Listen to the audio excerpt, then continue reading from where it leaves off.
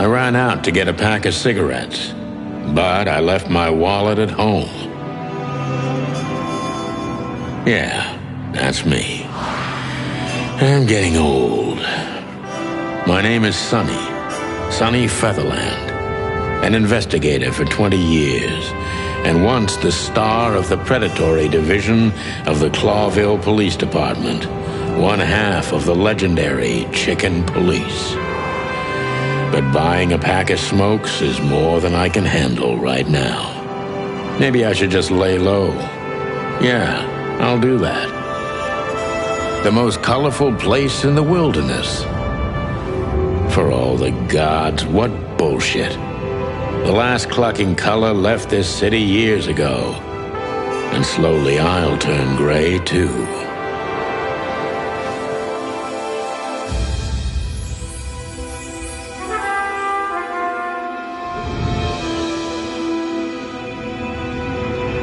Still, what do I expect? We're living in a vast experiment, and don't even notice that everything got clucked up a long time ago. We believe in this wonderland of peaceful coexistence. Wolves and sheep, chickens and hounds. Yeah, sure, why not? It's just ridiculous. The dog eats the chicken. It's in our nature. I'm not propping up the illusion anymore. 121 days, and it's over. Retirement.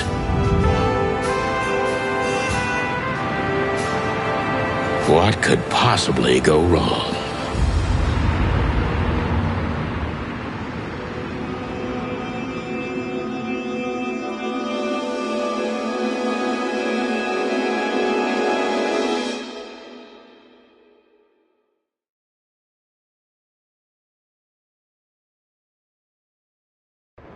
Ah, crap. My office lock is a piece of shit if a dame can pick it. She stood in the darkness. The light painted stripes on her body.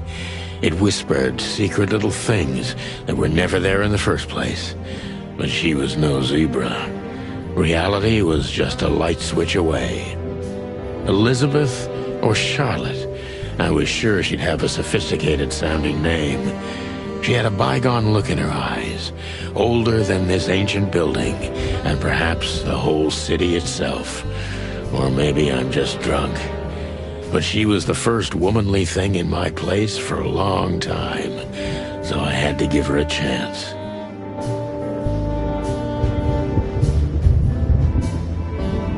I don't even know where the key is. Whatever's inside is gonna stay there forever.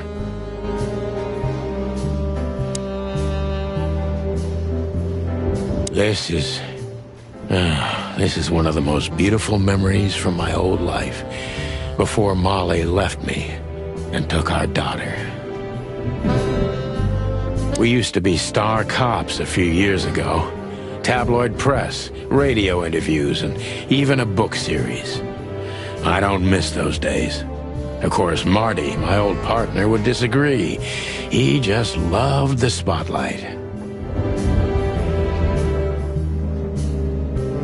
The good things in life don't last long.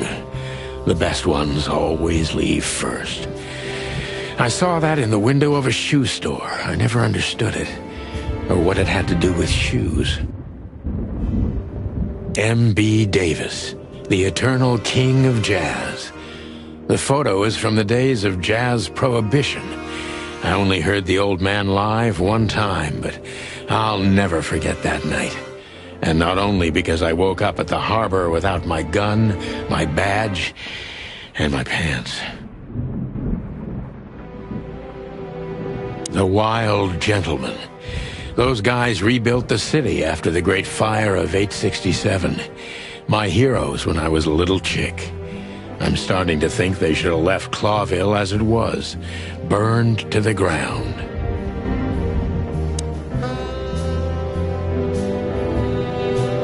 I don't see colors anymore, only emptiness. Everything faded. I need another drink. Books I'm never gonna read. Maybe nobody ever has.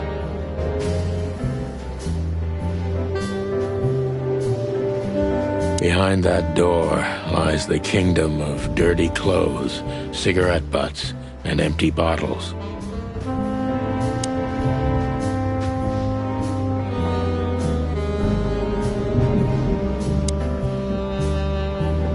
My wallet and my badge. The wallet is real, the badge ain't. Chief Bloodboil took mine, so I got this one out of a pack of cornflakes, just in case.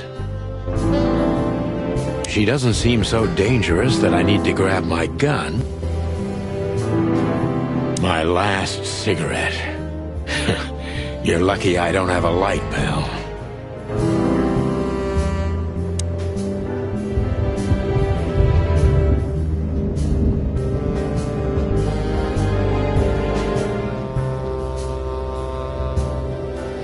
I don't even know what these...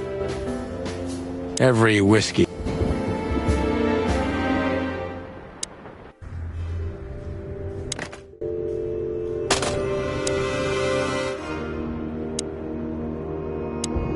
Let me introduce myself.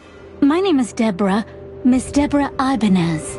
You're mistaken, ma'am. Oh, really? I'm not a private eye. I'd recommend Mr. Philmar Lowe instead of me. He's a nice guy.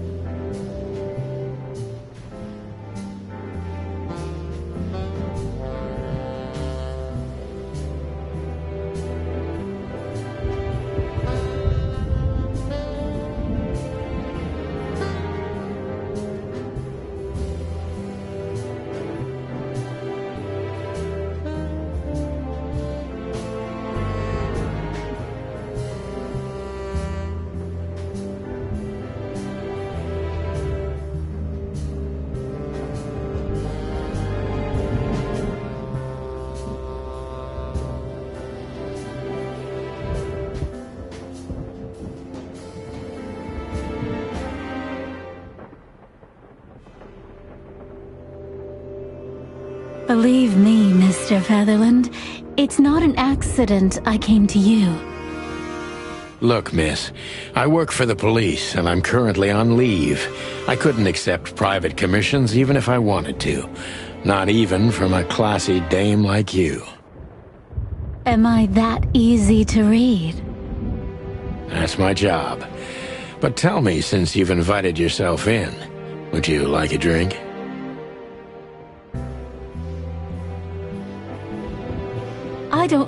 I don't usually drink.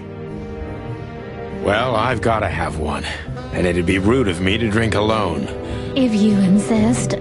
Huh. What a coincidence. So come on, spill it, from the beginning.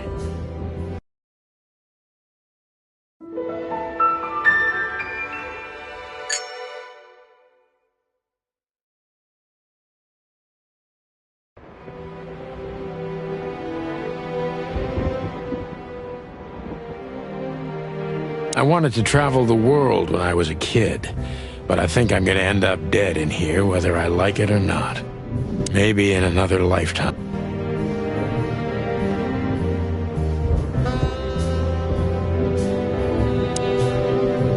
Who is...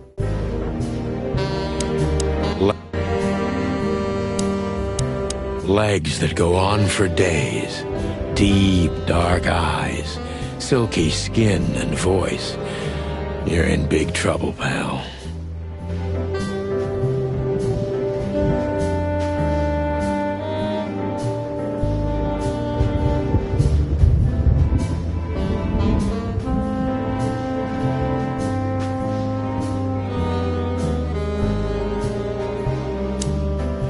That's better. Now, if I understand correctly, your mistress is receiving threats. What kind of threats, exactly? It's a very strange matter. First, there were letters. Then it came printed on a wine bottle's label, sent as a gift. Then carved into a brick, thrown through the window. And finally, they painted it on the wall of the house in giant red letters. I think it's time to dig a little deeper, if you don't... Please, that's why I'm here.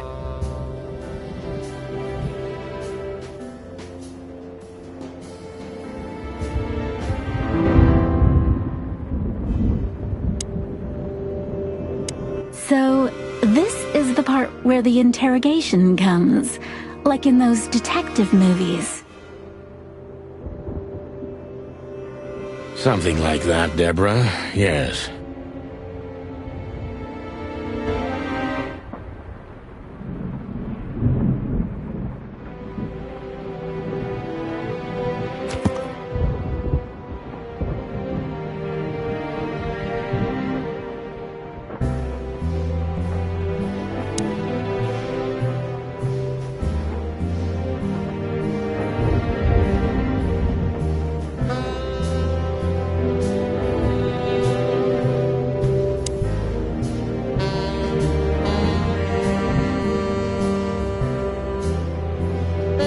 I promised myself I'd write legs that go... So... Something like that.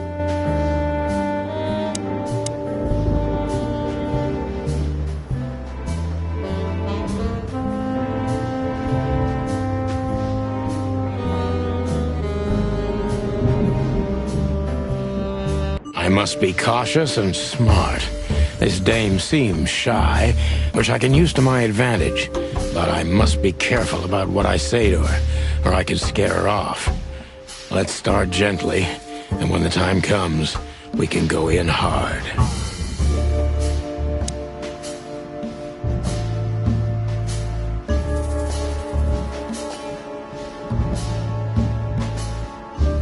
Who exactly are you, man?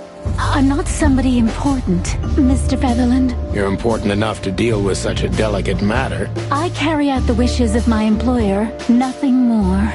This means simple paperwork, most of the time. You've been thrown into deep water, sweetheart. Tell me, can you even swim? Believe me, this is just as unpleasant for me as it is for you, if not even more.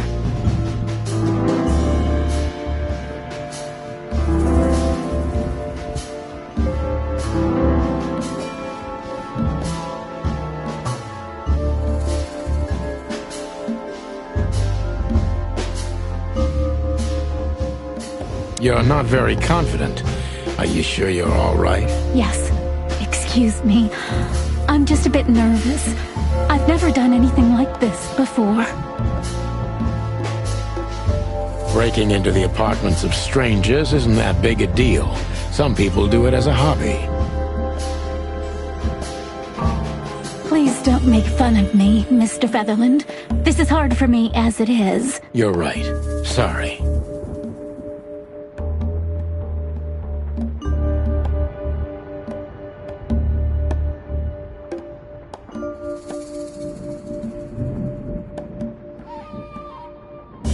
Did you come alone? All by yourself? I took the subway, then the tram, and then I walked.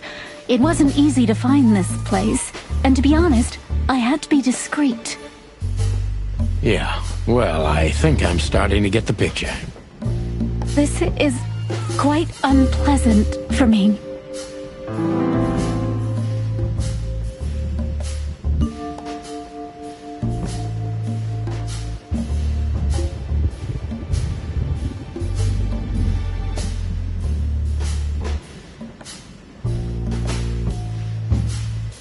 Why did you come to visit me? Why not your employer herself? My employer is Miss Natasha Katsenko. She hasn't been leaving her home lately, only if she really has to. How so? Miss Natasha is afraid. She's scared because of those unwanted messages, and everyone knows who she is. So she's that kind of woman. I don't know what you mean. Of course you do, Deborah. Thank you, by the way. We're finally getting somewhere. We avoided the point long enough. Deborah's hiding something, no question. Let's focus on that.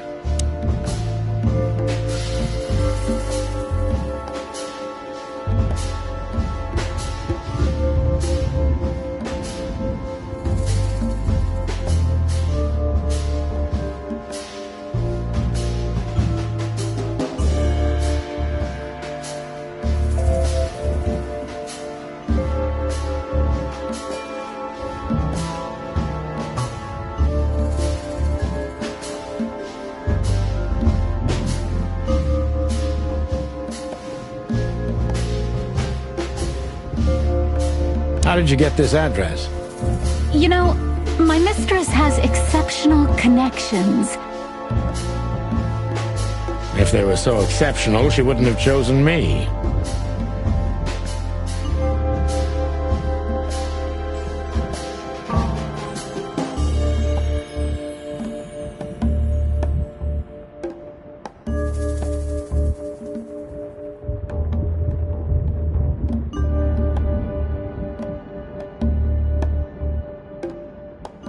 Don't be so hard on yourself, Detective. You are the head of the famous Chicken Police, am I right? Was it a raccoon with a scarred face called Zip who recommended me? He hates me. No, Mr. Featherland. I don't know anyone like that. Lucky for you, Deborah.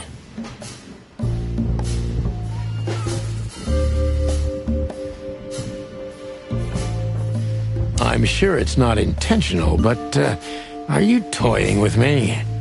I'm not sure I understand you. Cut the crap, Deborah.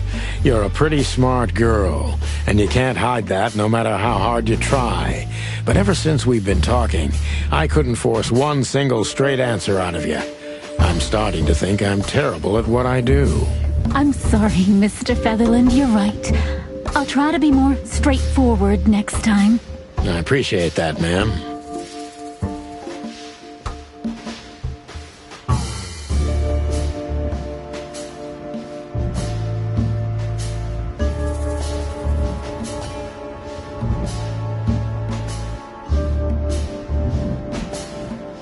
Are you in some sort of... Nothing of the sort.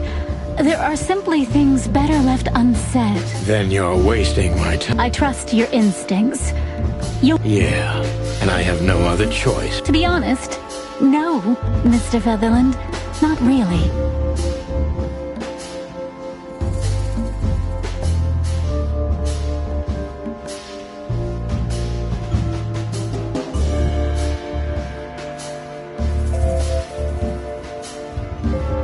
Don't you think this whole thing is a little suspicious? Look, Santino, I'll explain everything. I have no doubt about that. You look just the type, sweetheart. No offense. I'll take that as a compliment. Or maybe I'll act like I haven't heard it. You see, we're starting to understand each other. Tell me, Deborah, why should I believe you at all? Because my mistress trusts you. Should that be enough? If you really like what she thinks you are, then yes. Damn, what can I say to that? Look, I didn't mean to back you up against the wall. You have a way with words, sweetheart. Did you ever want to be a cop? No, not for the world. Heh, smart answer.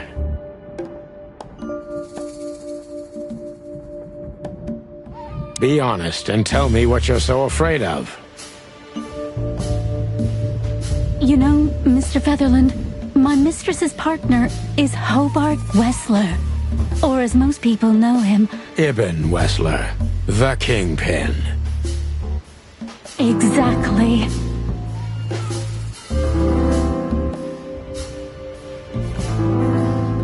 Feathery gods, help me. So you get it now. The secrecy. To put it mildly, I think I understand it all.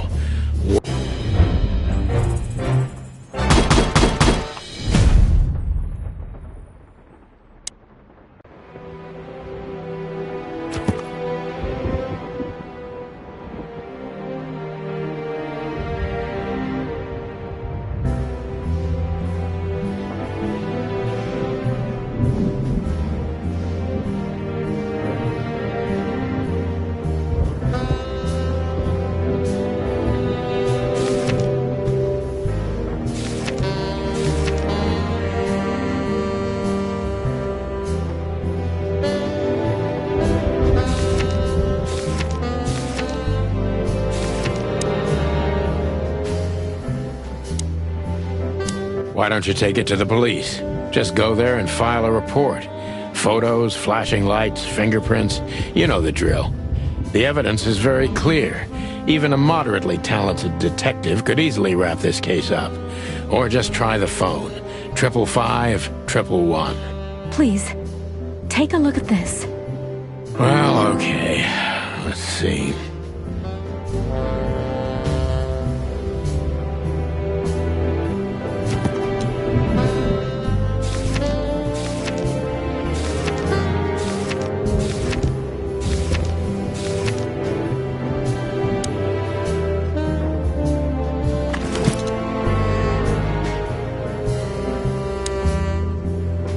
I know Molly very well.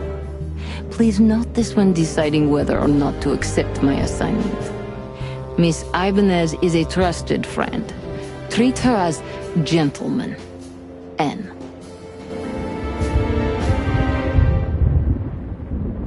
I know Molly very well.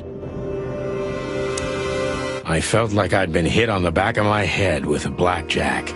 Reality tilted. Molly. Good gods. What was her name doing there? I glanced at the opposite wall, with the well-worn picture frames. Like an eternally dark hole in the wall. A missing piece. She was wearing a light silk dress and singing a lullaby. The waves caressing her beautiful long legs. Why Molly? Why now? Mr. Featherland? Santino, are you all right? What the hell is this supposed to mean? I don't know anything, Mr. Santino. My mistress told me to give this to you. She said you'd understand. Don't... Oh, of course I understand, Miss Ibanez. I get it very well. But this case is becoming more and more confusing. It's starting to look like blackmail.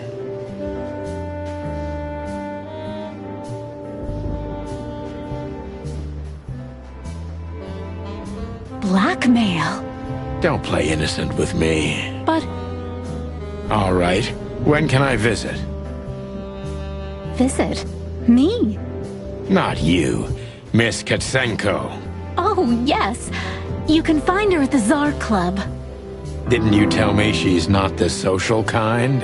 That she's especially unsociable? Or does she only like loud and crowded clubs? No, she's really not like that. But she owns the place. Judging by the flyer, it must be a very busy club, especially on New Year's Eve, right? I'm sure you'll have no trouble finding Miss Katsenko, but there's one small problem, Mr. Featherland. Let me guess. Mr. Wessler better not know about my visit. Exactly. How did you know? 20 years experience, ma'am. Oh, and please, call me Sonny.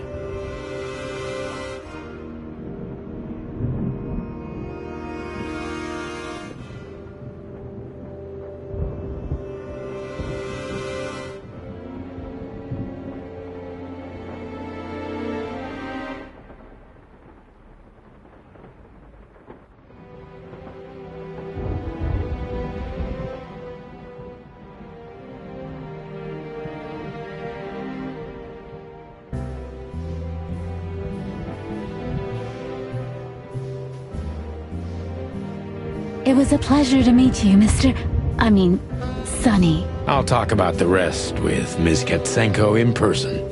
A good friend of mine would be happy to take you home if you'd like.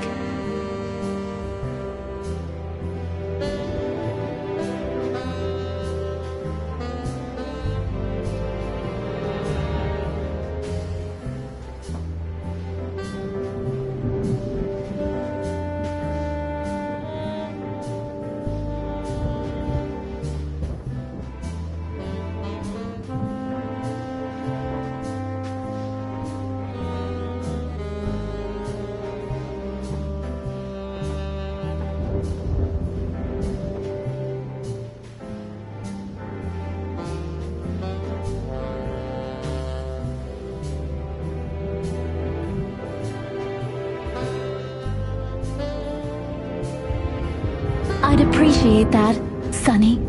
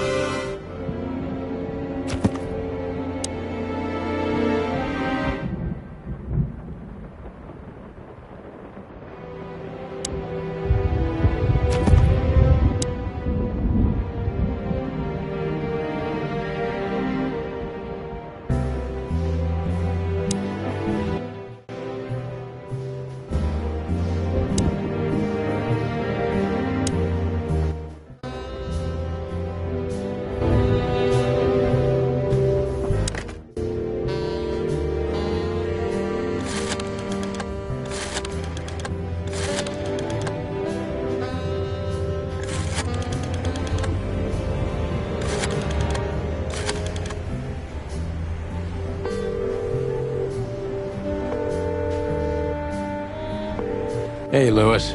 Am I bothering you? No. Of course not, Sonny. Old friend, what's up? Could you come over? I've got a favor to ask if you're not busy.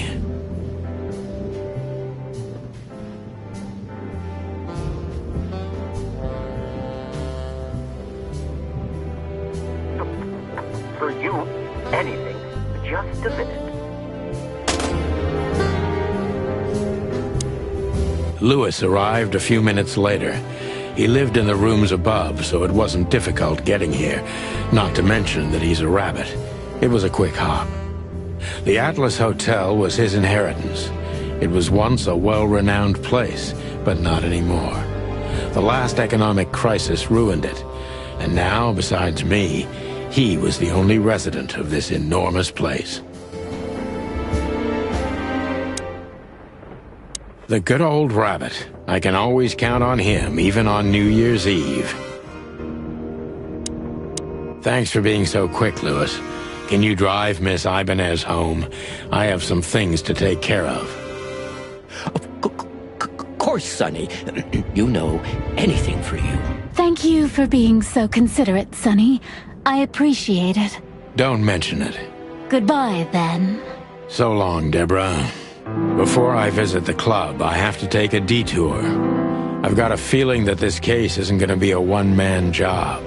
And there's only one bird in this city I can trust. My ex-partner, Marty. He's going to be at the station. I can only hope he'll be willing to talk to me.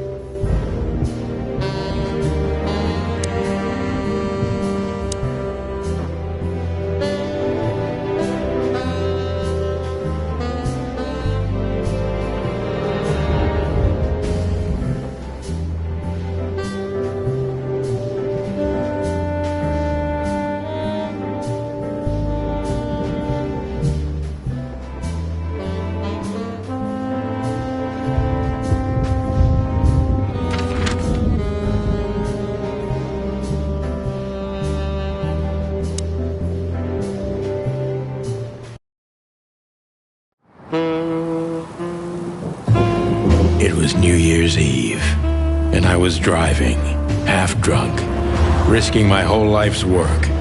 But still, it didn't feel any different. Every day was the same, and the 121 days I had left till my retirement seemed like an eternity. When I look out the window of the hotel room I call home, I see the same thing every day. A woman in a red nightgown dances slowly in circles to smooth music.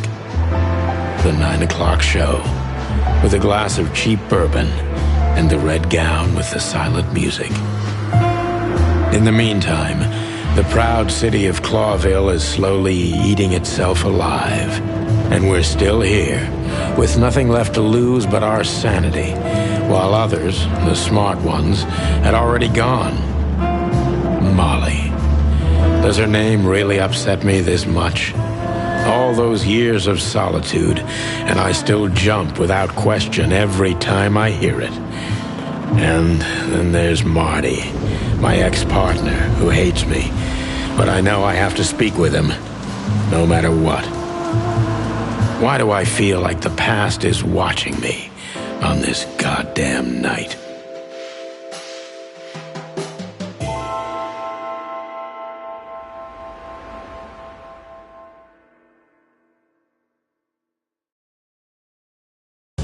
I knew where to find Marty. At the station, we'd always draw straws about holiday duty. Marty never joined in. He always took the New Year's Eve shift, even though he had someone to go home to. I understood. 10 years ago, we survived the night the press called the Bloody New Year. Forgotten by Clawville, but not by us. We both left parts of ourselves behind that night.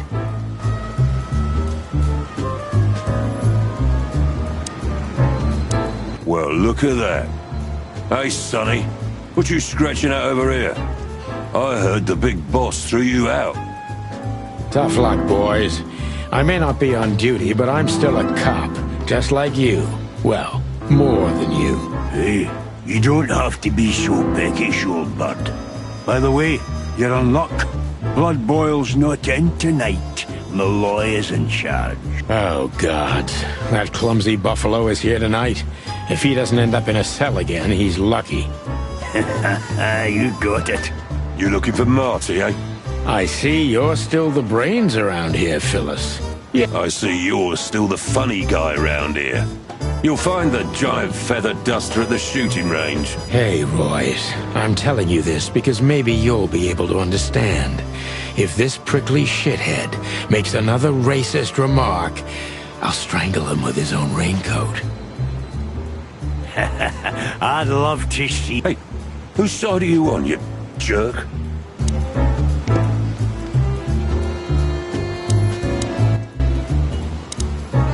The bullet hole in my crest is worth more than these two combined. Back in the day, I used to patrol the city's streets in one of these. I don't miss it, but it used to have its advantages. If you drive... This happened when that old bloodhound, Blood Boil, was promoted to chief of police.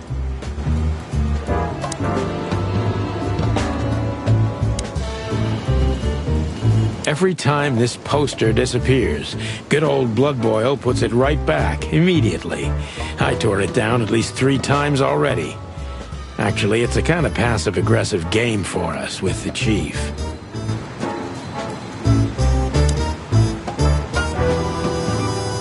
Did you miss me? No? Same here.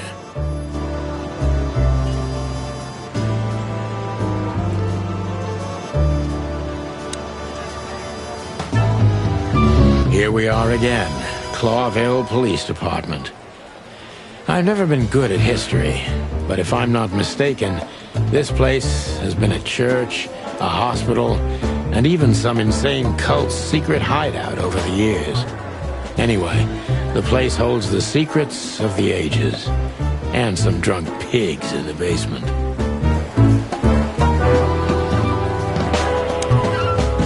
Monica Rosen. Receptionist in theory, but in reality, she's doing literally everything around here. Like the beating heart of the PD. She's too good for this place, even for this city.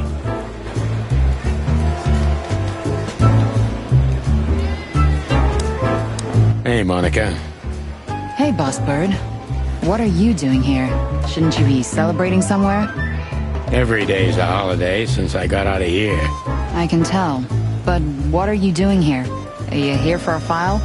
You know, I'm a little busy right now. Yeah, you could look after a few things for me, but first I'd like to talk to Mr. Big Beak McChicken himself. Those 2 prickly assholes told me he's emptying the magazines in the hole. Like always. And if he carries on like that, he's gonna use up all our ammo. So it would be nice if you drag him out of there. You know how this day is for him. For him? You know I didn't mean it like that. Yeah, I know. Okay, so just sign here and you're good to go. Thank you, darling. Don't mention it, Boss Bird.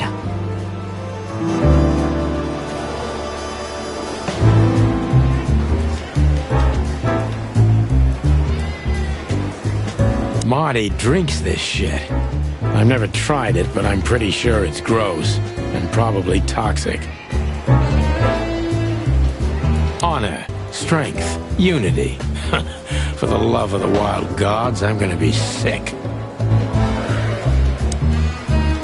Mort Mardigan, a notorious deadbeat. Poor guy's been blind since his teenage years, but that doesn't stop him from running into trouble. What the cluck did he do this time? Detective Chow Hound Bosco. He thinks he's a real alpha, but nah, he's just a lapdog. We used one of these. This is gonna be a hard ride. Last time we saw each other, he had a smoking gun in his hand and I was bleeding. I don't know how we can get past that, but it's worth a try.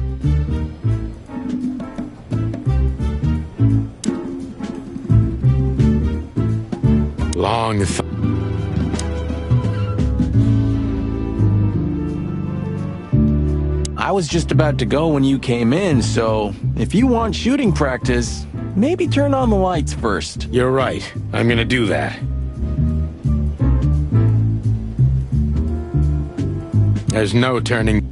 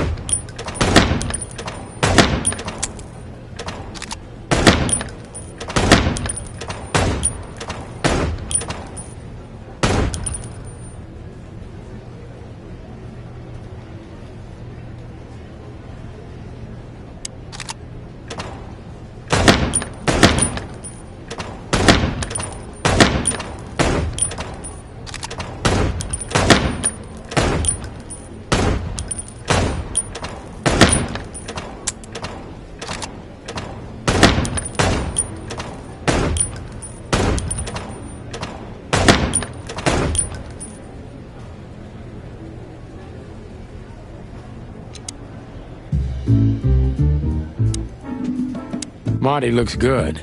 Big and loud and angry as always. Hey, Marty. Oh, well, look who's here. Hello, Boss Bird. Are you lost? This is the PD building, you know? Cut the shit, Marty. We're better than this. Well, at least you are. Better than... Marty, come on, let's forget that. What's past is past.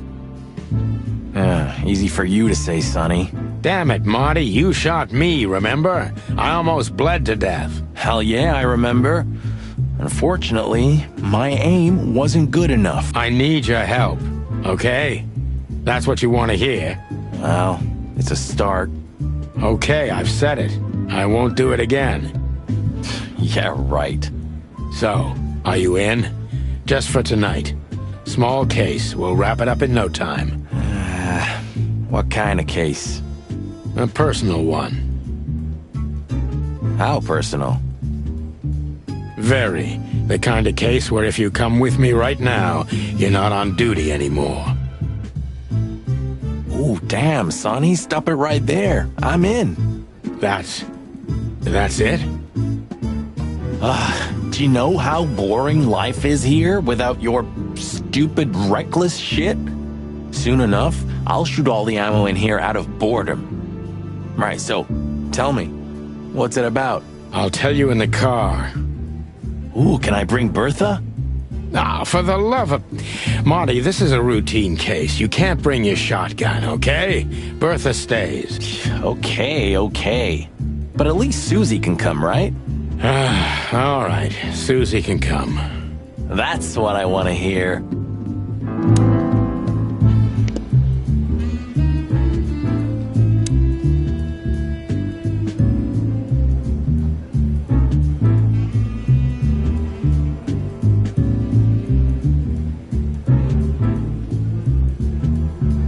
Still drink coffee? Yeah, my only poison. Except for guns, of course. And women. We could visit our old haunt. What do you think?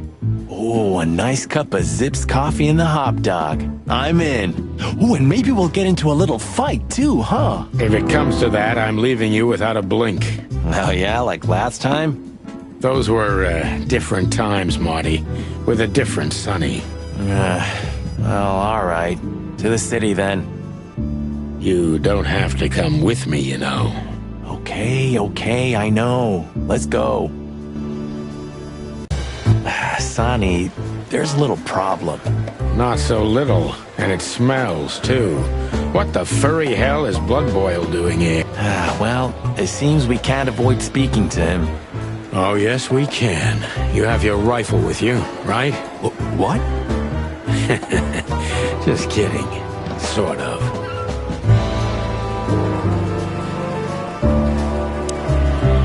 I see you're swamped, buddy.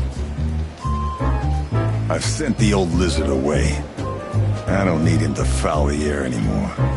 I hate his kind anyway. Well, because he's a reptile. No, because he's a good-for-nothing piece of shit. Oh, yeah, that's true. And you? Are you letting off some steam? Something like that. We'll go and check out some seedy joint. We're cops, after all, ain't we? And this is still Clawville. That's true, pal. Protect and serve. Yeesh, get a room, you two. Shut up, Marty.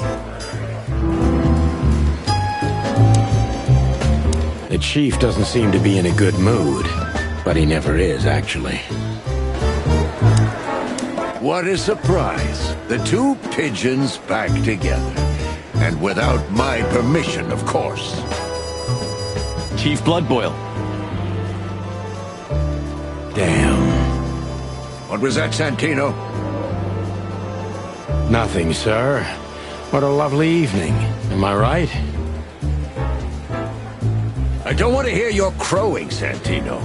What the hell are you doing here? Hey, careful with the racist barking, old hound. Oh, it's getting hot in here. Can we just skip this part? It's New Year's after all. And you're on duty, if I'm not mistaken, Martin. Where do you think you're going? That's it, boss. To serve and protect. Sonny was in the neighborhood and stopped by to say hi. He's a cop too, right? Only on paper, and you know that very well, Detective. I don't want any trouble, boss. I just wanted to say hi to Monica, and then this feather pillow showed up. I invited him to grab a quick coffee. You can allow him that much, can't you? Your coffee breaks usually end up in shooting or brawling, chickens. Oh, just a coffee, boss. I swear. Oh, have a heart. It's New Year's Eve, and I haven't seen my old partner for so long. How touching. You shot him with a shotgun, if I remember. Family quarrel.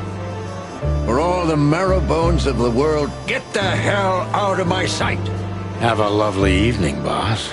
You especially. Fuck off right now, Santino.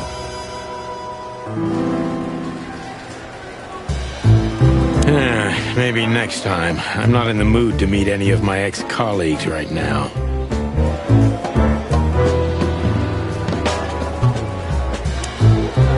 When you left... When Blood Boil kicked me out, you mean? Yeah. So, that affected even her. Why? Because she can do her job in peace, finally? You know that's not what I mean. Yeah, I guess. We're leaving, sweetheart. Stay safe, boys. I'm glad to see you two together again. I'm afraid you're alone with that. Hey, don't make me change my mind. You won't, Marty. I bet you can't wait to get mixed up in some serious trouble again. Yep, that's true. I'm serious, boys. Be careful out there. We're big birds, Monica. We can take care of ourselves. Mostly. Okay, but take care of each other, too. Will do, Monica. Yes, ma'am.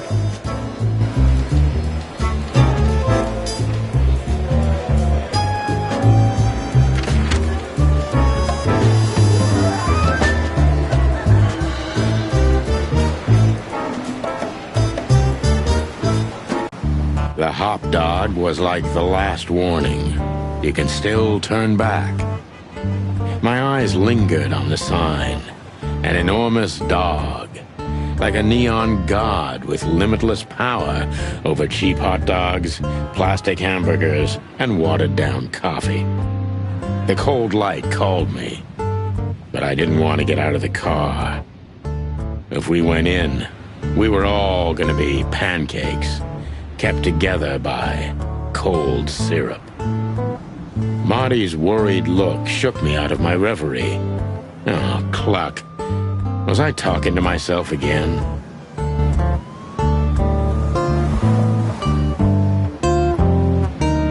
There used to be such life around here before it became an insect ghetto. That was a very long time ago, Marty. I was a little chick, and the hop dog had the best pancakes in the entire city. Well, since Zip became the owner, the cook, and the waitress, I imagine it's all gone downhill. True. But at least the coffee's good.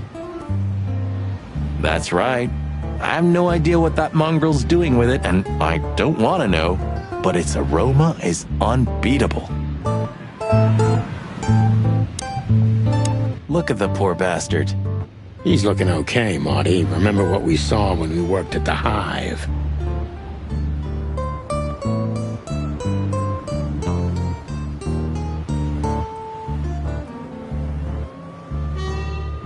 Wild ones.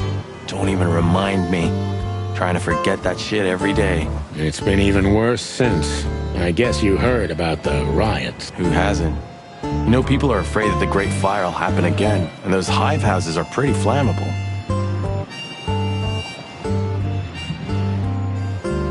I don't speak of the devil, Marty.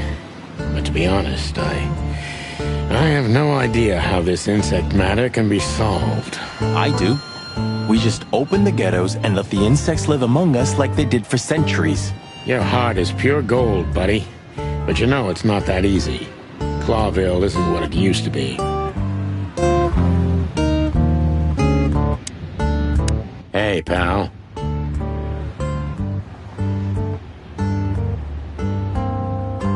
Can you hear me?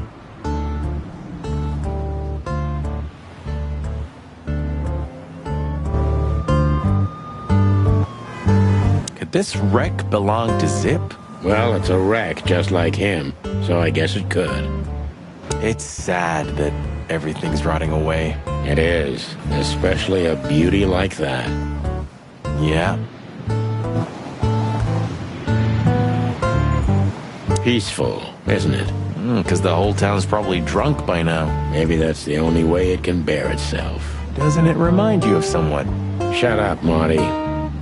Got you there, old bird.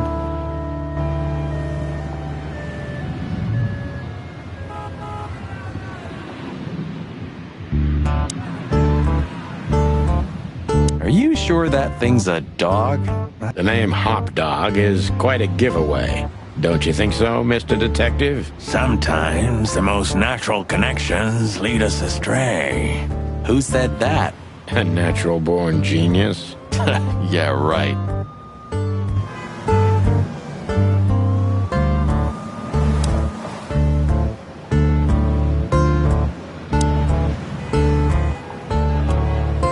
Of all that's furry.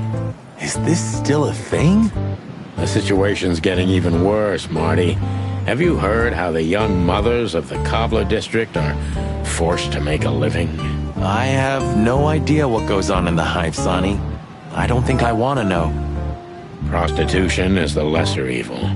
What's worse is that some folks have to sell their kids when they're still larvae. Wait, what? What? They pay a hefty sum for each of them downtown. They sell them as gourmet food in the most expensive restaurants. Oh, I'm gonna be sick. We made this city, Marty. Clawville didn't do this to itself. Don't ever forget that.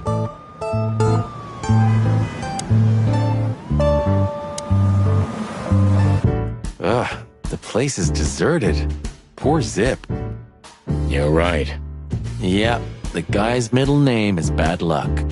That's for sure.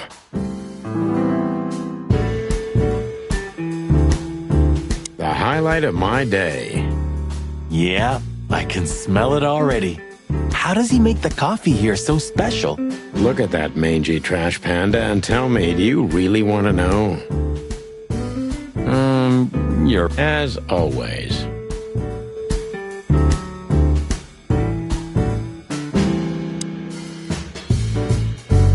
You still don't eat meat, old man? I'm a rooster, a chicken. Why the hell would I eat meat? I don't mean real meat. I'm not a lunatic. But a meat substitute? There's about 10 different kinds. Have you never tried any of them? Why would I?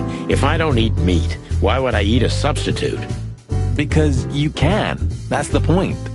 Wild gods, Marty. Stop being such a sheep. Do you fall for those adverts? Substitute isn't meat, Sonny. And if it's tasty, why wouldn't I eat it? I don't care what you eat. But don't be surprised when you lose all your feathers or you try to bite off your own leg one day.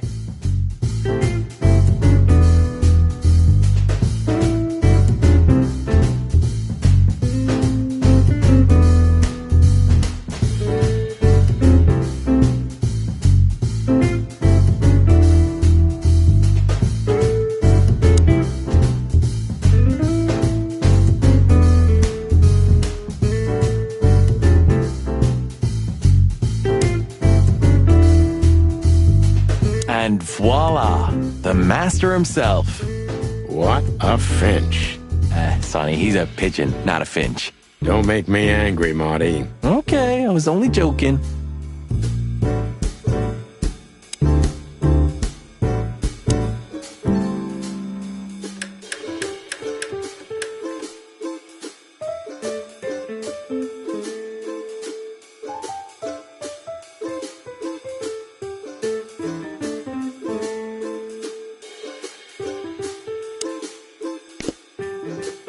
The door didn't look like this last time. Yeah, because last time you tore it out and beat that baboon with it. Oh, yeah. I remember now. So that's why Zip remodeled the whole place. He had to. We didn't leave much of it standing. If I didn't know how nice we are, I'd almost hate ourselves. Welcome to the club, partner. He sure didn't get any younger. Or prettier. You think he's still mad at us? Frankly, Marty, I don't give a damn. Hello, boys. Now, get the hell out of here while I'm asking nicely. Hey, is that how you greet two old friends? Hey, I'm not joking, Sonny. I got a shotgun under the bar. No, you don't, because if you had, we'd arrest you here and now. If there's still life in you when you're full of buckshot. It's going well so far. We're just here for a coffee, Zip, okay? Like old times. Nothing's like old times. Haven't you noticed? Yeah, as a matter of fact, it's quite noticeable. Shit. All right. And where'd you blow in from? We haven't been anywhere yet, but we're going. Everybody's going somewhere, right? Tell me, how much do you know, Zip? That depends. How deep is it? Bottom of the well kind. Goes down around Ibn Wessler. Holy hell! Wessler? You've dipped your wings in deep shit, boys. If you've got anything on him, don't keep it to yourself. We'd be grateful. Grateful? Maybe you're not gonna trash my joint this time, eh? You know, Ibn's acting strange nowadays. He always believed that if you want something done, you do it yourself. That's how it was for years anyway. And? But now, he left his real estate, the fish racing clubs, the casinos, and the bars to his right-hand man, Mongrel Mick. And ever since, he's been kinda weird. Bottomed out, brooding in the seediest joints of the city. Nobody ever knew him to be like this. Weird, huh? Yeah, weird. Do you think it's about a lady? It's always about a lady. Well, there is a woman.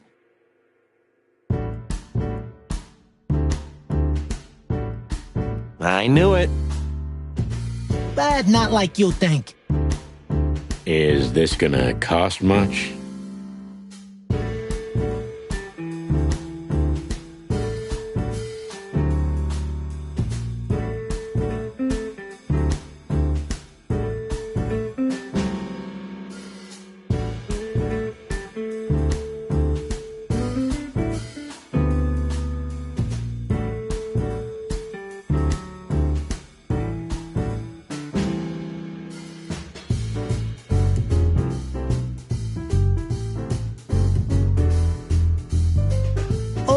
A favor, like the good old days.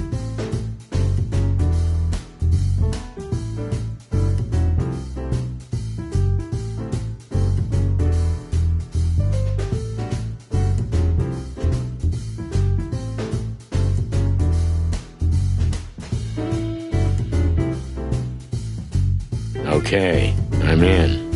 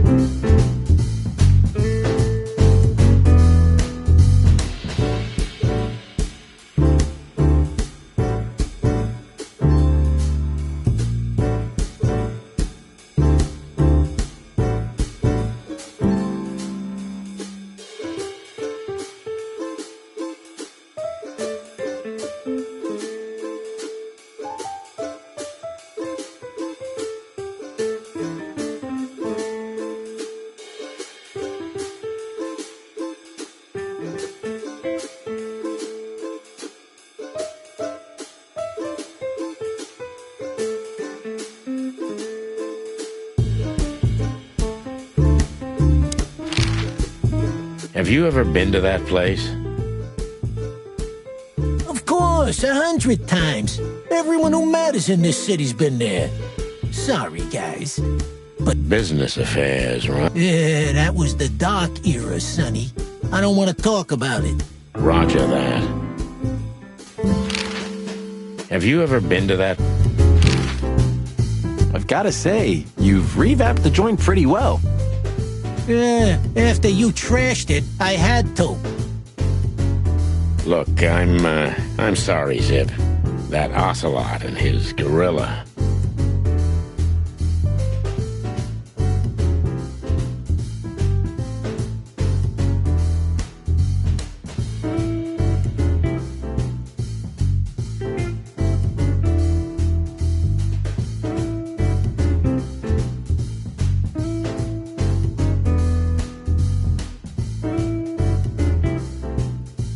Baboon, not gorilla. Whatever. Sonny, watch your beak.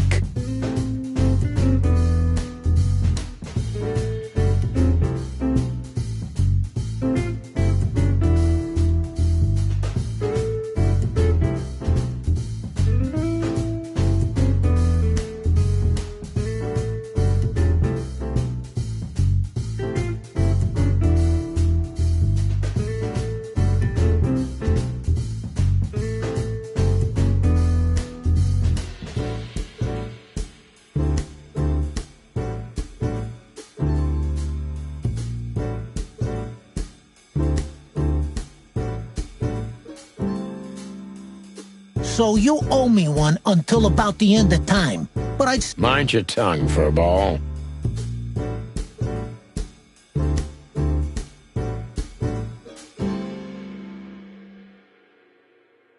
Heh!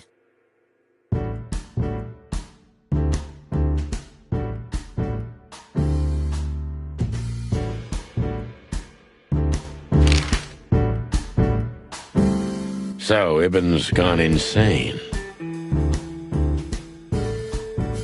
Love will kill you in the end, they say. Seems like everyone's in a poetic mood today.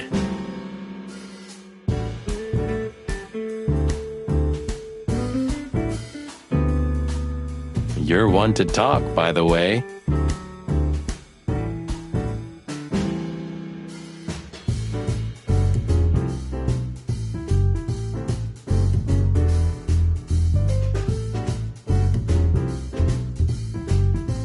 Huh?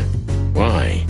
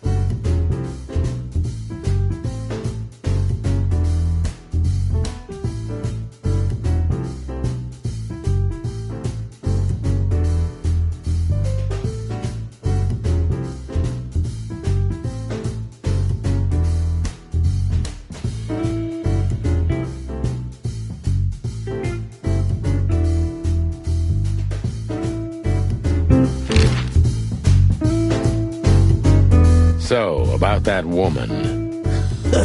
What woman is it, huh? No, Zip. I mean really dangerous. She's got the most influential gangster of the city wrapped around her finger. She calls him her little furball. How dangerous do you think she is?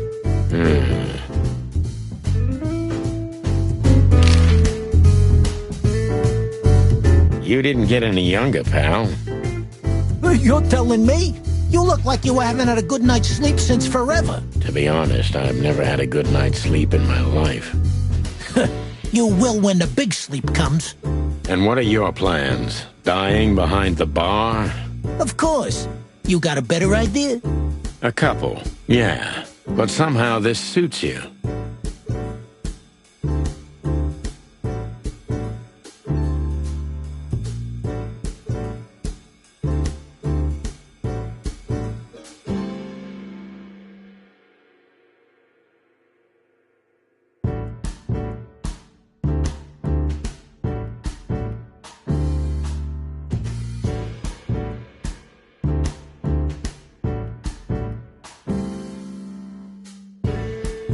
You know what? Your mother's a goat. You think he might know something about the case? He knows almost everybody in this city. At least he used to once. Let's see if he still does.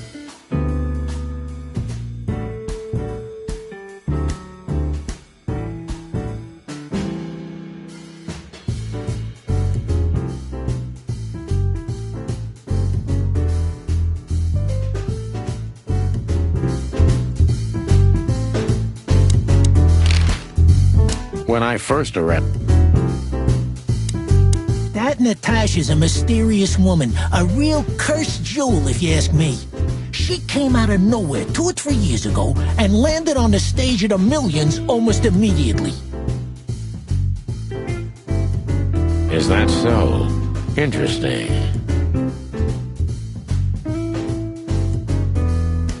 Yeah, she's got a fantastic voice, makes men go crazy. But we all know that's not what's important. Then suddenly, bam! She got the whole club, just like that. But we know exactly how it was. I can imagine, yeah. Since then, it operates under the name the Tsar Club. The old click is still clicking, right? Yeah, the club was renamed and remodeled. Everyone knows she was Ibn's lover, but she's not your usual canary. She didn't get involved in Ibn's dirty dealings. Then how exactly does she fit into the picture? Check this. A few months ago, the old rat pulled out of his own businesses and gave control to Mongrel Mick and his mob. Mongrel Mick? Doesn't sound familiar. Mick the Marauder ring a bell? Damn, that little monkey came this far? I think that little shit took advantage of Ibn not being himself. Which has something to do with this Natasha, right? That's my guess. Thanks for this straight dope, Zip. We owe you one. One? You owe me the price of a new coffee shop, remember? Okay. Whatever you need. Just call us. I cluckin' will.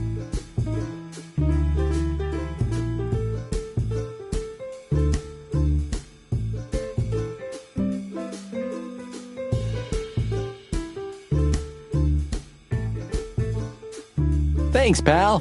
Hey, I'm not your pal, Marty.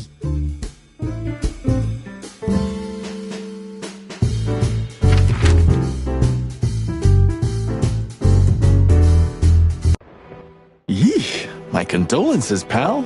I see your cleaning lady died. Yeah, she set foot in the bedroom once. I haven't seen her since. I didn't dare to go after her. Oh, I wouldn't want to go in. Cigarettes and whiskey. Yeah, with a hint of dirty laundry, but no, this is lavender? No, that's got to be the Ibanez dame. You know, the broad who gave me the letter. And the job, obviously. Ah, pretty, huh? I can smell it. She's an exotic, too. An Impala, maybe? Furry hell. That's why Chief Inspector Bloodboil hates you so much. He's jealous because your nose is better than a clucking bloodhound. The bitter old dog. He just hates all foul. Yeah, true. Except for Monica. Monica's a fairy, not a bird. So, what now? Well, let's gather my stuff and head to the club. We gotta find out who this Natasha is and what she wants from us. I mean, what she really wants. After you, Boss Bird. I wouldn't like to touch anything in here anyway. If it's okay, I'll just stand around. Sure, just do it quietly.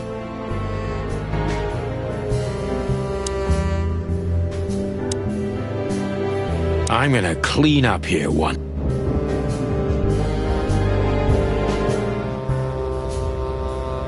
My wife took all the good ones. Ah, man, I can't imagine how you feel. Shut up, Marty.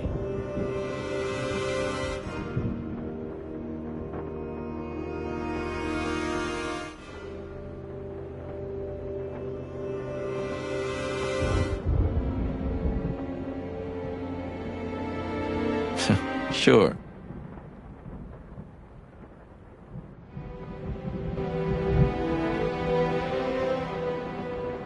I didn't know you used to be a kindergarten teacher. But leather? It's history, so back off. I'm touched by the trust you have in me, Boss Bird. There are things better left undisturbed, okay? Yeah, got it. Who's that shaggy creature? That's M.B. Davis, you bird brain. Politician? Am I gonna have to smash your beak? Seriously, I don't know who the hell he is.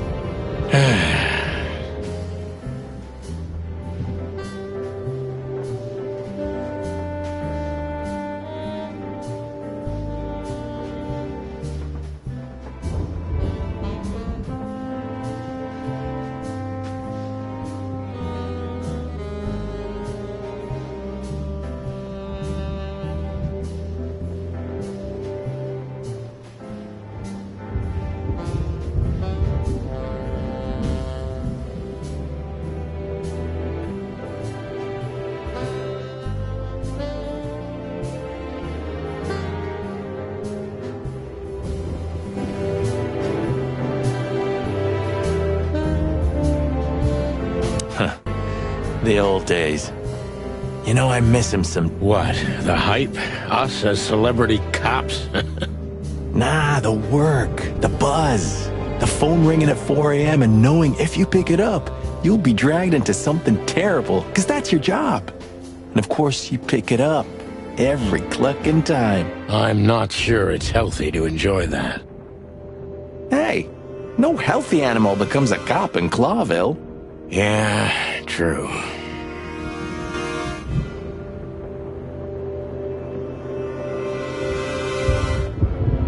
So this is them.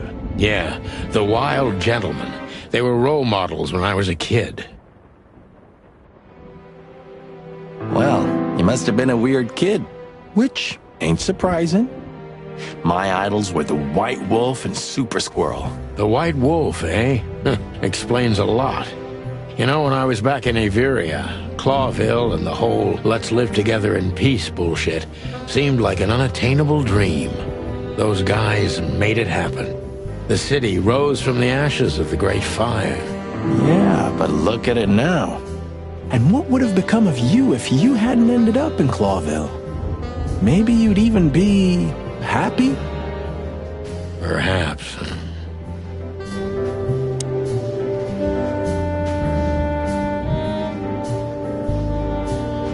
It would be best to board it up. It'd go well with this rundown neighborhood. It may be run down, but somehow I still feel like it's honest. Sure. You could live in Cockroach Town. That's an honest place, too. Has a similar stink. Believe me, Marty, I thought about it. Why am I not surprised? When was the...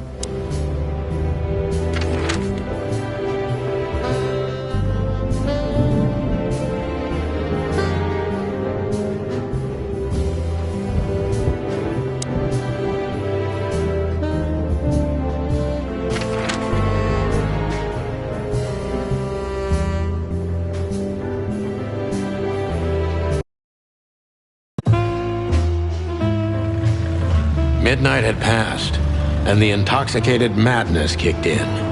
We could only crawl along Shalva District's main street toward downtown. The city's heart beat differently.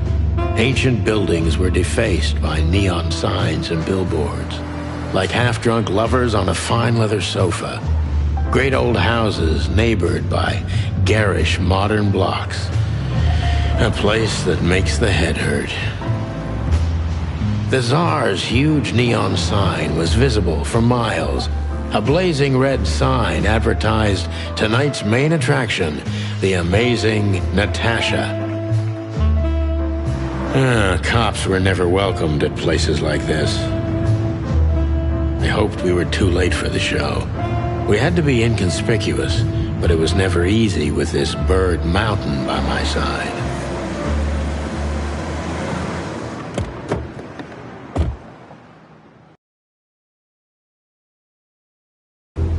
Ah, so this is the famous Tsar Club.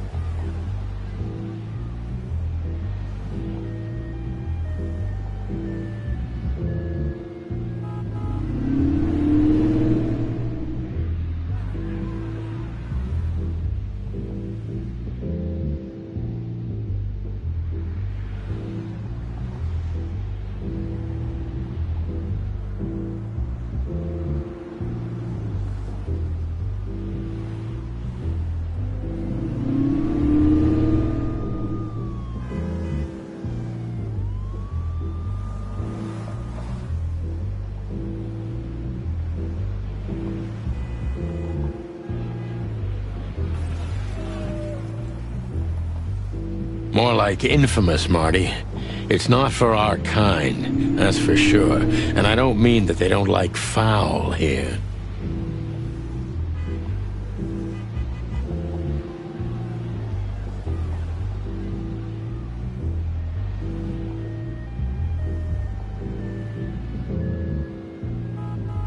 Well, at least we don't have to be afraid that they see you as a detective, Boss Bird.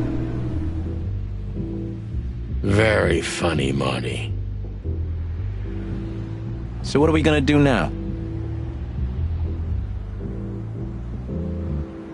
We find Natasha, the broad who sent me the message, remember? But first we need to get into the club. And Marty, please, don't monkey this up. Excuse me? On behalf of the well-respected and noble primate community of Clawville? Cut the crap, Marty. Let's focus on what we're here for, okay? As you say, Boss Bird.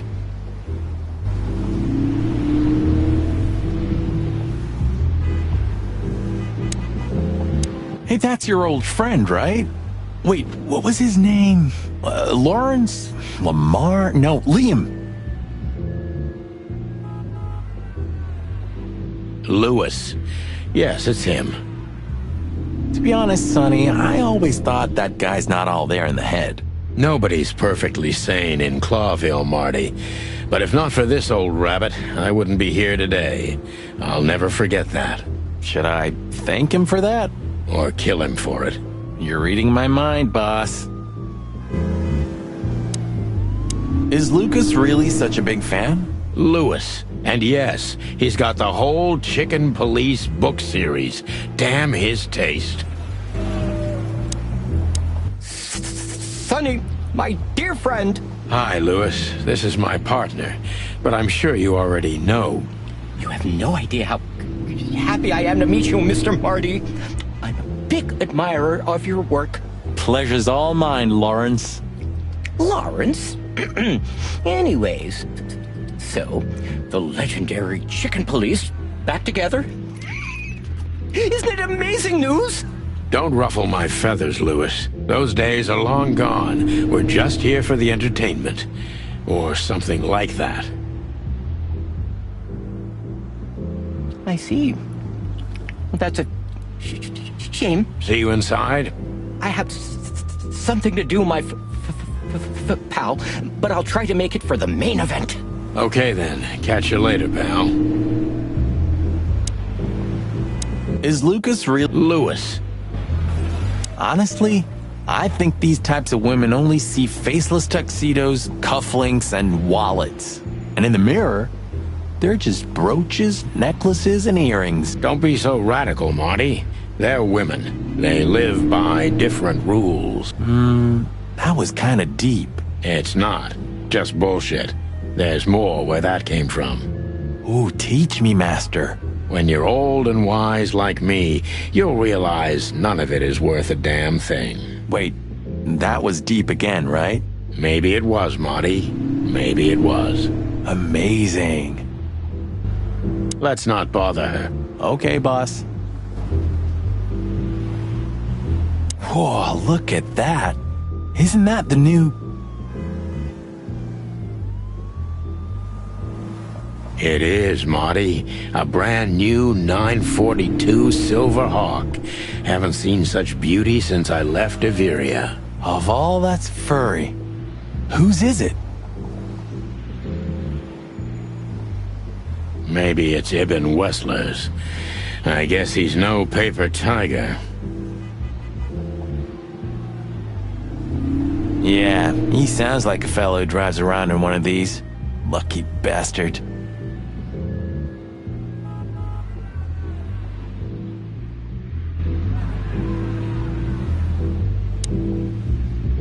Jeez, look at that guy. That's not a guy.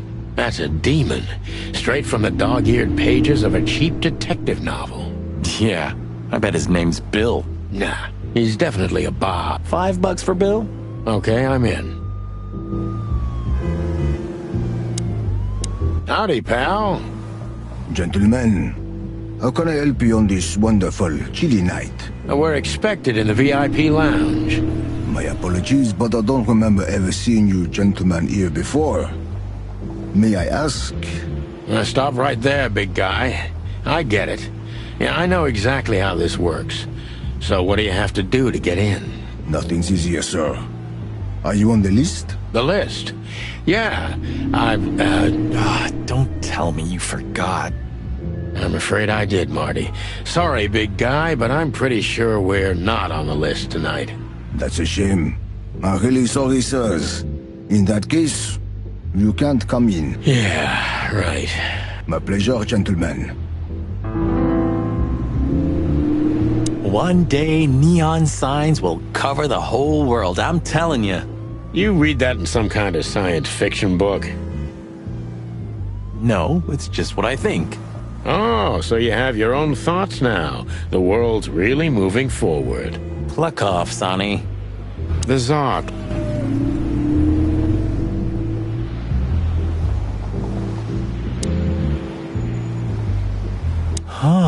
I like this. Why is that? I don't know. 'Cause it's moving, I guess. You're a simple bird, aren't you? Yes, I am.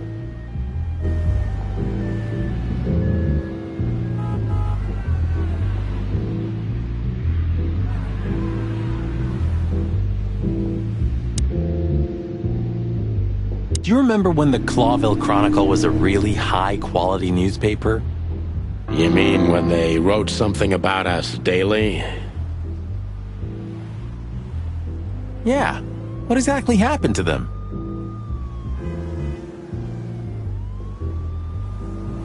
Well, they got bored with us, Marty. And to be honest, so did I. But still, here we are working together again. Funny, huh? Yeah, hilarious.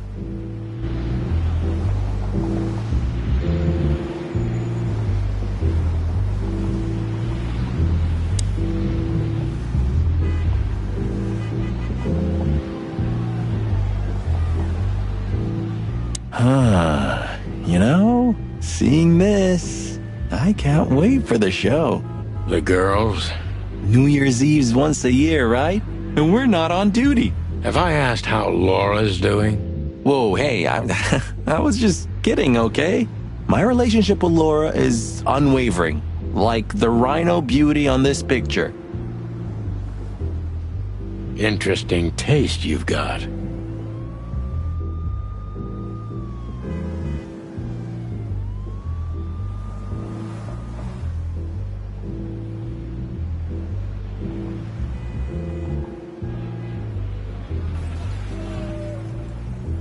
Feathers, scales, or dermal armor, a lady's a lady, my friend.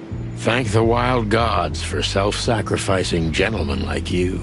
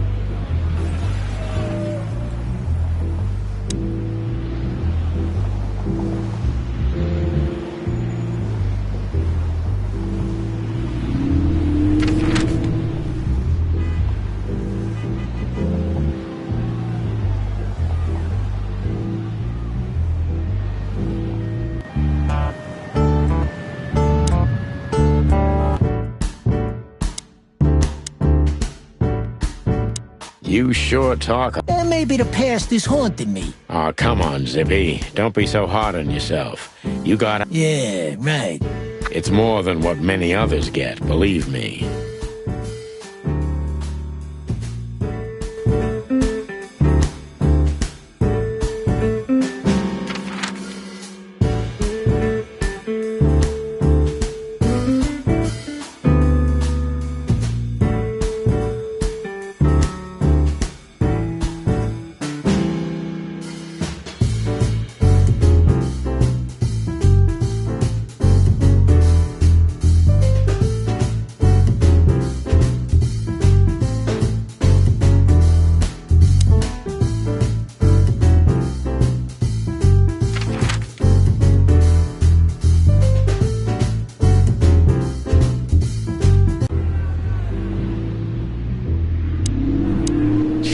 Look, that's not a gun. Just... Look, I really... It is even more inconvenient for me, sir, but this place doesn't like coppers. Forgive this slang. I can't let just anybody in, and there are some I am strictly forbidden to. Please, you have to understand. Listen here, you cow. Do you have any idea who we are? You ever read the papers? Of course, I know who you are, sir. I read the news and more, and I must admit it's an honor to meet you in person, Mr. Santino Featherland and Mr. Marty Machikin. The Bell of the Pantheress is one of my favorite books. Oh my God, not the books again. So it would be terribly inconvenient for me if I had to use force on you, gentlemen. What did you just say? Relax, Marty. This guy has chicks like you for breakfast. And thanks for the information, pal. Have a nice night.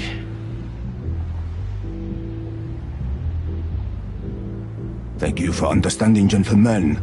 And forgive me for my austere composition. No problem, Shakespeare. Look, I really don't... Say, big guy, you know Mr. Lewis Hayworth? But of course, Mr. Hayworth is an impeccable gentleman, and also a frequent visitor of the club. Is that so? Good to know. And? I'm afraid that is all, monsieur.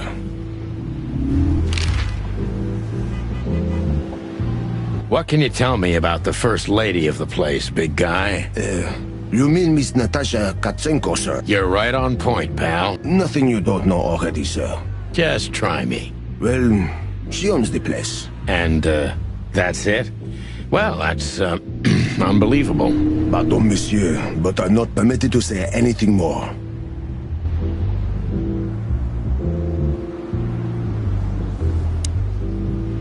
Look, Lewis, that bouncer over there. Well, yes. He is a bit intimidating, but his manners are impeccable. Am I right? Yes, indeed, but it seems tonight we're not on his list. Oh, I see. Oh, I get it. I get it. You'd like to go in, but he won't let you. Yeah, something like that. No problem at all. Come with me. I'll talk to him. Much obliged, pal. Yeah, thanks, Bunny. Excuse me. Ah, jeez, what the hell's wrong with you, Marty? What? Did I say something wrong? Sir, how'd you do? Everything's fine, Mr. Hayworth. Good. Look, this noble pair of pigeons are my friends. They're on the list, okay? L'Arche-Lamont, sir. And as for you, you owe me one, gentlemen. Thanks, old pal. It was my pleasure to help you, as always.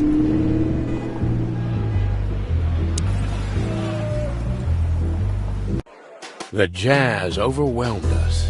There was no band in sight, yet the music seeped from the walls like years of cigarette smoke and the smell of spilt whiskey.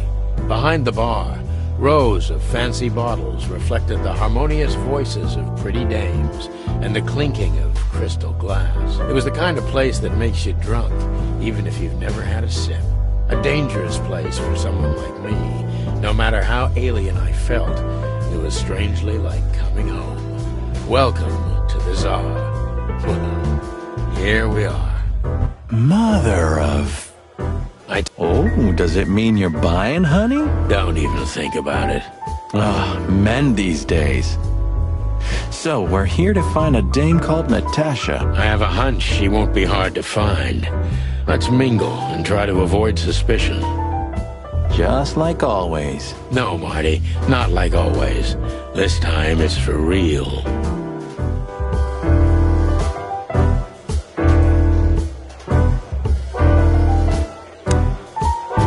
This guy is certainly not a gangster henchman. Of course he's not.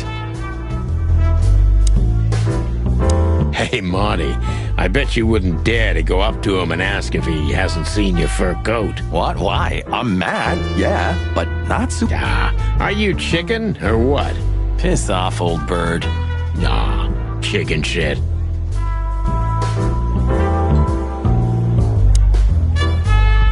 Oh, I know this fodder guy. He was kinda good in Death of the Horse. You've seen every clucking movie. You know, Laura and I go to the movies a lot. When was the last time you went? Exactly 12 years ago. Oh, you remember that precisely? Let me guess. Molly? Yep, our very first date. I see. What did you... I don't remember. I just remember her. And nothing else. You're a clucking poet. I mean it.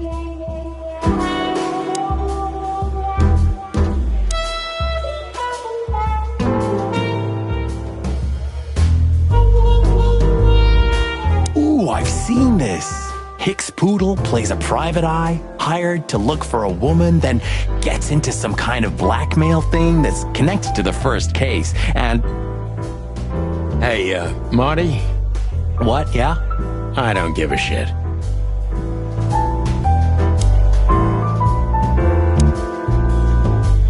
You think this is one of those movies where the femme fatale gets everything in the end and the poor detective's left stranded? Yep, just like life.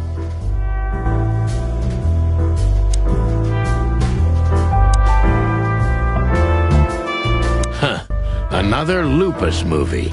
Jeez, is there nothing today they're not trying to sell with this guy? Whoa, don't be rude, Sonny.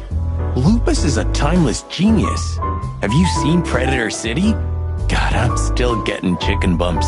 But wait, who's that next to him? Cassandra Ruby Faye. Nah, never heard of her. Cassandra Ruby Faye. Oh, gods, even her name makes me go weak in the knees.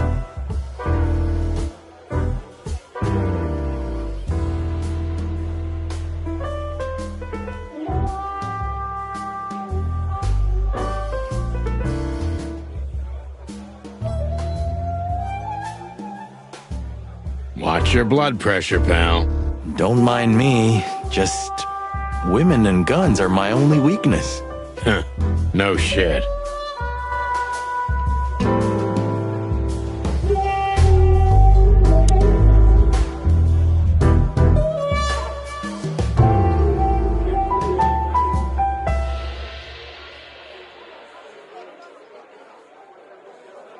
A fox is a wolf who sends flowers.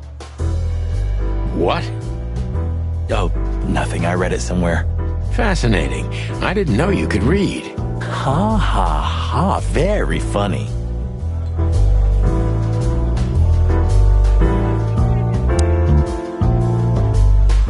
I was hoping to have missed the main event. You're a rusty old cock, that's why. So says the little butt jam. But what? That's not even a word. It is now, all because of you. You should feel honored. But, you know, Sonny, sometimes you're like an evil little child.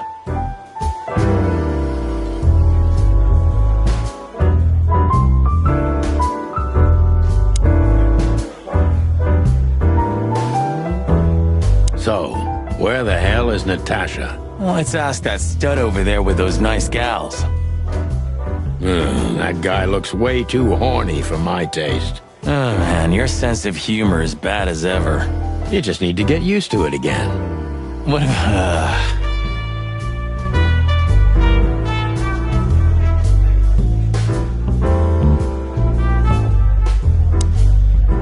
Hey, there's Philmar. Who? Oh, yes. Philmar. Because that's what he calls himself, right? You know him well? We had some seriously wild cases together, yes. Mainly in Averia, way before Clawville. Another place and another life. Sounds good. Like the blurb of some cheap pulp fiction book. Yeah, it was the exact opposite. But the old bird's worth saying hi to. Well, well, if it isn't the great detective, Marlowe.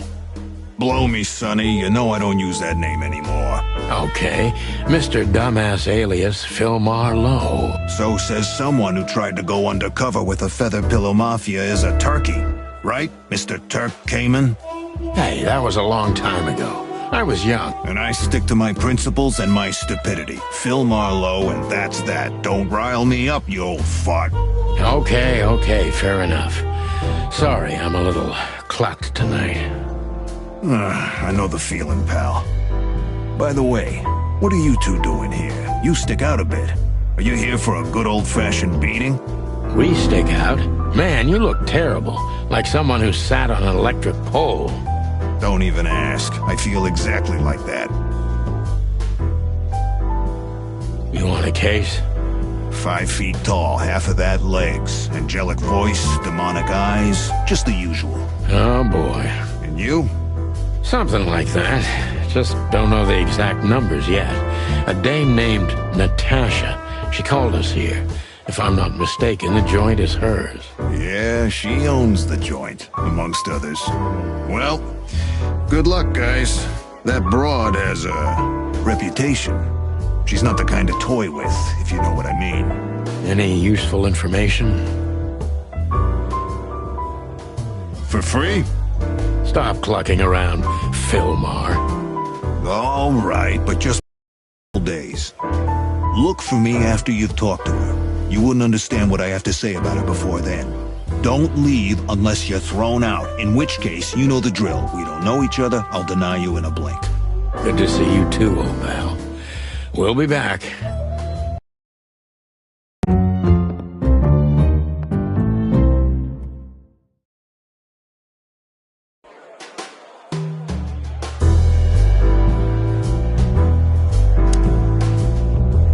Two whiskeys, kid, and no horsing around. I've never heard that one before. Sonny, you gotta drive, you know? Yeah, you're right, Marty. Hey, Longface, give me a glass of tap water, too, okay? Yes, sir. Coming right up. That wasn't exactly what I meant. As I recall, you're always bragging about hiding your shotgun in your coat so well, no one can see it.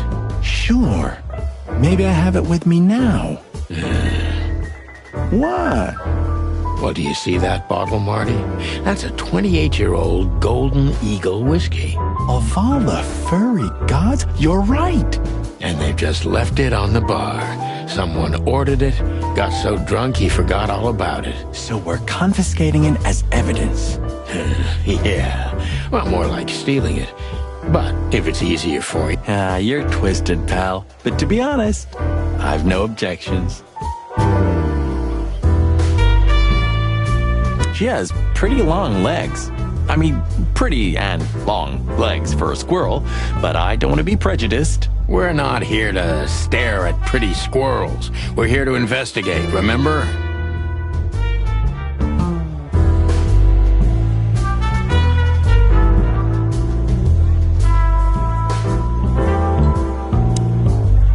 Isn't that? Yes, it is. The great Ibn Wessler, in the flesh. So much for our incognito. You think he noticed us? Only if he's not entirely blind. Great.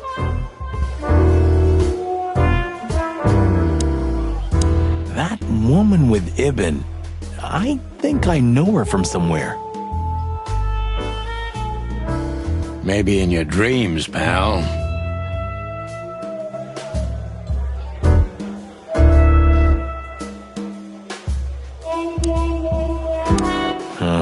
The memories are returning. Geez, just spare me the dirty details.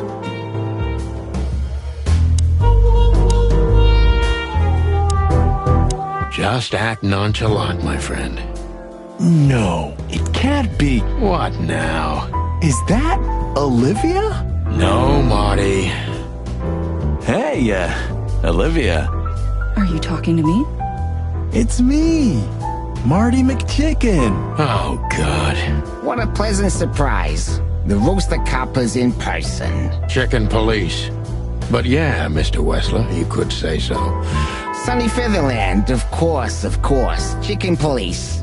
Your partner is, he is, Marty McChicken. Sir, I just introduced myself to your lady companion seconds ago. Oh yeah. I'm so happy to see you. Hello, boys. So, to what do we owe this pleasure, gentlemen? Yeah, so, we were, just in the neighborhood, and... Cut the crap, Marty.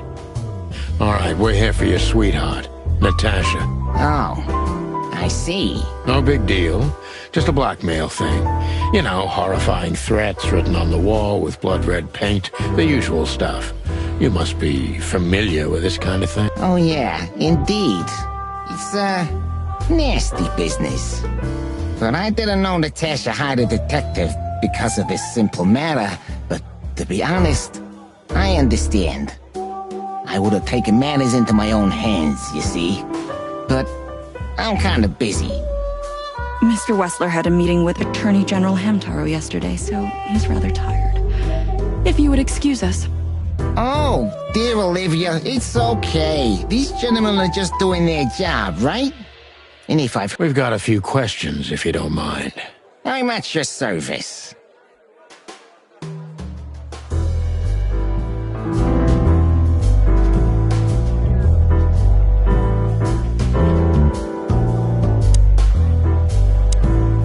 Nice bunker you got here. Well, thank you, but it's not mine. Not anymore. But I'm sure you already know that. Listen, detective. If you want to know something, please ask straight, huh? All right, Mr. Wessler, let's make this a bit more professional. I'm not as exciting as people tend to believe. I grew up in a poor family of many siblings. I'm the only one still alive, unfortunately. My career started with a shoe store, and now, here I am.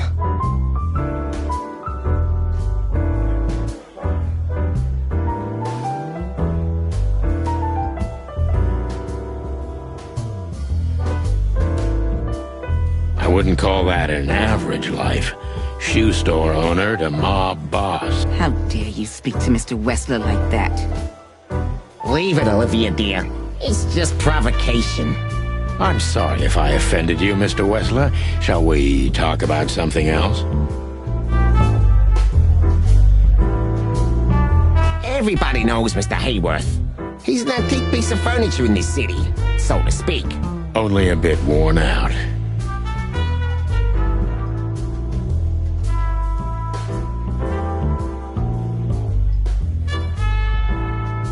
It's not my fault that he's so much in debt, detective. But the name of his family still rings quite loud in Clawville.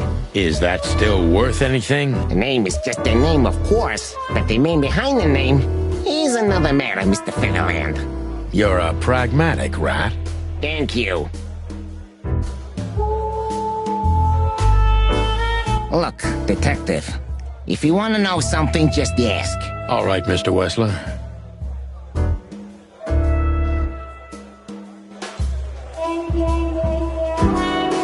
Has your assistant been working for you long? Are you talking about me? Yes, I'm talking about you, ma'am. Let me answer your question then. I've been in Mr. Wessler's employment for 6 months. Why do you ask? Oh, just routine questioning, you know. Most of them aren't good for anything. Just killing time. It sounded rude to me. Yeah, please forgive her, Detective. Olivia's a real firecracker.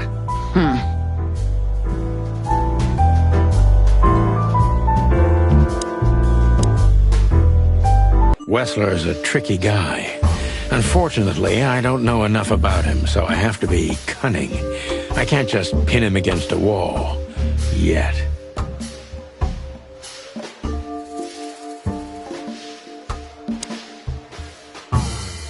How did you feel when you heard about the blackmail? Honestly, I found it ridiculous. And now? Now I'm kinda interested. But I wouldn't call it blackmail yet. They're just empty threats. There were no demands.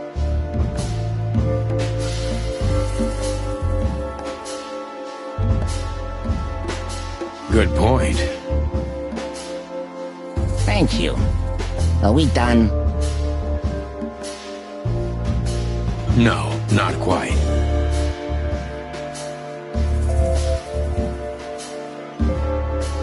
I'm sorry to hear that.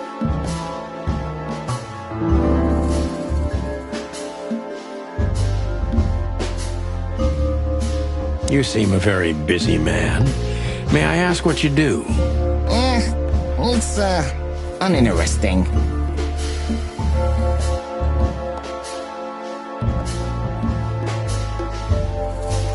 Would you elaborate? I got a small share in the meat substitute business. If the new product works, maybe we can make your job easier. You mean reduce predation in Clawville? There are such plans. If you're interested, talk to Olivia, my assistant. Thank you. That's it for now.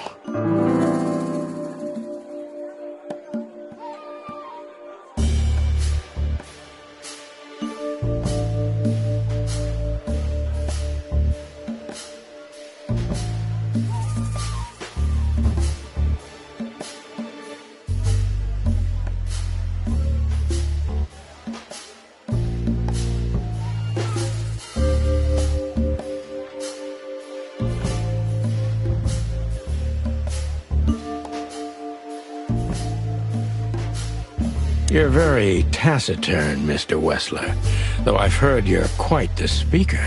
Look, I'll gladly talk to anyone about business, and even happier to talk about art.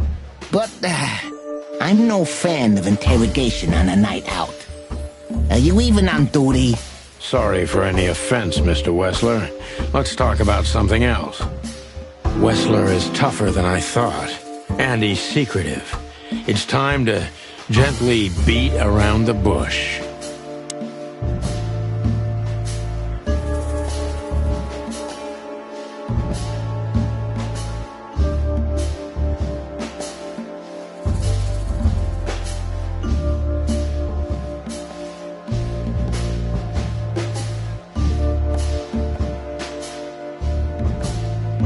Were there any similar incidents in Natasha's past? I mean, threats, blackmail, enemies or insane fans. Psychopath pianists, perhaps. I don't know about enemies, but she's a celebrity. A star shining bright in Clawville's night sky. Do you understand? She gets endless fan mail. It could be anybody. I wouldn't overreact. Natasha doesn't feel that way. I've noticed.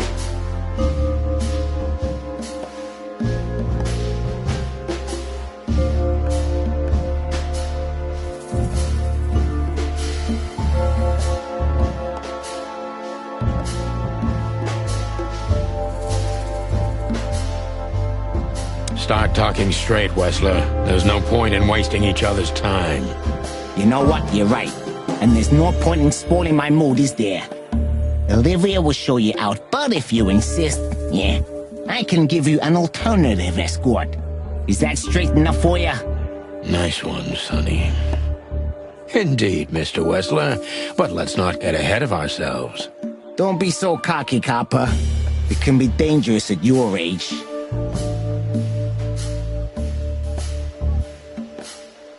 Is everything all right between you and Natasha? Yeah, you don't beat around the bush, do you? Understandable, I guess. Naturally, our relationship is stable and perfect. I'm the setting, she's the gemstone. Yeah, if you know what I mean. I rarely hear such poetry, but I understand exactly what you mean, Mr. Wessler. So, you have your answer. No recent friction? Wouldn't you like to know? It would make my job easier. Yeah, it would only lead you astray. So be glad that I tell you no. No friction. Ibn is quick-tempered, and I can use that to my advantage. I've confounded and softened him with my previous questions. Now it's time to be specific and ruthless.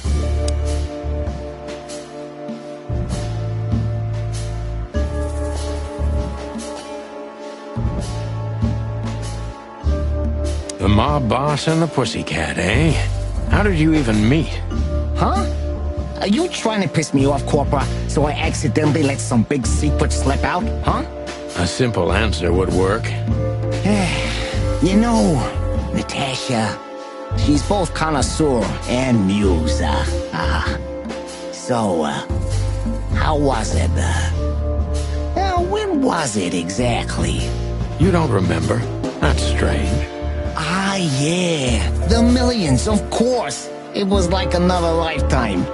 It happened right here, only this place was called the Millions back then. She was a dancer. Behind the scenes, I arranged opportunities for her on the big stage. Yeah, maybe she still doesn't know it was me.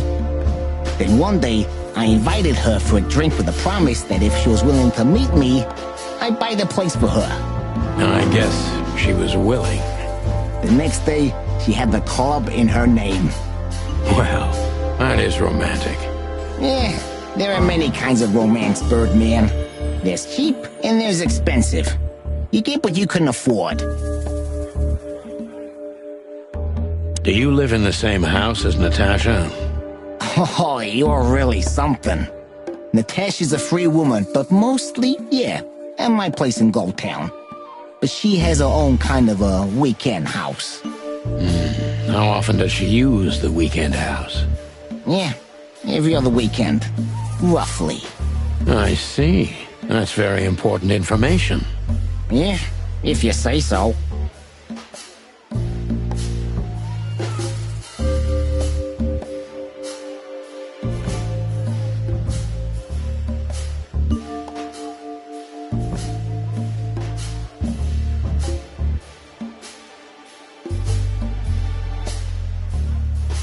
Is she completely alone when she's there at the weekend? As I've told you, Natasha's a free woman, huh? She's an adult. She doesn't need an escort. Or, she didn't need one until now. Are you afraid for her? You know, a big star like her, alone in that house. I never said a black car doesn't drive by 2 or 3 times a day, but, it's just caution. I'm not a monster after all, am I? I suppose not. So Natasha feels like she's in grave danger, yet she's still going out alone. Yeah, I know what you're getting at, but I'm 100% sure of her loyalty. She's gone out very rarely since this started, and mostly in my company. Yeah, you know, I'm not sure if you do, but, in our social circles, banquets and dinners are frequent. Illegal gambling nights. You got me there. Yeah, you're right. Natasha is crazy about the roulette wheel. Always putting it all on the red, right? Yeah, you're a real rotten bastard, Sonny. Although, yeah, always on the red. Yeah, right. So, can we meet your lady? I don't see why not. But first, please, listen to her sing. She's on soon.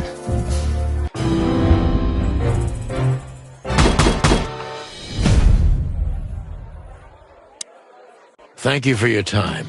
We'll be seeing you. I have no doubt about that, unfortunately. Hey, we should, grab a coffee or something, Olivia.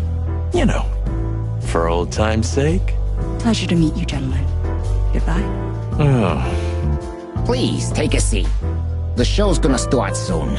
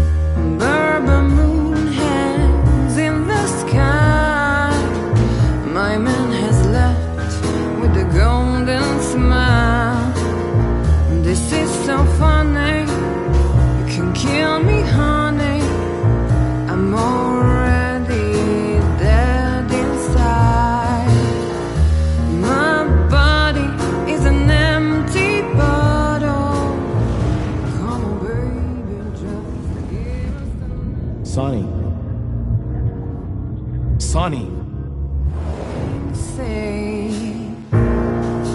We're still lying in my bed,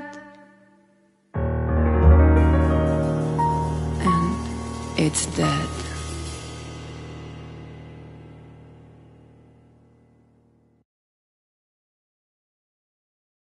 That was, unique. Oh, that is cute.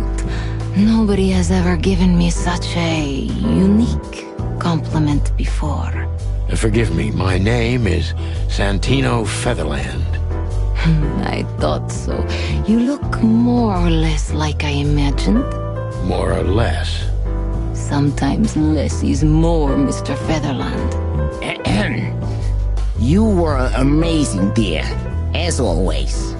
Could you be my little furball and fetch me a cocktail? But of course. Eben will be back soon. We'll have a few minutes to talk. Then he'll end the conversation and throw you both out. With all due respect, ma'am, we're not that easy to get rid of. Doesn't matter who's trying, believe me. Doesn't matter, he'll do it. That's why I'm telling you. I don't want a scene. My room's upstairs. Meet me there in 20 minutes. Come alone, Sonny. You'd be too conspicuous otherwise. Hey. I understand. You know, they call him Target Marty at the station. I don't have time, Mr. Featherland. Sure thing, Natasha. I'll come to your room. 3 knocks, a short pause, then another 3. I'll be waiting. Go, before he comes back. I knew she was trouble the first time I saw her. She wore danger like a perfume. It was simply part of her being, and it attracted me, like light attracts the moth people. I wanted to be the microphone as she whispers her melodies, or the pillow she rests her feet on while reading some cheap romance. I wanted to be her nightdress, barely touching, barely covering her marble skin. But I was a cop, and a lifetime wouldn't be enough to rid myself of what a woman like her hides under her makeup. Keep your distance, Sonny. Just keep your distance.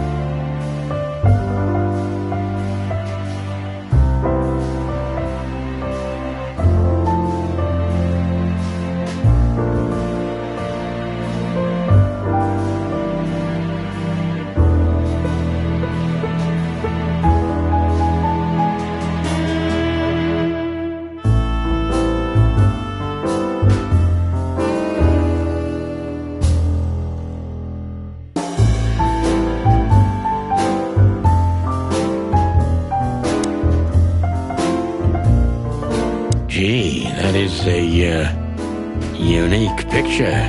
Yes, I admit it's a little daring. I keep it. It evokes good memories. A precious old friend of mine. A most wonderful artist. He's got an eye, that's for sure, considering his model. Was that supposed to be some kind of compliment? I don't know. I don't compliment often. Not on purpose, anyway. Oh, you're fun.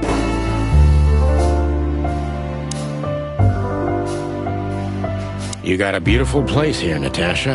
A peaceful little island on the ocean of madness, with very classy furniture. Eben likes me surrounded by elegant things, you know. You're an elegant thing yourself, sweetheart. Oh, that's charming. Thank you, detective.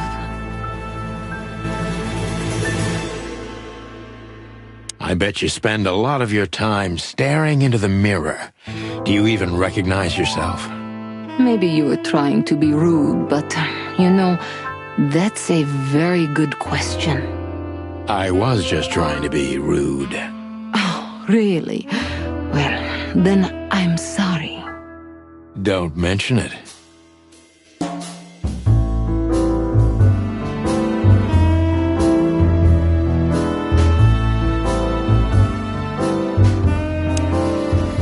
This woman's aware of her charm, and she knows how to use it. A rare and dangerous combination.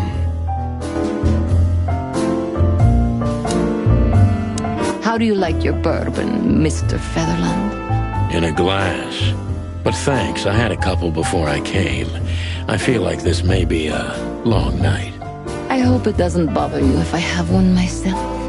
I get offended if women don't drink in my company. Oh, you are a funny guy. So I've been told. Anyway, lovely room. Yes.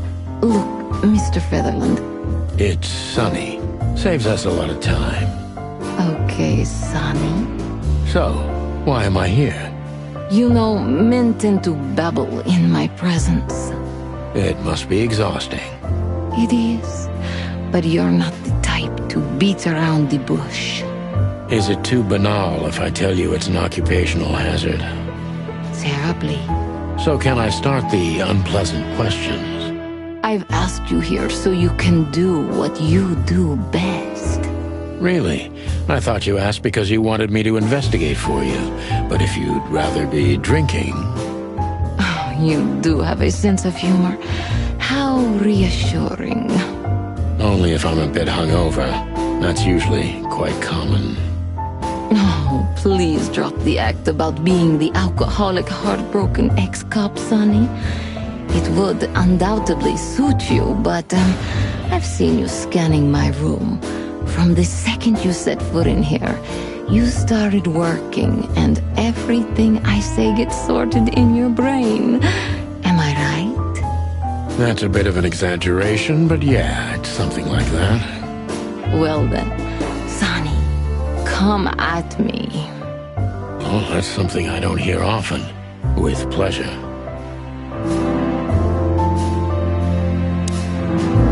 Seriously, how did you find me? Not even my boss knows where I live. Although I didn't include Ibn in my little private mission, some of his resources were still available to me. Yeah, let me guess. There's someone at the station working for him. Someone? You're so cute when you're playing naive. Have you ever had dealings with the police? Not in this city. And otherwise? Does it really matter, Mr. Featherland? Maybe it does. More than a little. I'm afraid you'll have to unravel that thread yourself. But you will find nothing but a dead end.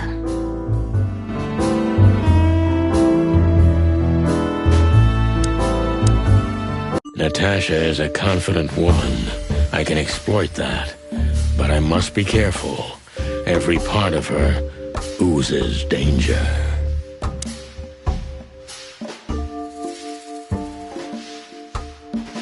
That was a remarkable performance. I'm glad you enjoyed it. Do you perform here frequently? You're also the owner, if I'm not mistaken. Sadly, I don't have the time. But the stage still calls my name, and I perform just a few times a year. And always with a new song. So that was all the excitement. I have many admirers, if that's what you mean. Yes.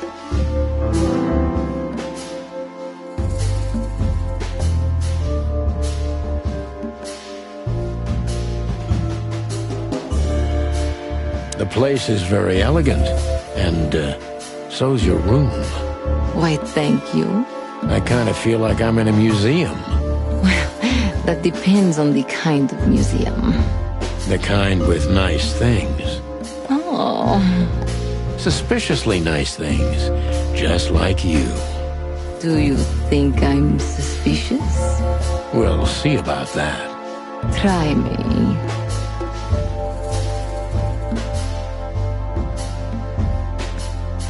Do you think one of your admirers might be behind the threats? Those who admire me usually idolize me. No, I don't think it's one of them. You know, the soul of an animal is extremely complicated.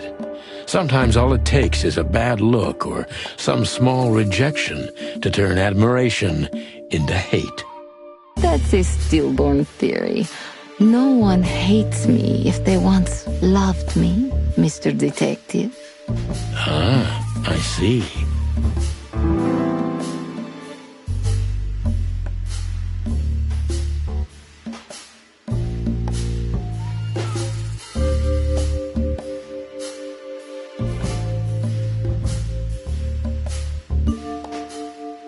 Do you have any material evidence concerning the threats? You may think I'm irresponsible, but I didn't keep any of it. I simply couldn't bear to look at them. Didn't you think maybe the police would need it? I didn't think I needed the police. Moreover, do you think the girlfriend of Ibn Wessler could ever turn to the cops? I see. So, what about me? How do I come into the picture? It sounds ridiculous, but you're my last hope. That does sound ridiculous, but I accept. My ego and old habits. Something like that. A leopard can't change its spots. Deep behind the diamond skin lies the truth. It doesn't matter how hard Natasha's trying to hide it. She's scared. Now I must concentrate to finally find out what I want to know. What was in those threats, exactly? The message itself is not a threat. It's just a word. But a word again and again is threatening. Exactly. So? You really don't have any idea which word could be used for a woman like me? I guess I do. Yes, I think I know what it could be. Whore. Cat got your tongue? Am I right? You heard it. I said what you were thinking. And yes, that was in the message.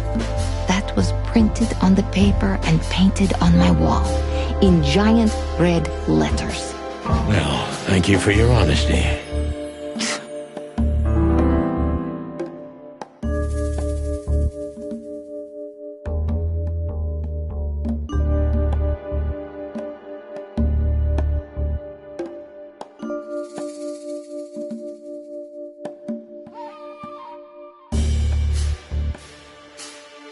What about Philmar?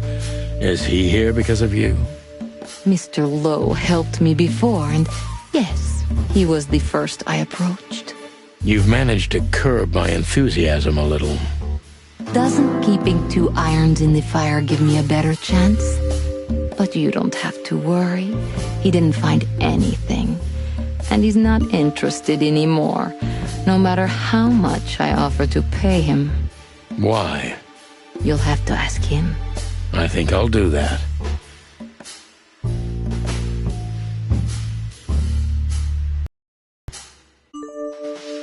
A dark shadow from the past? An ex-lover? A husband, maybe? I'm surprised you asked that just now. Well, I have my habits. Some call my methods peculiar. What a curious way to put it. I'm a curious kind of fellow. So?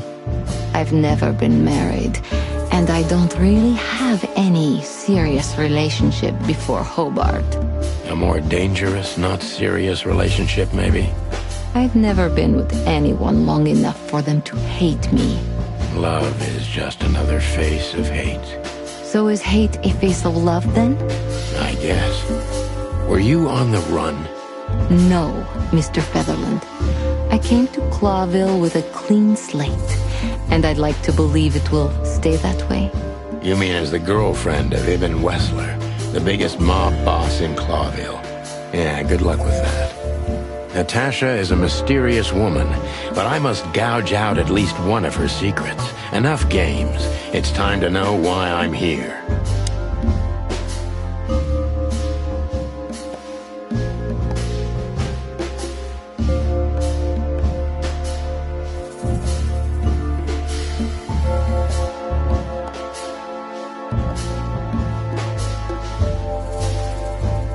let's stop beating about the bush. How do you know Molly? I'm prepared for that question, but it's still not easy. You knew very well that if you threw in the name of my wife, I'd come to you, no matter how vague and suspicious the case was. I just want to know if you're simply a manipulator, or you're really that desperate. I really know her. I'm not lying.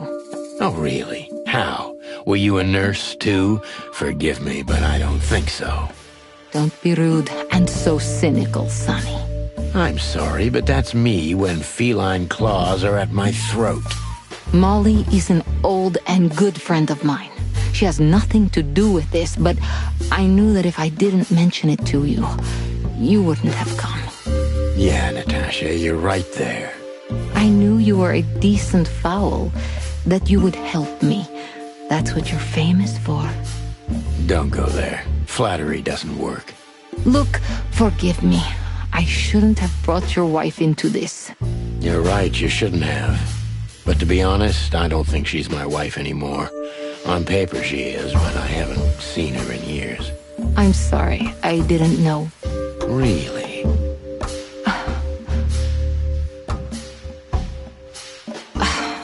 I did. I knew. I checked you out before I sent Deborah. Luck me. This case is getting more and more intriguing.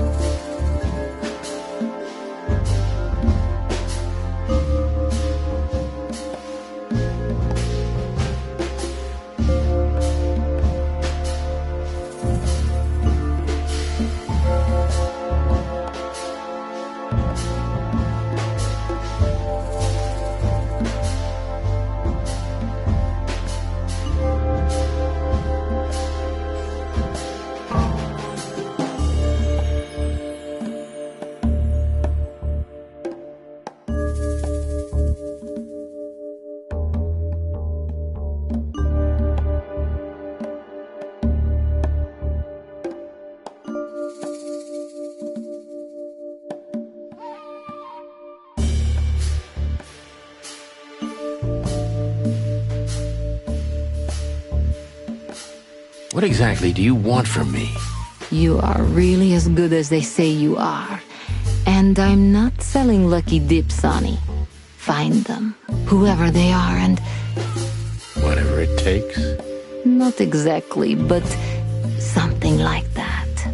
You know, if I didn't see the speck of fear behind the confidence shining in your eyes, I wouldn't take the case. I'm not afraid. You're terrified, Natasha. Don't be ashamed. You must solve this. As soon as you can. Money's not an issue.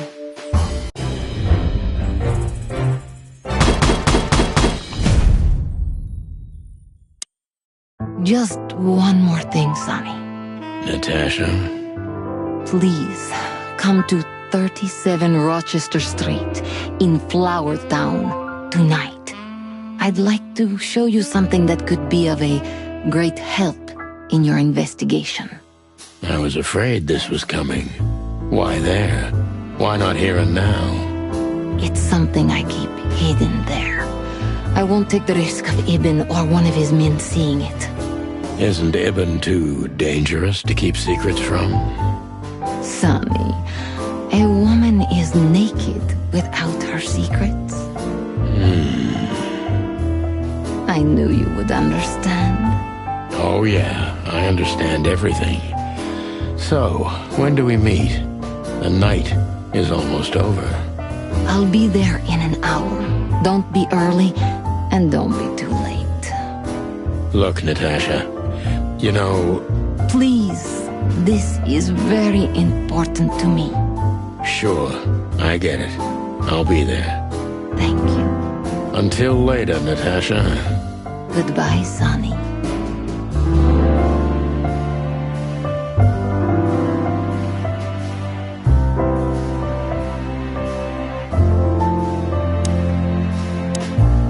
Why did you name it the Tsar Club when you took over? It was the Millions before. Maybe you can guess my origins from my name and my accent. I come from the eastern Tsardom of Slavonia. We are quite respectful of our leaders. You feel that's not the case here in Clawville? Here? No. Absolutely not, Mr. Featherland. Many here don't even know the name of their king. To them, he's only the Fox King. It's quite disrespectful and rude. There's some truth to that. Where I'm from, we choose our leaders ourselves. And whatever they do later, we proudly stand by our decision. So that's why the name, in respect to your country. Don't take me for so sentimental. It's only partly the reason. We lived there until I was 14. Then we had to flee. It doesn't matter why. In the end, I was the only one who made it to Clawville. So the name isn't because of nostalgia or respect. More like a reminder.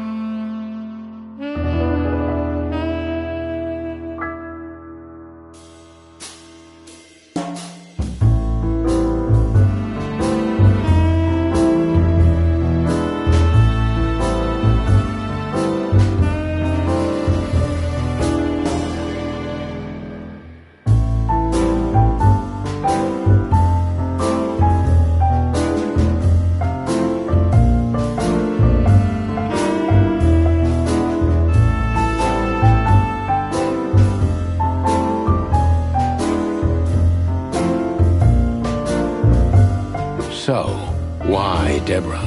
I could not seek you out in person. It was risky even to send Debbie. It's too late now. Mr. Wessler is aware of my little investigation. I'm sorry I got her mixed up in this. She's a lovely girl.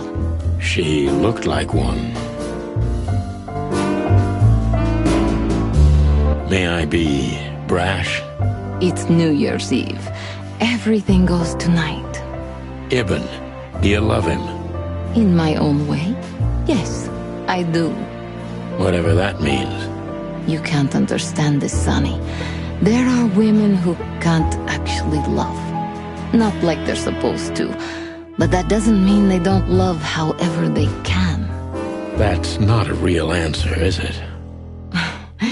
If you only accept yes or no, then yes, I love him. So this message... I'm sorry I had to upset you, Sonny. But if I didn't take that step, would we be talking here right now? Well, probably I'd be dead drunk and counting sheepmen in my dreams. I'm good for you, you see? Yeah. You're a real angel.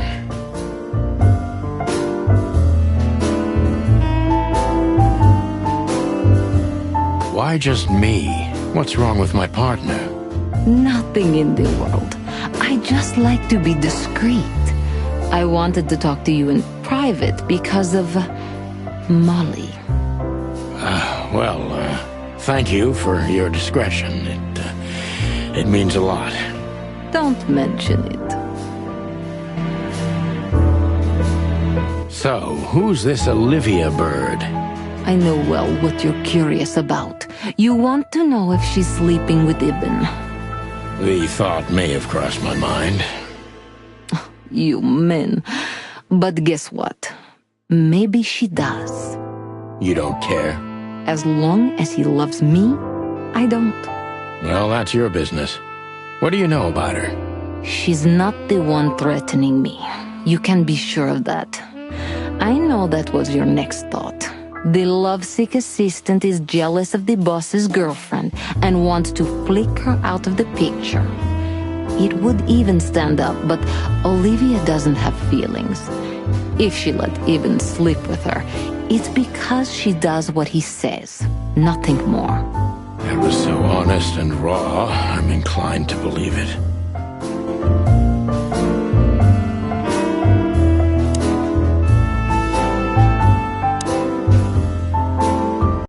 Well? Weren't you supposed to be waiting in the car? I was bored to tears, Sonny. I also thought maybe something happened to you. You thought Natasha had eaten me alive, huh? Well, who knows? You're such a fragile little thing. I'm too old for this, Marty. Then next time, leave the dangerous predators to me. I didn't mean that, Marty. I meant you. Oh.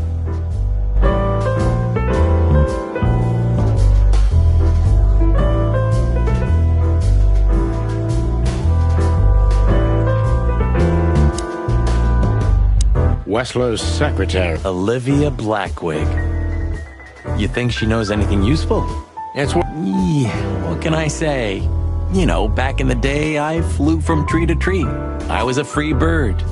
Maybe I was playing her a bit.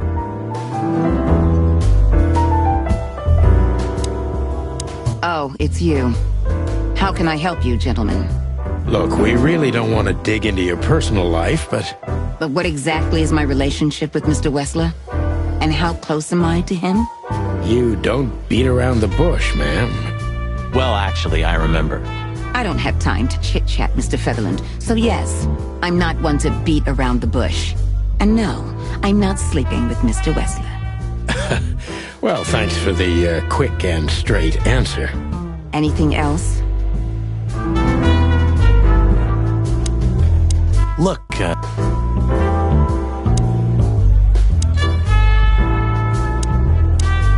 Do you come here often, Olivia? No, not really. Well, okay. Thanks. You're welcome.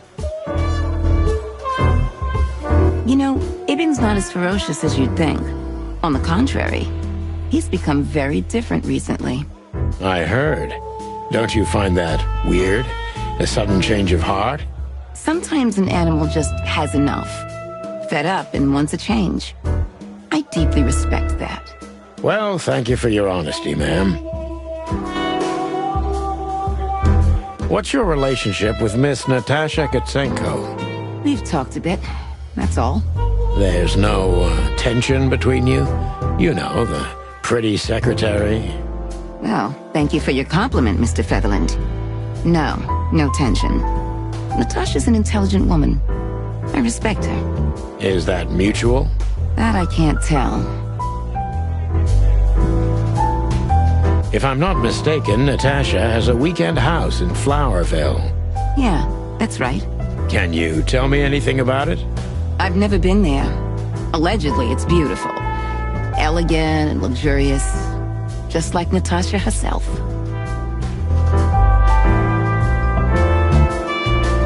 I'm sorry we disturbed you. Not at all. Have a nice evening, gentlemen.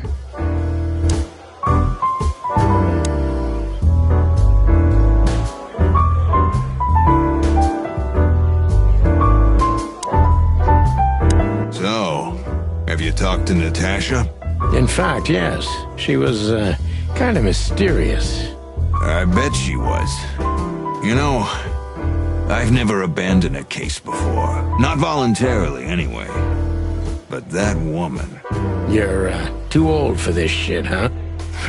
As you say, pal. That's exactly how I felt, too.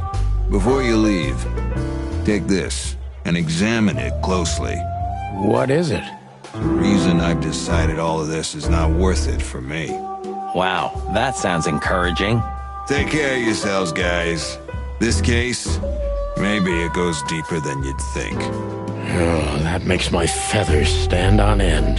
Ah, old croakers. You're safe while I'm here. Okay, I didn't say anything.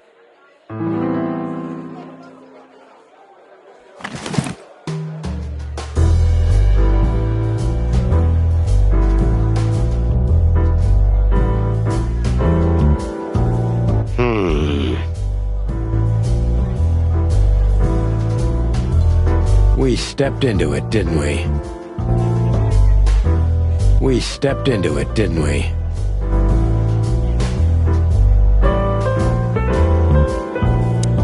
Of all that's furry, what kind of a list is this? Exactly. I have no idea, but I don't even want to find out. Those names, all top dogs. Maybe they play cards together. Sure, that's very likely. Anyway, I pried this list out of a dead man's hand. Somebody dropped him outside the forest, a few miles from the Wessler residence. I should have known she was keeping secrets. Keeping secrets? She's the secret herself. Thanks, Philmar. This could be important. Don't thank me. Maybe I've just signed your death warrant. Oh, thank you, sir. Oh, shut up, Marty.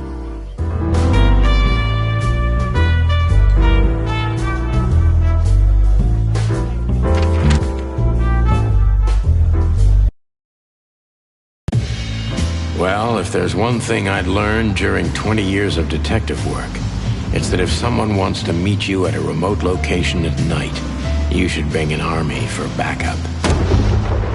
One time, me and Marty were stupid enough to underestimate a situation like that, and we never really recovered. And yet, here we were again, about to step alone into something hauntingly familiar. Only one tactic remained, as the old dogs say. Balls to the wall.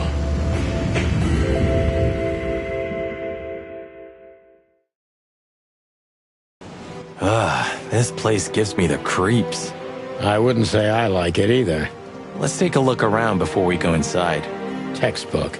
I'm telling you, it's a trap. Shut up, Marty. So, this is the word. What can I say? The message is loud and clear. Yeah, what matters is who is it for and what does it mean? I can't misunderstand that if I wanted to. We'll see. Wait a second, did that bimbo put a spell on you? As you used to say, don't let it cloud your objective judgment, Boss Bird. Watch who you're talking to, boy.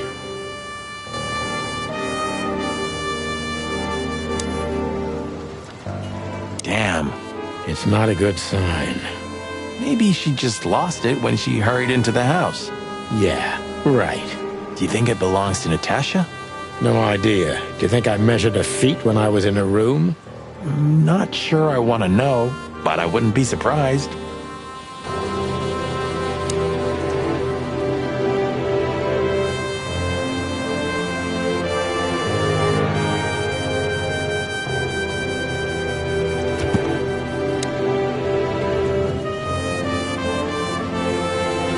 Marty, before we enter, did you bring Big Bertha? Of course. She's in the trunk. It's time to get Her Majesty out. That's what I like to hear. Marty, before we enter. Of course. It's time. That's what I like. Marty.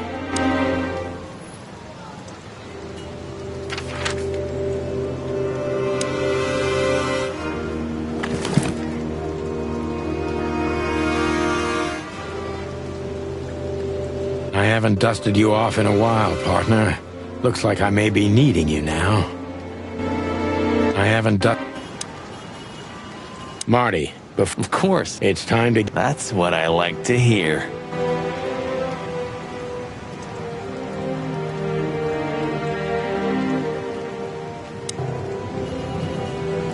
Let's go. Hello, my beauty. Just don't point it at me. Aw, scared? Take it easy. I swore I'm not gonna shoot you again. Very gallant of you, partner. Why, are you still pissed at me? I'm happy to remind you why you got shot the first time. I get it. Just shut the fuck up already. It's the nothing. What was that? Forget it. Just an old quote from a movie. Flashlight. I didn't bring one. Me neither. What a pair of fucking professionals. Yep. But you do have a shotgun with you. We should have shotguns for this kind of deal. Is that from an old movie? No, it's an original. Figures.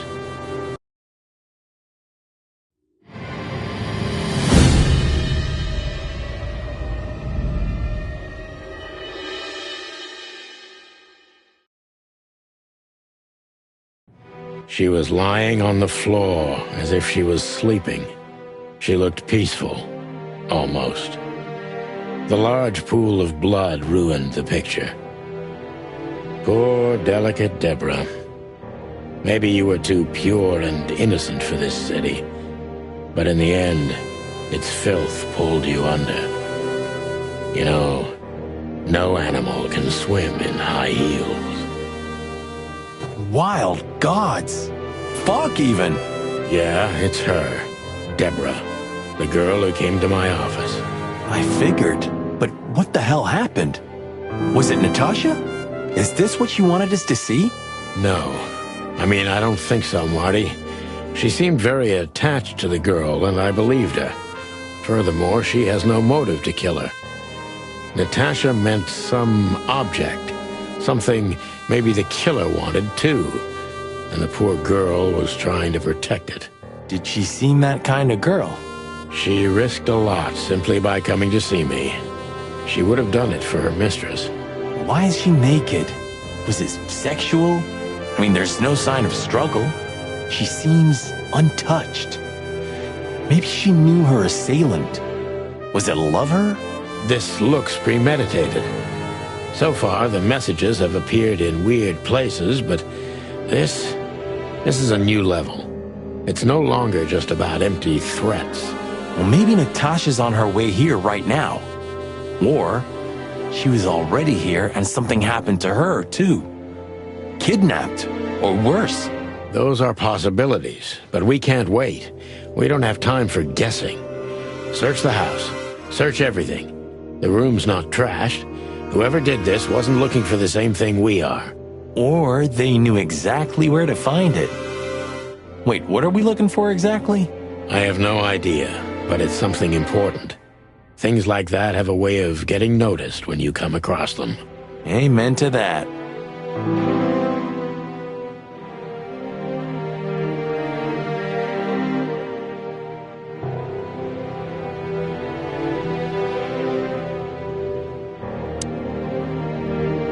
It's an exceptionally beautiful piece.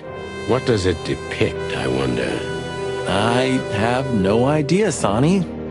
It's so art, I'm scared to have an opinion.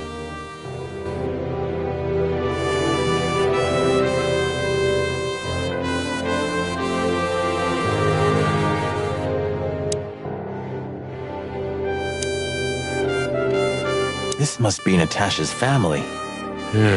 Wealthy.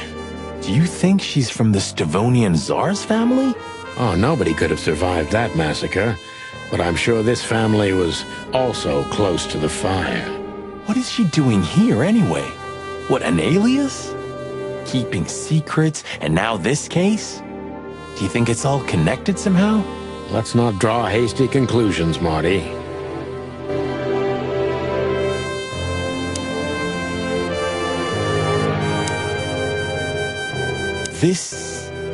What is this exactly? A human. Mythical creature. Quite the cult in Iveria. The whole country's full of these statues. Does it mean anything? They say humans are the keepers of secrets and the messengers of chaos and destruction. You don't think... Let's take a closer look.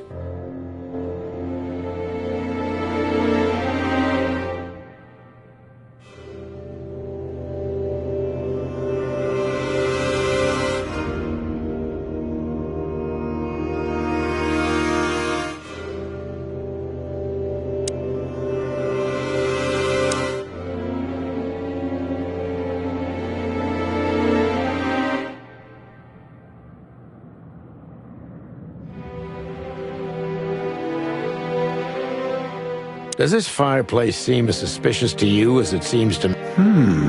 It looks like it's never been used. And the place has radiators in every room, meaning there's central heating. Then why the fireplace? For decoration?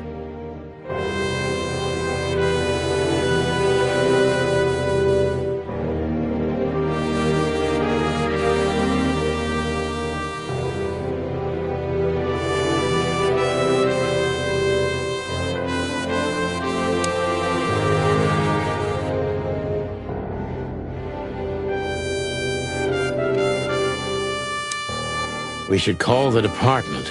Anonymously, of course. Do you still remember the number? I haven't called my own workplace in years. Cretin. Of course I remember. 555-111. Is it? Since when? Since they invented the telephone.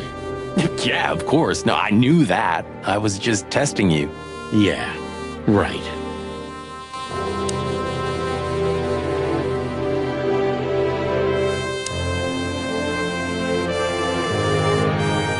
Anything interesting in there? Yeah, I think there is.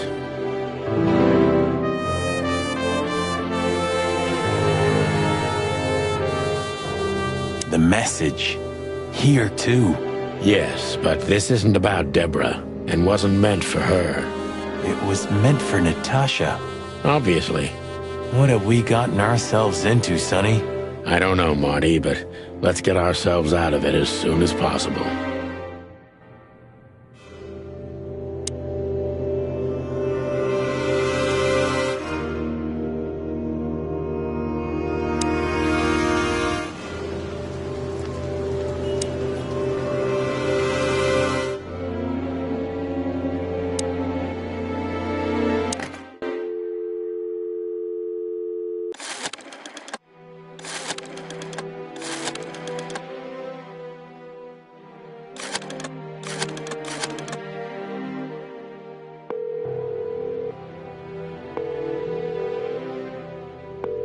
Clawville PD, how can I help you? I found a corpse. A woman. She's dead. Cold. The address is Rochester Street, 37, Flowerville. Sir, please, would you repeat that? Rochester Street, 37. Write it down and hurry up for the sake of the wild ones. Hurry! Hurry! Like a pro. Yep, like I've done it before. Oh, yeah. I almost forgot. How can you forget a case like that?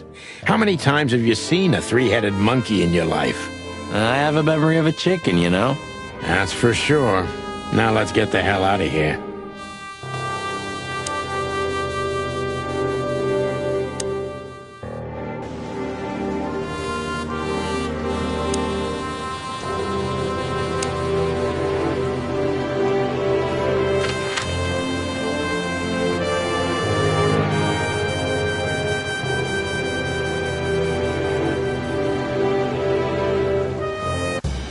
I don't know, Sonny. What exactly are we doing here? Let's hope we can learn something about Natasha and Ibn by sniffing around before we visit that weekend house in Flowerville. Learn something? From Phyllis and Roy's? Well, I wasn't exactly thinking about them. Yeah, figures. Are those two gonna... I don't know, but I wouldn't put it past them. They're operating by some incomprehensible logic, at least for simple birds like us. I wish we had the smarts to understand. Maybe one day, Marty. Maybe one day. How's it going tonight, boys? Uneventful so far, Sonny.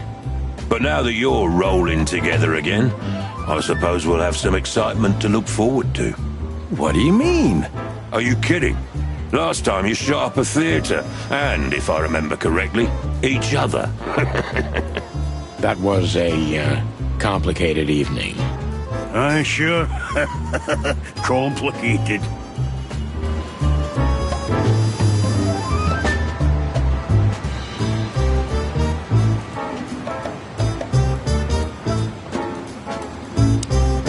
Do you want to hear some juicy gossip, boys? Always. Deputy Malloy got so drunk, he fell asleep on the toilet. It took them an hour to find him. Stupid oaf. So that's why Blood Boil was here. Yeah, aye, and he's in a pretty sour mood because he had to come in on New Year's Eve. Just our luck. No. Your luck is that he's too busy to care about you two lovers right now. Right now? Yeah.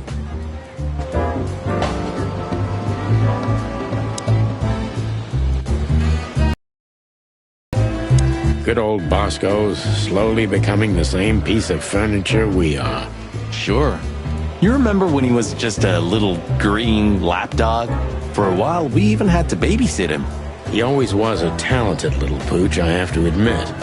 But the filth that seeped into everything in Clawville has reached him, too. It reaches everyone one way or another, right? One way or another, it does, Marty.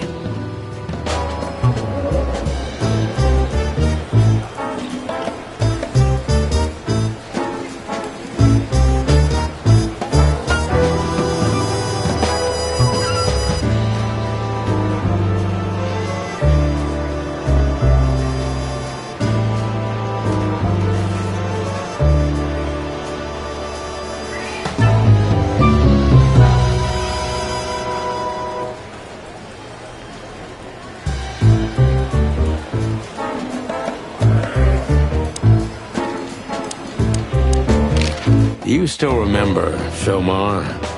Do you mean Philip? Of course I remember. He's got quite the reputation with that Philmar alias.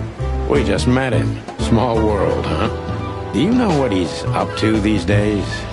Yeah, as far as I know, he's investigating petty blackmail cases and sneaking after poor bastards cheating on their wives. Anything else? Did he get mixed up in something that stirred up a storm recently? Yeah, I don't know about that. We haven't seen him at the PD for a while. He's usually a frequent visitor. Why? Did he run into some fishy business again? Possible, Bosco. But I'm not sure he'd want to make the same mistake. Wise decision. Listen, Bosco, what do you make of this list? Maybe it's the guest list of some fancy ball. These are some rather influential names, the ones I recognize anyway. Movie stars, politicians, a few names from the Council of 12 even, if I'm not mistaken. You're not. Are you blackmailing them? Because if you are, I'll gladly accept a nice big juicy bone in exchange for my silence. Stop screwing around, Bosco. It has nothing to do with our case. Which is what, exactly? We're still not gonna tell you. Listen, Bosco, what have you heard about that singer, Natasha Katsenko? You mean that little bimbo fooling around with Ibn Wessler? They say she's the jackpot, but I've never been into cats, you know. You couldn't be more racist if you tried, Bosco. Don't misunderstand me. I don't have a problem with cats at all. I'm simply allergic to them. I can't stand being around them. I don't even take cases with cats. Good for you. I should have used that excuse myself. Why? Is your investigation related to her? What? No, of course not. We just came from her show. That's why I asked.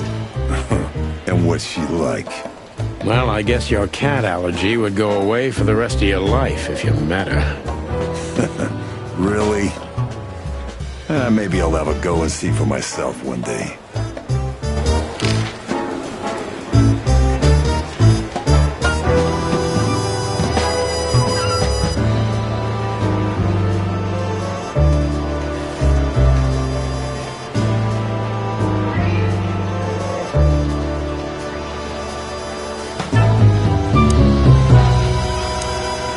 Hey, big guy. Hey, Cox. What's up? Back here so soon? Did you get nostalgic all of a sudden, Sonny? I'd rather be anywhere else than here, Bosco, but we're sniffing around on a case. Who? Are you trespassing again? Who? Us? What are you thinking? Just an old case. Still open. Not official, but not active either. We're not bothering anyone. You know, old habits die hard. I know. I'm just messing with you. So, how can I help you?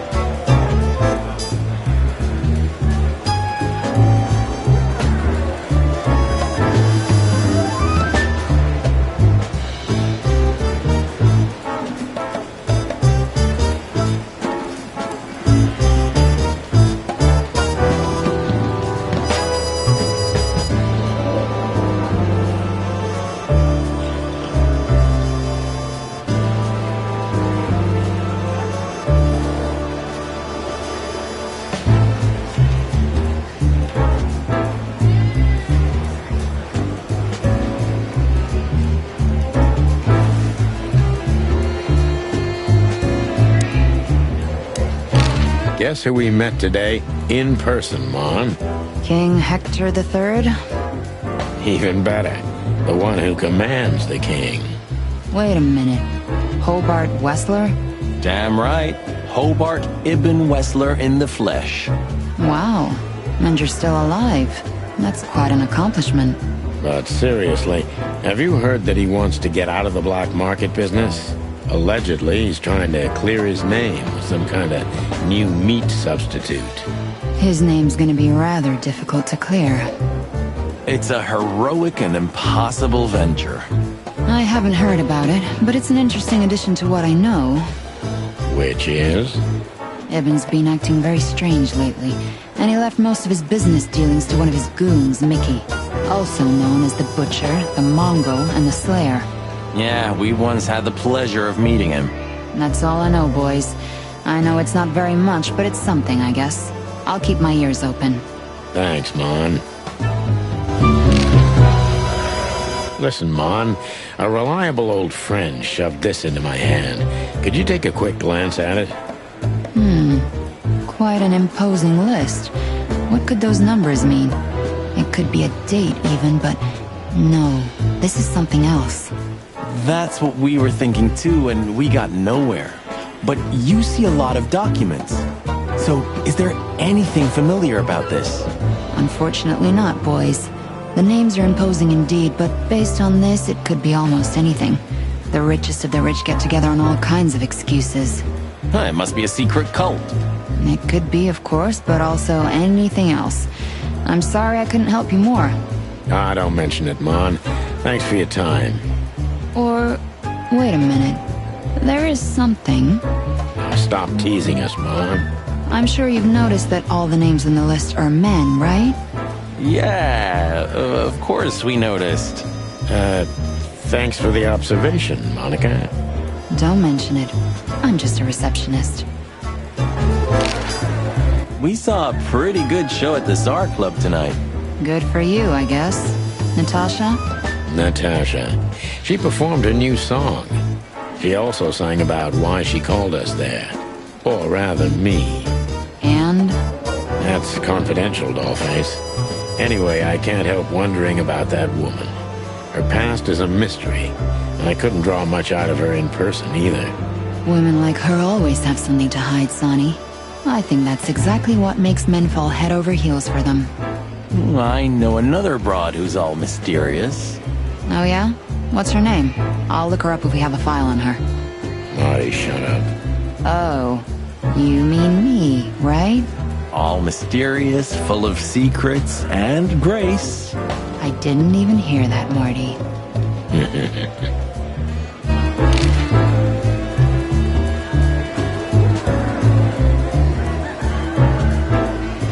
Do we have a file on a woman called Olivia Blackwig? She's currently working as Ibn Wessler's assistant. We don't have a file on her, but there are a few Blackwigs that could be related to her. Mountain goat, crow, or caiman? Crow, around 30 to 35. A very pretty socialite. Maybe we have a catch then. Theodore Blackwig was a rather influential banker until he went bankrupt. He died a few years back, but his daughter could have ended up in the same social circles as Ibn. And since they lost their money, she took a job as his assistant. Yeah, it would fit the picture. But it's a big city, Sonny. There may be more than one Crow family with a Blackwig name living here. Thanks, Mon. I'm glad I could help, boys, as always. If it doesn't take a lot of my time, that is. We know. We're not even here anymore.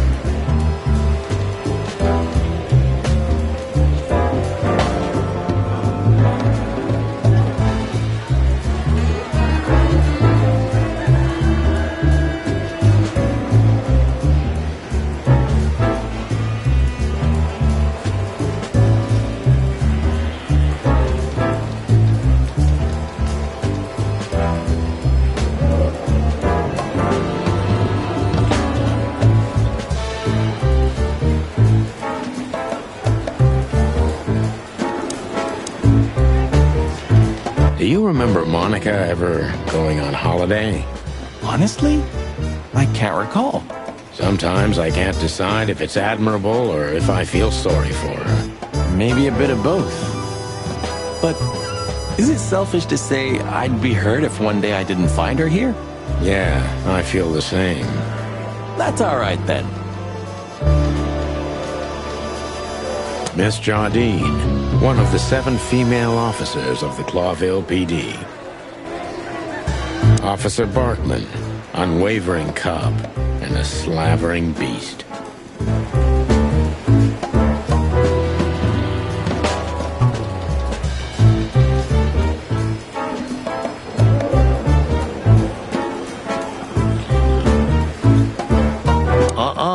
Blood boils in there, and I don't want to... I wholeheartedly agree, partner.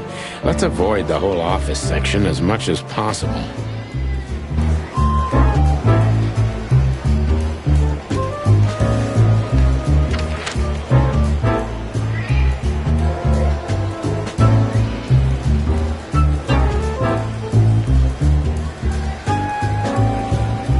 Ooh, a nice cup of coffee a la Zip, huh?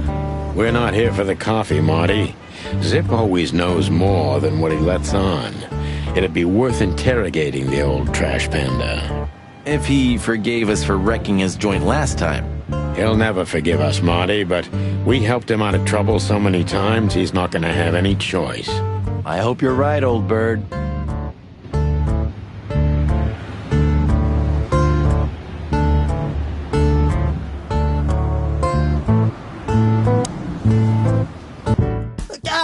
Jeez, boys. Out of 2,000 joints in the city, how'd it end up here, huh? Hello to you too, Zip. How's it hanging? I had no problems, until now. Ah, don't be such a drama queen. We just want to ask you a couple of questions, then we're out of here. And we won't even trash your place this time. What do you say? I say let's get it over with very, very quickly, chickens. Relax, pal. We'll be as fast as a hummingbird. I'm not your pal, and you're as far from a hummingbird as I'm from a polar bear. Oh, come on, Zip. Don't be so hard on yourself.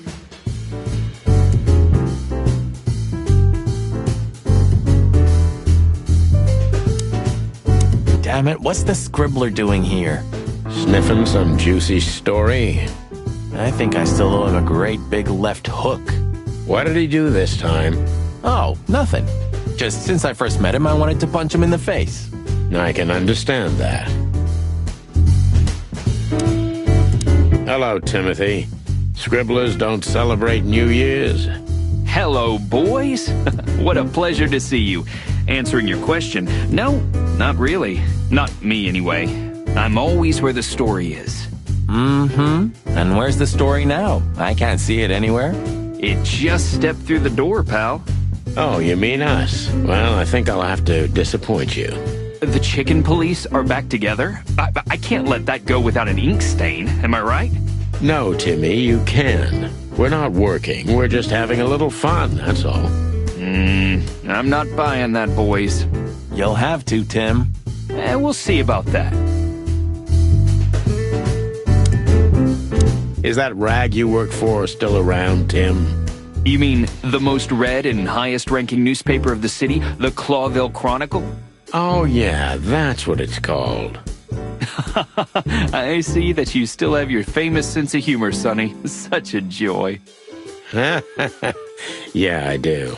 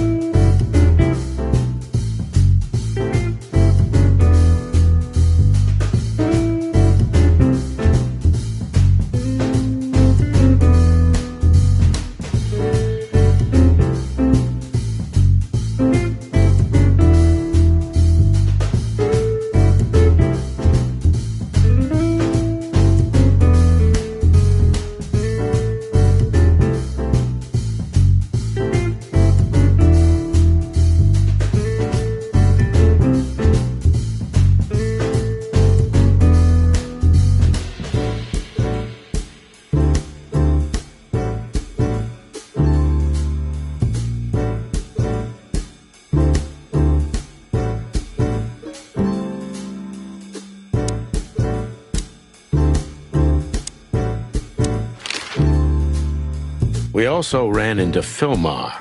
Filmar? Who's that? A grumpy old raggedy-ass hawk.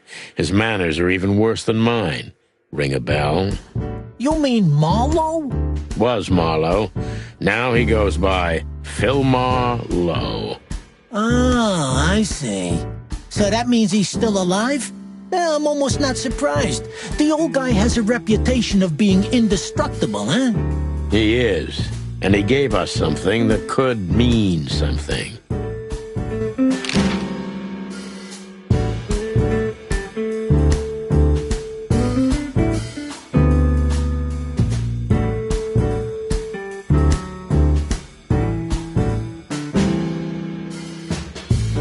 Look at this, Zip. Holy crap, what's this? The guest list at a king's birthday party? Hey, what do you make of it? This piece of paper's from so high up where I've never been myself, boys, so don't ask me.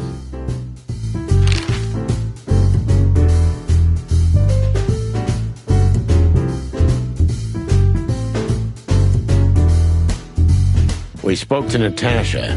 She's scared. Well, it's not good life insurance to be the girl of the most powerful gangster in the city. It's not about that. Someone's been writing offensive messages to her. She feels threatened. I only know that every second husband in the city wants to have her, and every second wife wants to wring her neck because of that. Nothing else. Thanks, Zip, but we're not any further ahead. But not further back, right?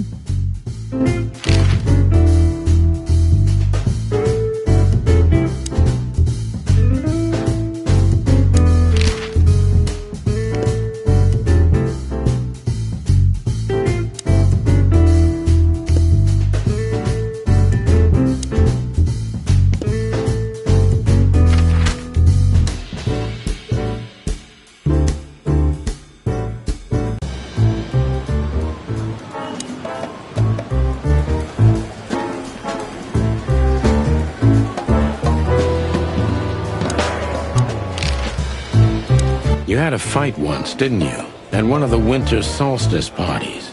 Yeah, we both drank too much. It was over a manatee named Margaret. That was before Laura, of course. I haven't seen many fights that memorable in my life. Yeah, and the girl didn't go with either of us. She was a wise manatee.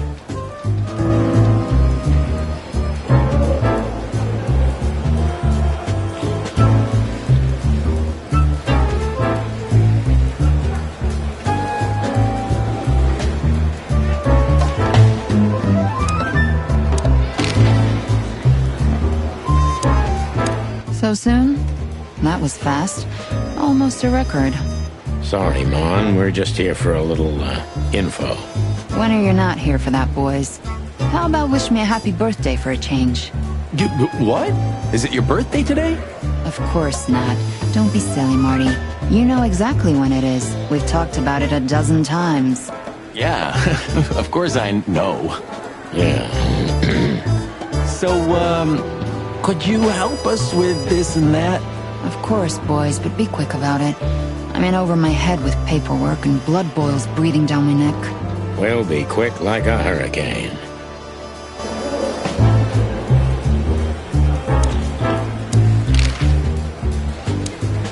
You're very lucky, boys.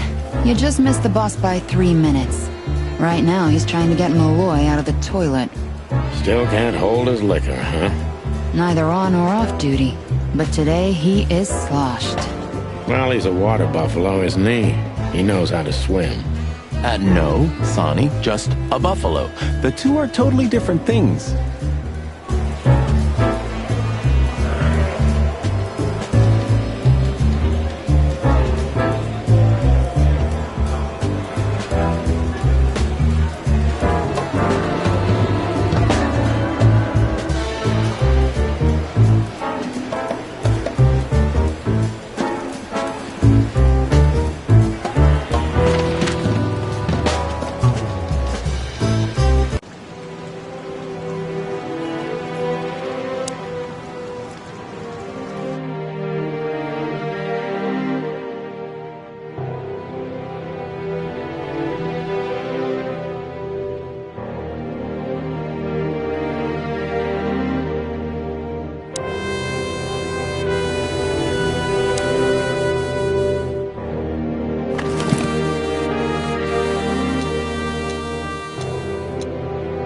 SN. Could be the initials of a person, a place, a company, or a club.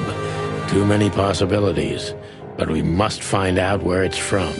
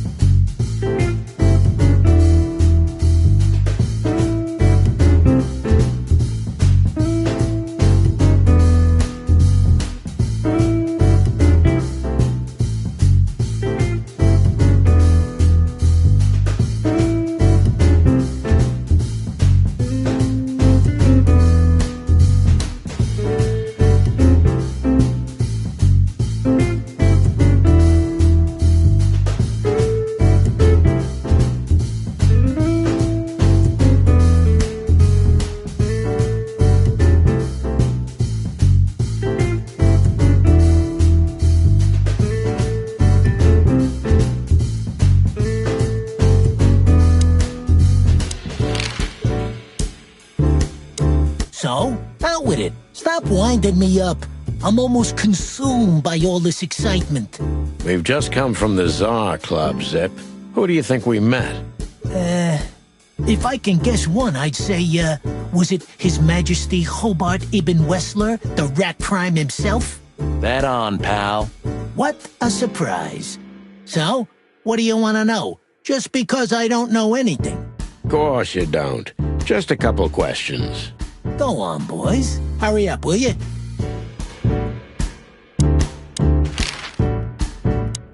Gods. He's... So, how about you tell me what you're really...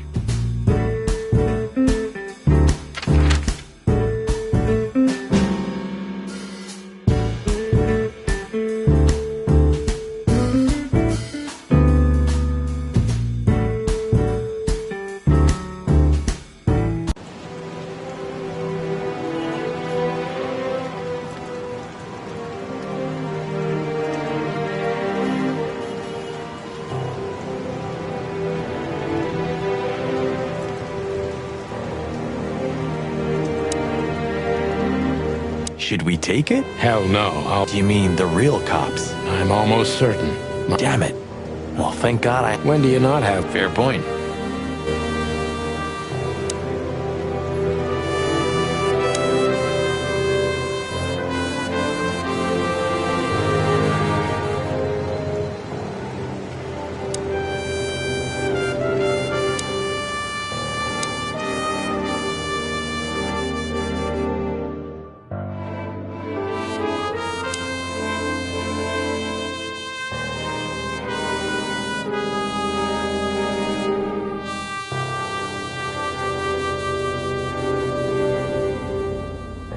Does this fireplace seem as suspicious to... It looks like... And the place had... Then why the fireplace?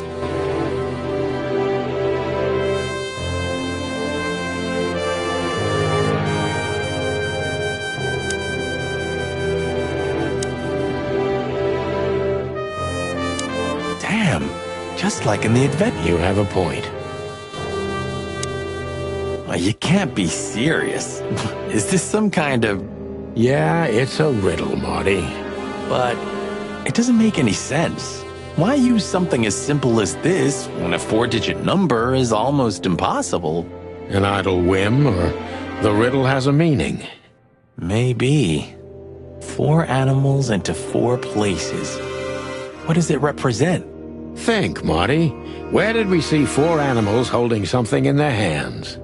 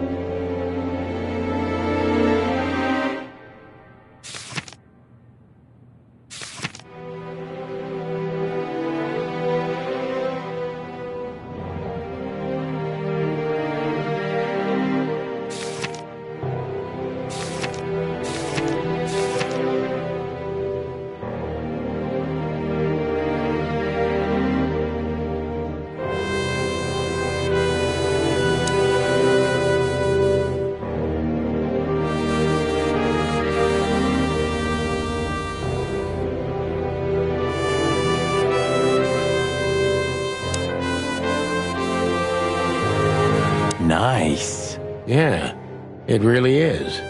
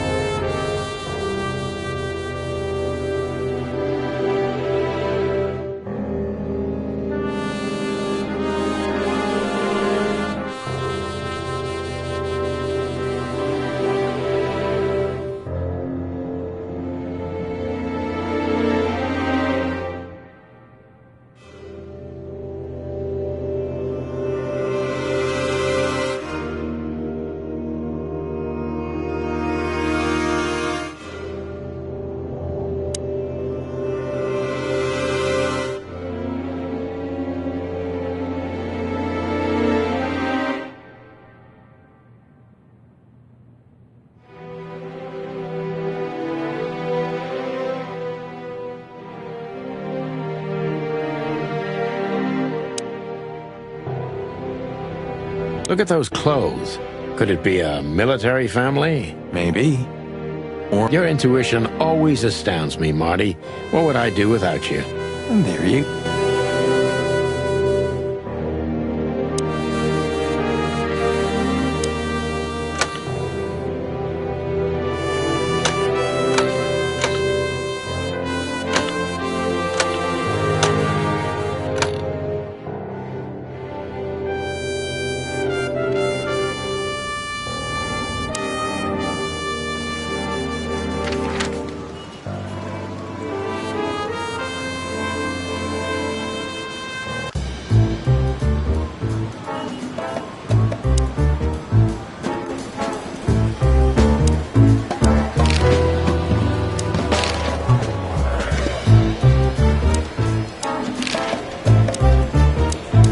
The boss?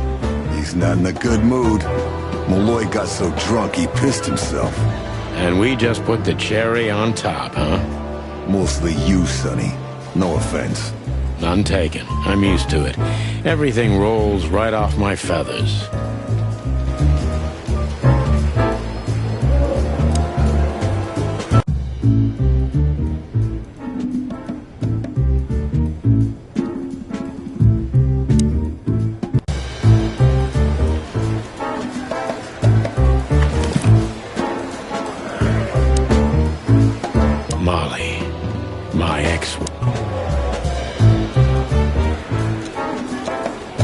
We stepped into it, didn't we?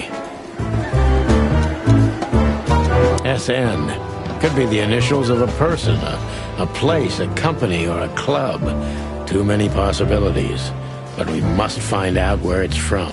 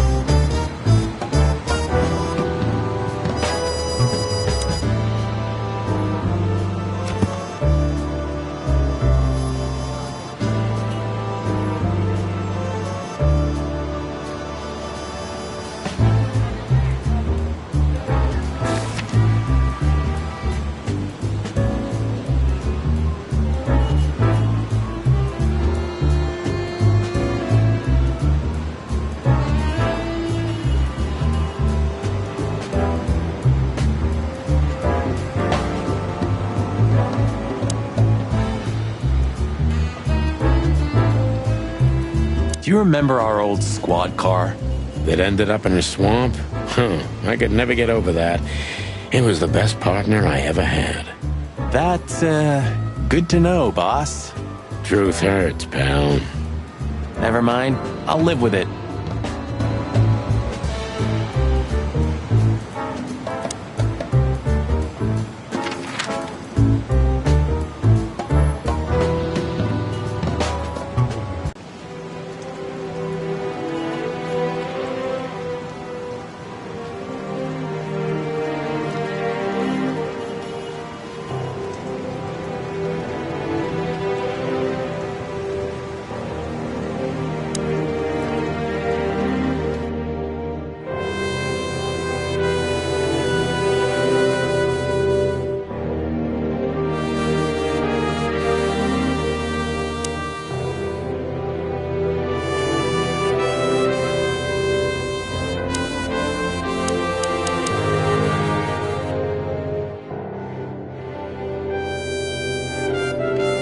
I really shouldn't be here, you know?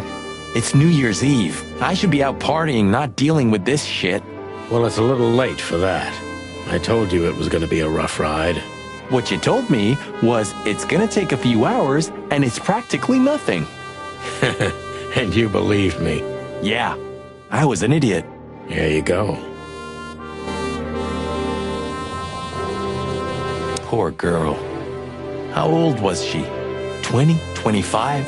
Yeah, something like that. What are we gonna do about her? Nothing. We can call the police.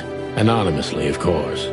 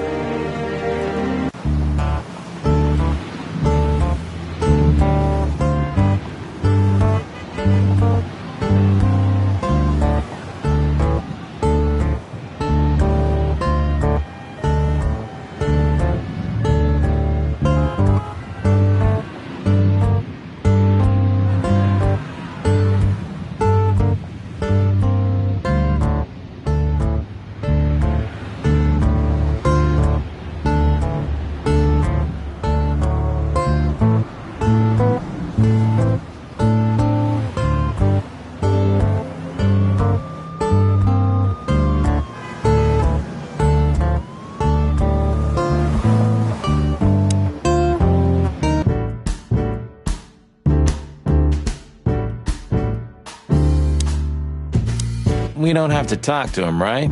Impossible to avoid, Marty. Not if he hasn't gone blind or deaf since we last saw him. So, how about you tell me what you're really doing here? Not a chance, Timbo. The truth is, we're already leaving. Sorry, pal. Maybe next time.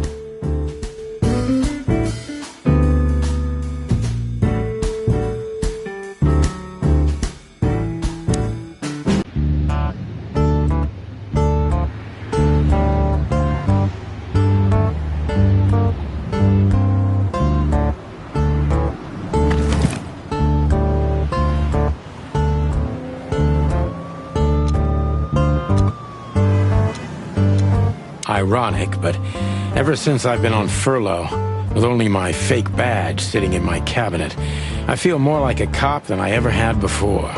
More like a Clawville cop, anyway.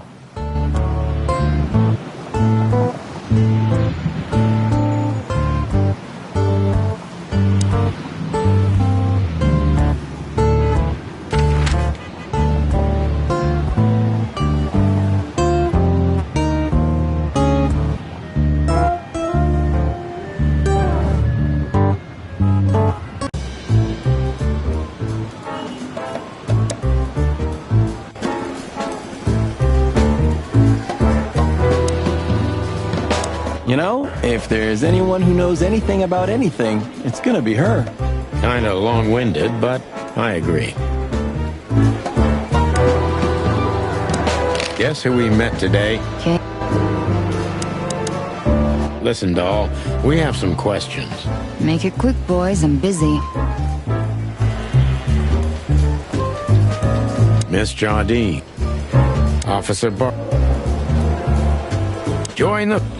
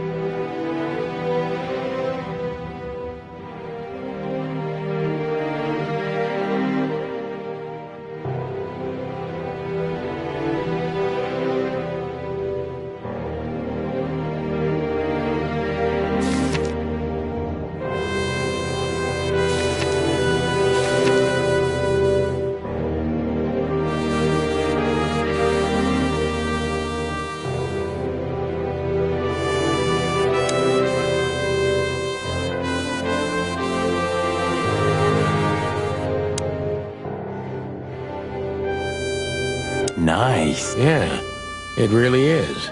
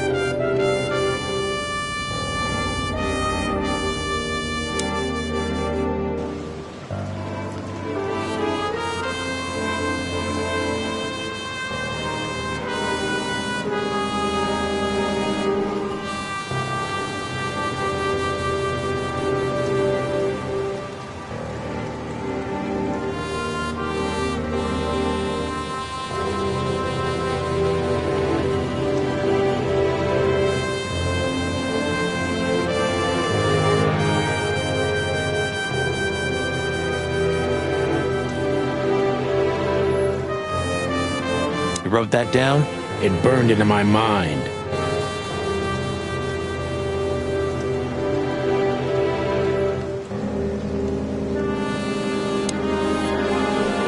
Stop staring at it. You're freaking me out. Furry hell, Marty, I don't want to know.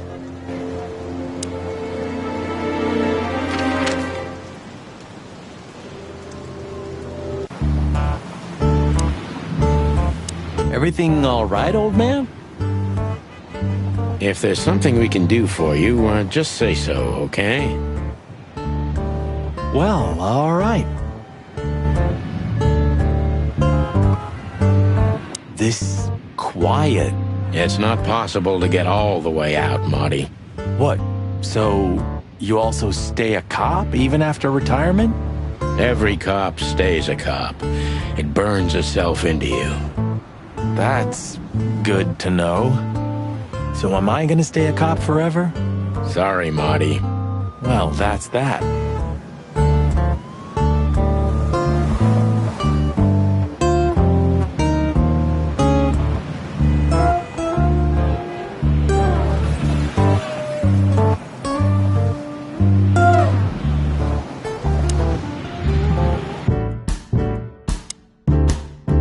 We also ran into...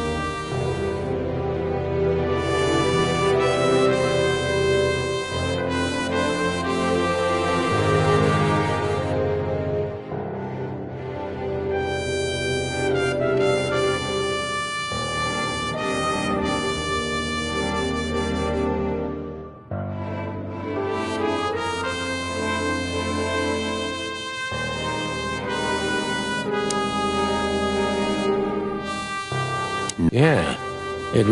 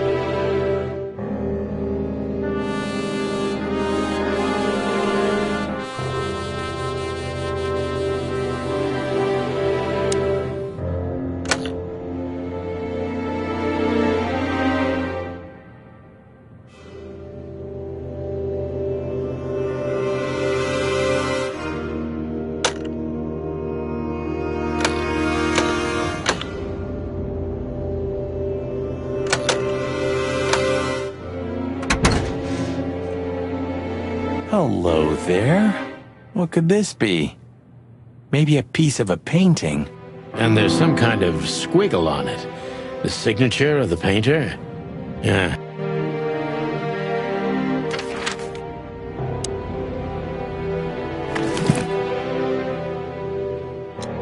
It's a piece of a painting. Judging by how well it was hidden, I'm sure this is what Natasha wanted to show us.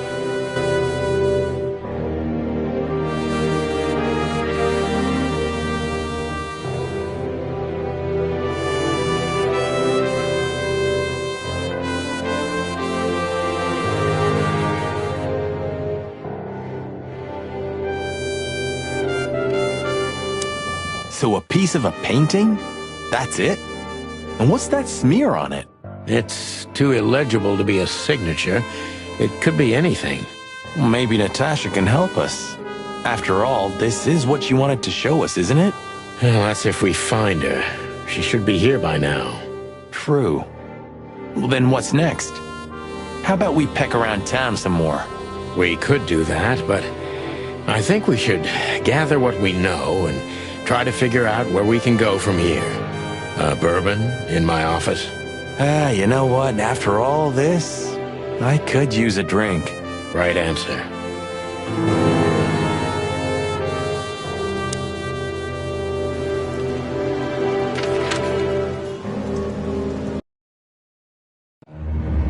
We had no choice but to continue the investigation where it started.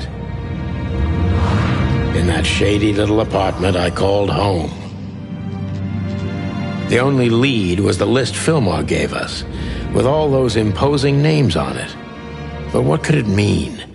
And why did Natasha keep it secret from us?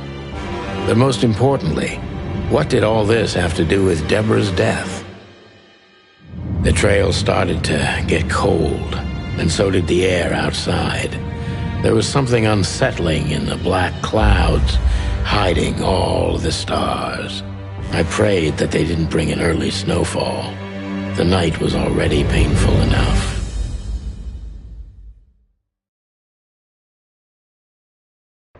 So, what are we doing here? Trying to calm down. I'll have a shot. Sure you will. And we're trying to put the pieces together, of course. Figure out what's next. And what is next, Boss Bird? Let's take a look at what we've learned so far. So, how did this whole case start?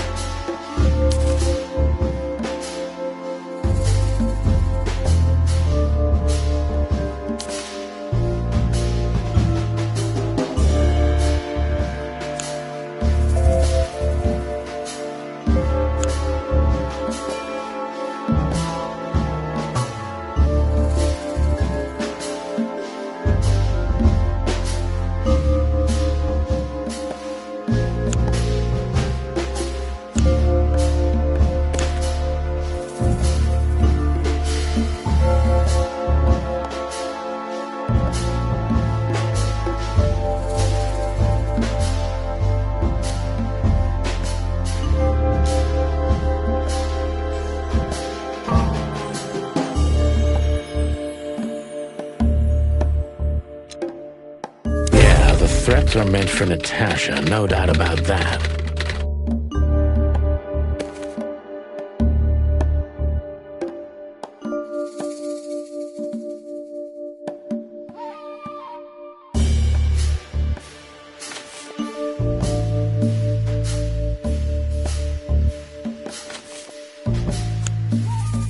But there was something Natasha didn't speak about.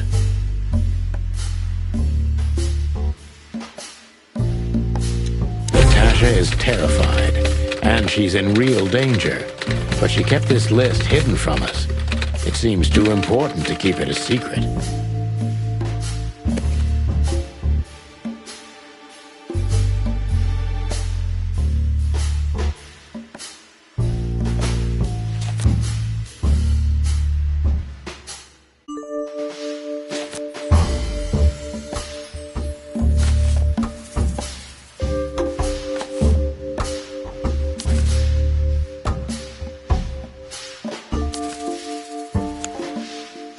What could we do with this list?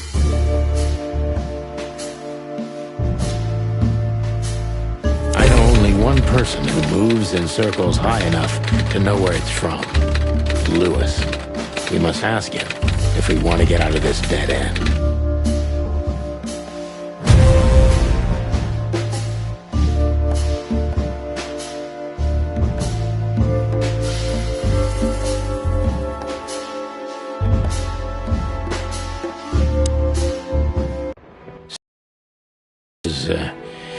Maybe a dead end. The piece of painting, too. But the list Philmar gave us... Exactly. Full of those imposing names.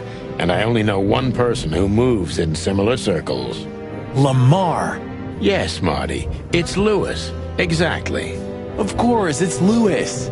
But where do we find the Bunny Man? Well, since he owns this building, I'm hoping he's here. It's worth a call. You know his number? By heart. 555-932. I wrote it down in my notebook as well. Oh, you are a professional, Boss Bird.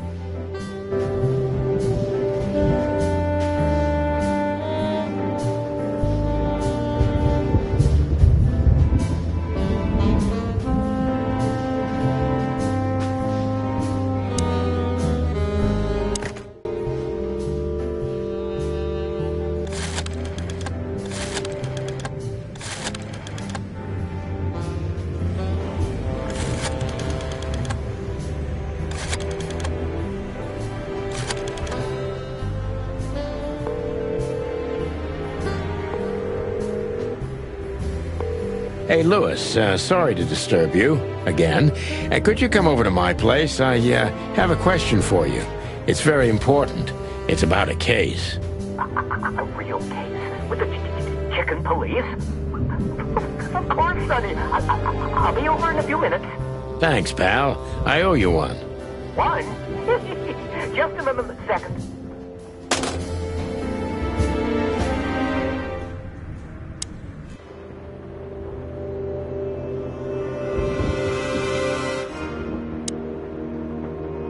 Thanks, Lewis. Again. Oh, don't mention it. Besides, it was my big dream to help you with a serious case. Well, let's hope you can help. What can you tell me about this list, old pal? Well, these names. I know half of them personally. Maybe even more. I knew it. But I have no idea what kind of list this is. Here we go. But these are all members of the upper class. Politicians, business people. Oh my. Even the commander of the Royal Guard. Damn. But I really don't know what it means. So, is it a dead end? I'm afraid so.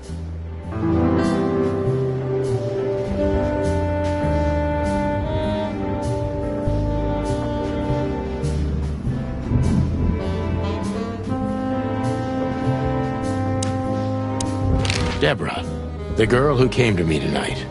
Yes, she's a very lovely young lady. Where did you take her after you two left? Where she asked me to. to Flowerville. Flowerville? Rochester Street 37? Yes, exactly. Why? Cluck. Did something happen? Nothing good, Lewis. Nothing good. This? This? Oh, my goodness. I think we have a bingo, gentlemen. You see, I also have one of these. A card? Like this? Really? Yes. It's a membership card to a very exclusive club. How exclusive? Very. That's what I'm talking about. What does SN mean, Lewis? It's the Sweltering Nile. But that's a... Well, yes, it's a brothel. But it's not like that. It's something completely different. Calm down, Lewis. We're not going to tell anybody. Thank you so much. It is rather embarrassing. Listen, Lewis. How do we get in? You want to get in? Well, if you show them this card, they'll surely let you in, but it will be obvious you're not regulars there. We're used to that. So, are we going to a luxury brothel? Correct, Marty. Thanks for the help, Lewis. I owe you one. For the third time today, I think.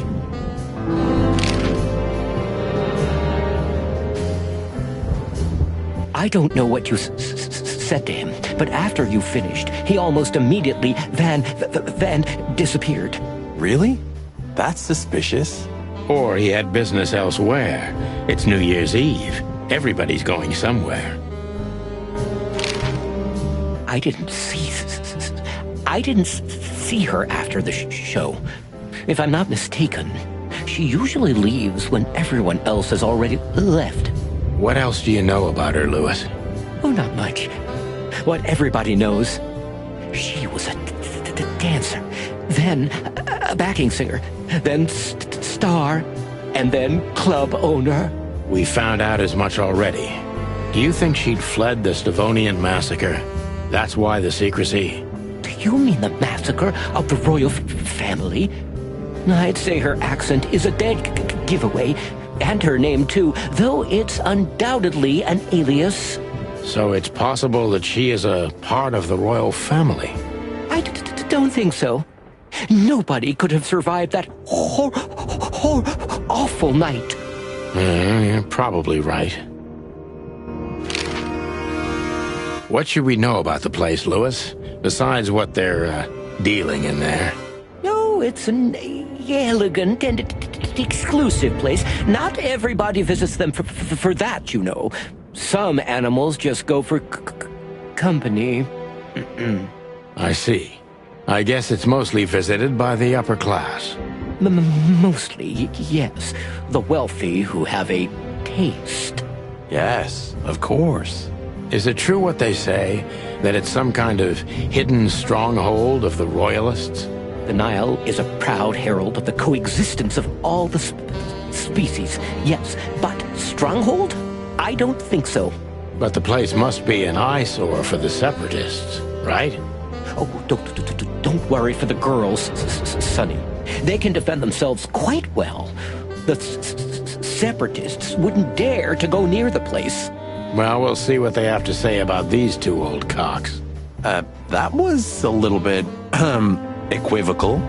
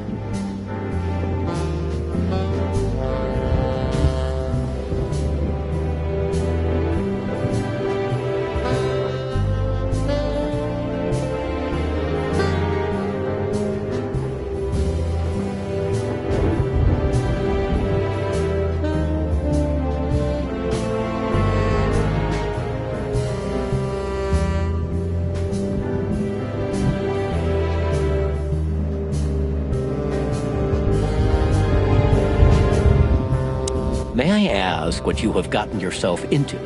This looks serious. It's complicated, Louis, but nothing good. I can tell you that much. Ah, is there anything else that I can help you with? Maybe there's something.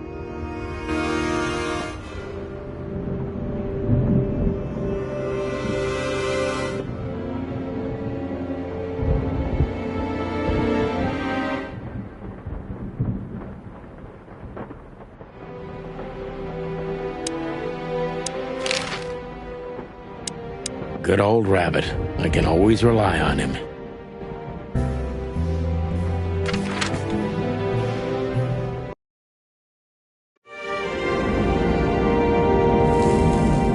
To Marty's delight, we were heading toward the most exclusive brothel in Clawville. The separatists and those opposing the monarchy hated the place, just like they hated everything that supported interracial relations and peaceful coexistence of all species. So the place wasn't just a brothel, it was a symbol. But just like a brothel is not a worthy symbol, Clawville failed to turn out the way it was intended.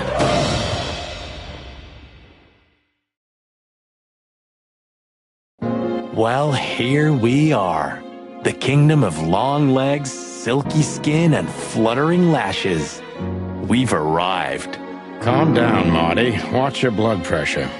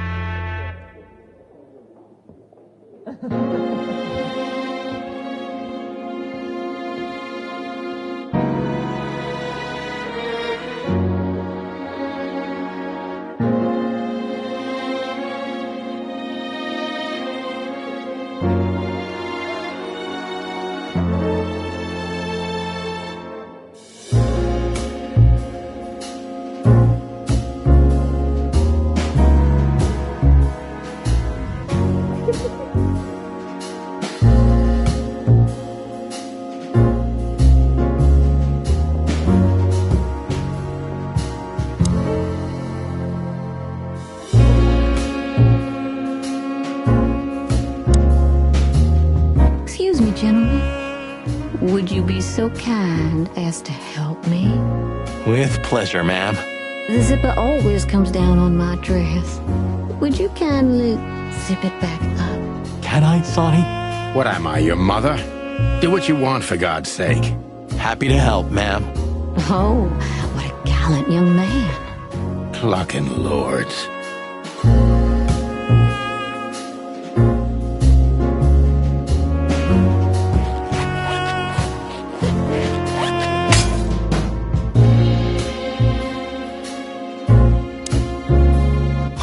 Oh, if you'd really... I will be, ma'am.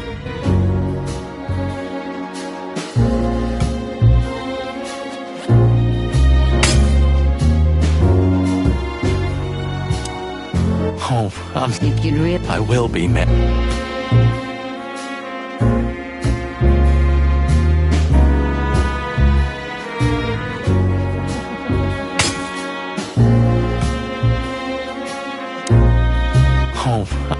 I will be, ma'am.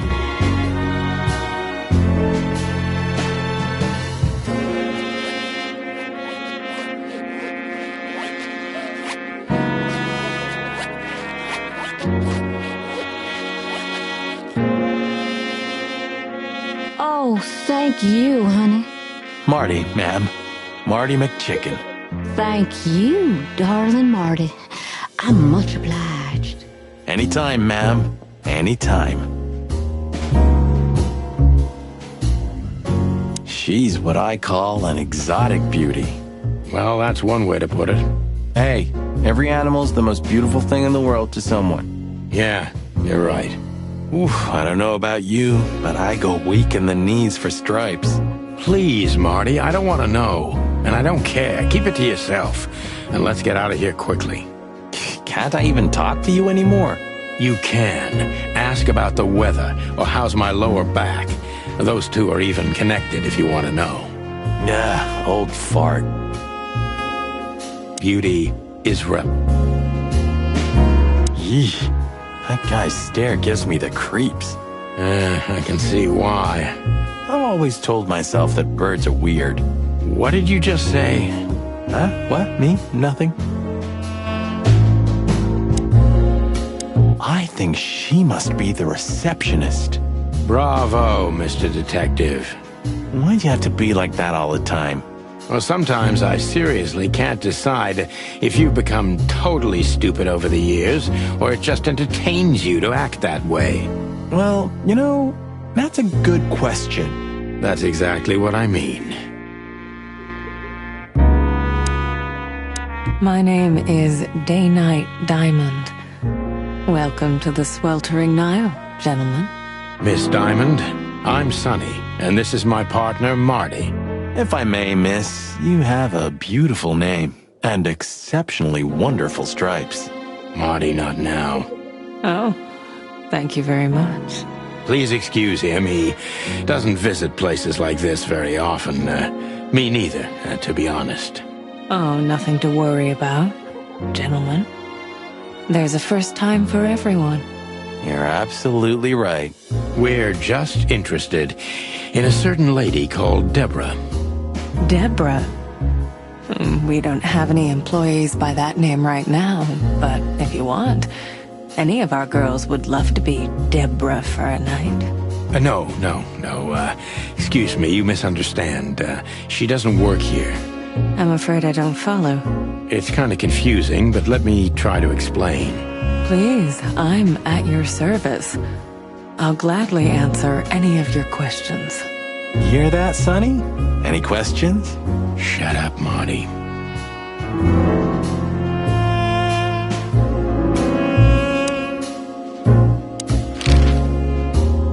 I wouldn't want to offend you, far from it, but it's evident you're from the police, even without this. Is it that obvious? No, it isn't, but, you know, here in the Nile, we have a keen eye for this kind of thing. Right. I understand, ma'am. Do you know a gentleman named Louis C. Hayworth? Of course I do. Mr. Hayworth is a regular guest at our establishment. I see. How regular, if I may ask? I can't give you any information about that. House policy. We have that too. It's called the law, ma'am. If you have any questions of that nature, please come back with a warrant. Touché.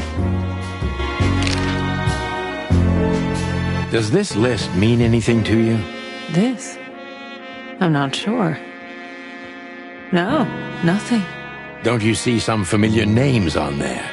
I do, but everybody knows those animals. Personally, I have no contact with any of them. I see. Oh, thank you.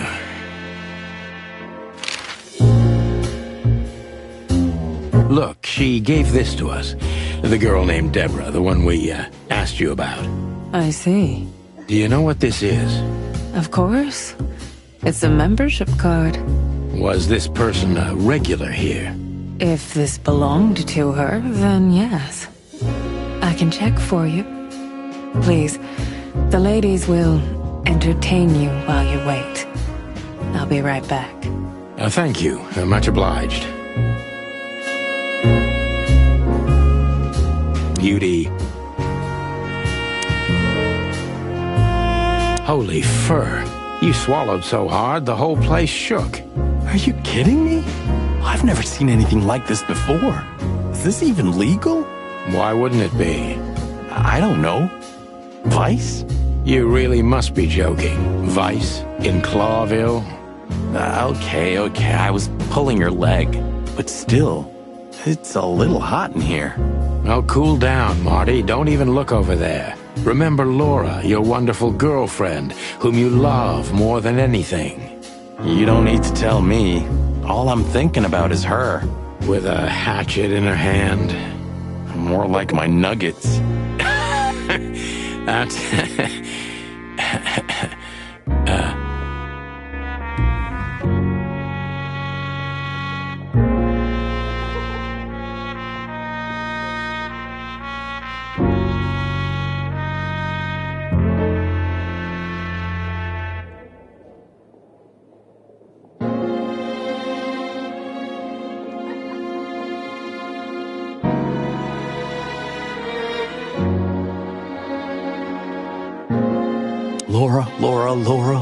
Laura. That's it, Marty. Just slowly turn away from the pictures. Laura. That's it, Marty.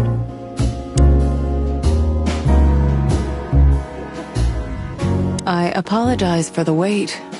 Please, come with me. So you were successful? My mistress, Madame Zavas, would like to meet you. You mean that, Madame Zavas? As far as I know, there's only one of her, so yes. Please, miss, take us to her. With pleasure. Madame Zavas was a legend in Clawville. Her name was known all over the wilderness. She's an avid royalist, former member of the Council of 12, spy master, assassin, businesswoman, and courtesan. To be honest, I didn't even know she was still alive. She's no spring chicken, that's for sure. She could also be my mother, or maybe my grandmother. First Ibn Wessler, now her. Honestly, tonight it wouldn't surprise me if His Majesty Hector III didn't grace me with his presence.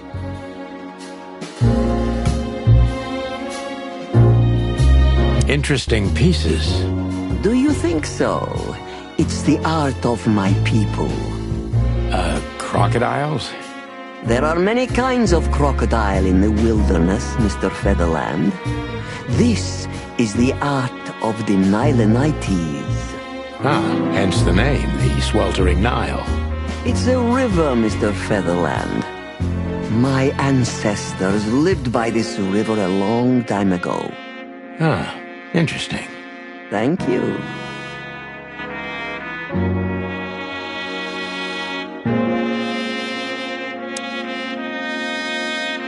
Is that the time already? Have you noticed your clock's not working? How observant you are. That clock isn't meant to show the time. It's a decoration. A memento. It's beautiful. Indeed.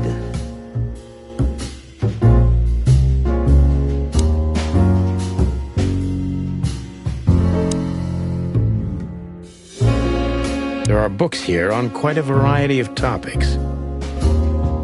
There are books here.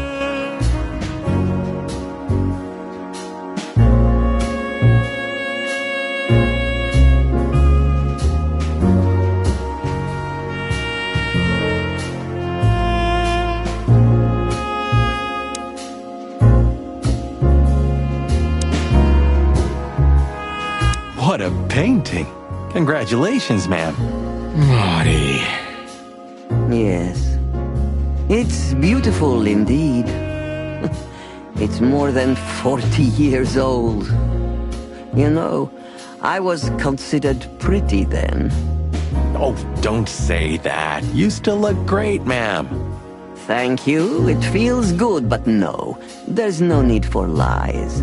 Those days are long gone. Every age has its truth and its beauty. For me, beauty is not in the looks anymore. I agree, ma'am.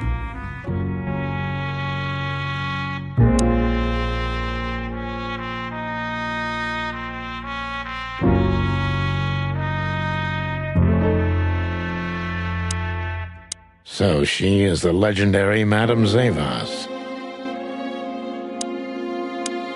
Let me introduce myself properly, ma'am. Mr. Santino, I know who you are. And I also know your partner. The legend of the Chicken Police is always one step ahead of the Chicken Police. Thank you. That's flattering. May I ask what you are looking for exactly? Here on this night? You know, that's an interesting question. The card we've shown your lovely colleague belongs to an old friend of ours, whom we haven't seen for a long time here. And the name? Unfortunately, no, Mr. Santino. That's confidential information. In my line of work, discretion is everything. Well, you know, in our line of work, the law is above everything. Oh, do you think so? I could tell you what your colleagues think is also above everything, but, as I said, discretion. Look, ma'am, we don't want to impose. We're conducting a private investigation, which started off as harmless, but now it's murder. That sounds serious. It is serious. That's why we'd be grateful for your help. In that case, I'm at your service. Ask your questions, and I'm going to answer to the best of my knowledge. As long as you're not wading through muddy waters. Fortunately, I swim very well for a chicken. I swim well, too. As I was saying, it belongs to us. Only our most valuable guests have one of these. And our employees, of course. The employees, too. Good to know. Can you tell me if this card belonged to a guest or an employee? No. I thought so. Yes, thank you. Louis Hayworth is a good friend of mine. It surprises me that he's a regular here. You wouldn't believe our clientele. You would be shocked. No doubt. Louis, does he come here often? Not so often. Thank you for the vague answer, ma'am. The mystery is thrilling. The thrill is life itself. That was beautiful, ma'am. Tell me, have you ever seen this list? I have. Am I right to assume it has something to do with the sweltering Nile? It does, yes. But I can't tell you more about it. No. Discretion is key. Absolutely. Do you know Natasha Katsenko personally? Yes, I do. Tell me about her. Warm-hearted, protective, quick-tempered, fierce. Yes, fierce. Thank you. Very useful. This place isn't just our home with the girls. It's a sanctuary. Really? How? It symbolizes why the city was founded almost 1,000 years ago. Unity, love, freedom. Interbreeding? That too, yes. Do you have a problem with that? Oh, don't get me wrong. I don't. My girlfriend's a predator. Really? I'm glad to hear it.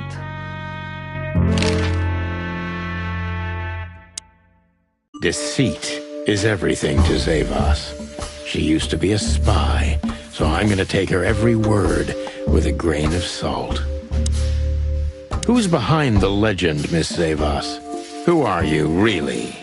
Just an animal raised to survive, Mr. Featherland. And because I've been taught, I know how to survive. I always was what I had to be.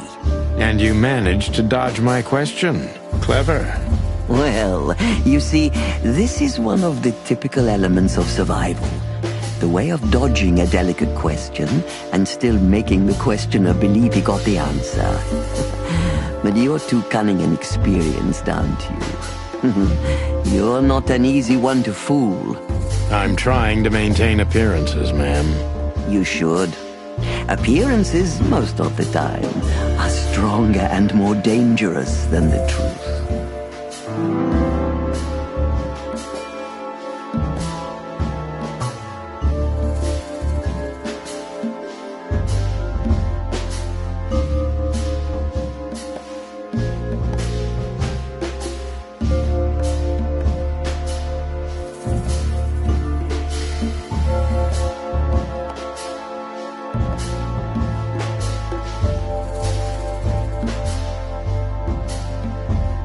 Tell me, were you really the king's spy? If that's such an open secret, then I haven't been doing my job very well, isn't that right? Yes, I was a spy. But that's such a blunt way of putting it. I always say I used to undertake confidential, generally political assignments of a delicate nature for the king that were in the interests of national security. Put that way, it sounds rather romantic. Don't believe the cheap fiction, Mr. Featherland. Espionage is anything but romantic. I believe you, madam. If you must know, I only did it because I believed I could protect those that I serve. Weapons have only one use in this world. To keep the peace. Yes. I always thought about myself and my craft that way. Thank you for your honesty, ma'am.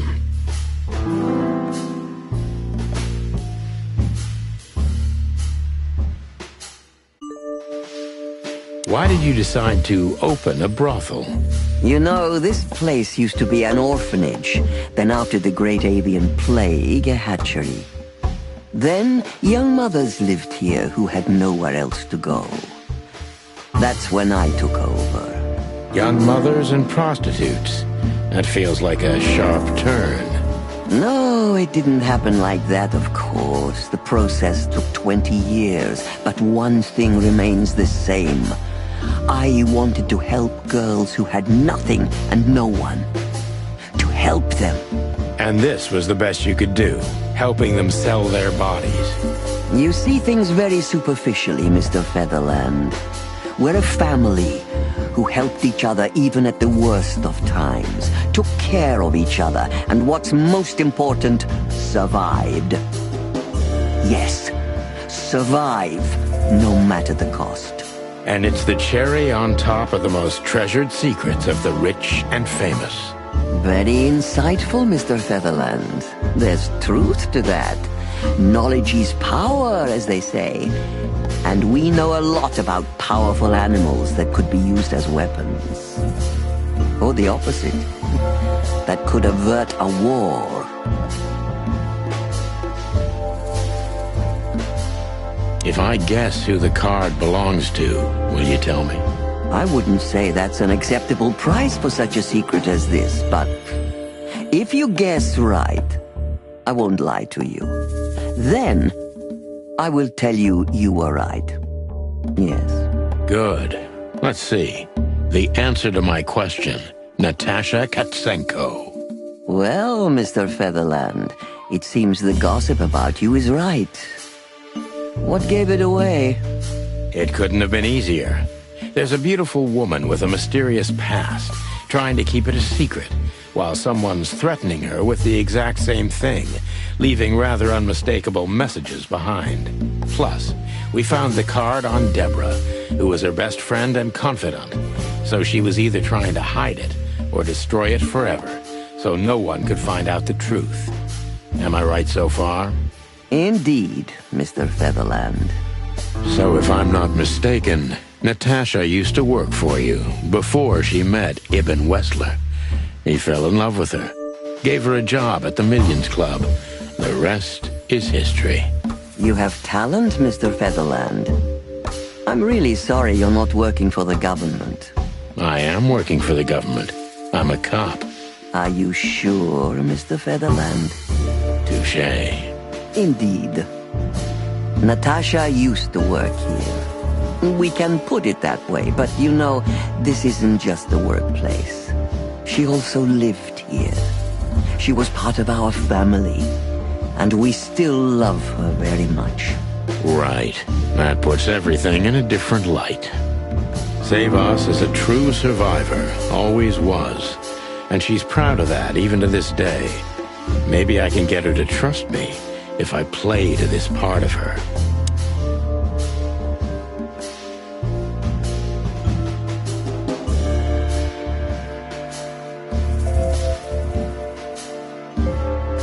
Why did you take her in? Maybe you saw yourself in Natasha. She was only 17 when she knocked on the rear entrance of the brothel on an unusually cold, rainy night. I opened the door myself. Was Natasha alone? Yes, completely alone. Her left arm was slashed with an ugly wound, and she was frozen to the bone, barefoot, only a thin nightgown on her. Did she tell you what happened to her? After I brought her into the house, warmed her up, and changed her into new clothes, that was the first thing I asked. But no, she didn't tell me. We became very good friends, but I still don't know what happened to her and where she came from, or how she knew about this place and the rear entrance. And you weren't bothered by all those secrets? That would have been very hypocritical of me, don't you think? No, it didn't bother me. I make a living out of secrets, Mr. Featherland. I see. Do you know where Natasha came from before Clawville? Naturally. The poor dear couldn't even deny it. Even her name's eloquent, her accent, but mostly her manners, Mr. Featherland. She's from Stovos, and she belonged to the upper class of Stovonian social circles. She could barely even speak the language when I first met her. That's all you know about her. An ex-spy like you must have checked up on her new protege's past. That's the most exciting thing. Yes, I have. Multiple times putting my most treasured connections to good use. But nobody found anything. Natasha's trail could only be traced back to the Stovonian border. What happened in that country, no one knows. It's rather curious, don't you think? It is, Mr. Featherland, yes, curious. That's why I've always been rather fond of Natasha. Did it touch you deeply when she left you? Indeed, it did. Zavos is protective. It seems she's dedicating her whole life to her proteges. If I concentrate on that, maybe she'll open up to me.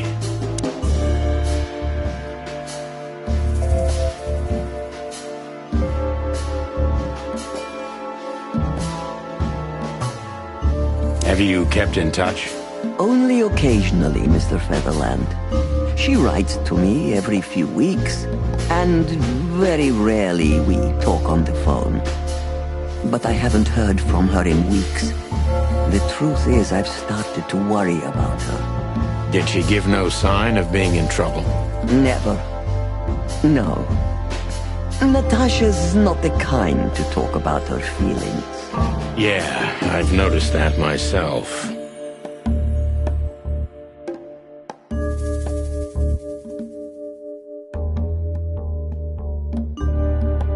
When was the last time you saw her, Madame Zavas? Maybe around 2 months ago. There was a ball, attended by Ibn Wessler, his beautiful mate Natasha, and myself. Yes. Was she herself? Did you feel like she was afraid or worried about something? On the contrary, she was unrestrained, free, radiant. She was in love. Yes, in her own unique way. What do you mean? You know Natasha loves on a different level than most Clawville women. Or most women in the wilderness, in fact. Maybe it's because of the Stovonian origins.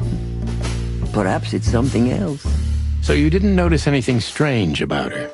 Well, if anything could be called strange, it was that I saw a woman positively floating above the ground, who previously used to stand on it with 2 feet. I see. Thank you, madam. How did you feel when you learned Natasha was going to leave? Honestly, I was very hurt. I loved her as a daughter. How would you have felt? I couldn't say. And I still couldn't stop her, and you know why? Of course I do. Because you loved her. You've been in my shoes before, am I right, Detective? Yes, I can feel you have. This isn't about me, madam. Please stop changing the subject. I have felt betrayed on a certain level. Yes, and offended. And alone. Even amongst all my friends. Were you disappointed in her? Only in myself, Mr. Featherland. But I have a hunch you know this feeling very well. Yes, you're right. Well, thank you for your time, madam. Anytime, Detective. Yes, anytime.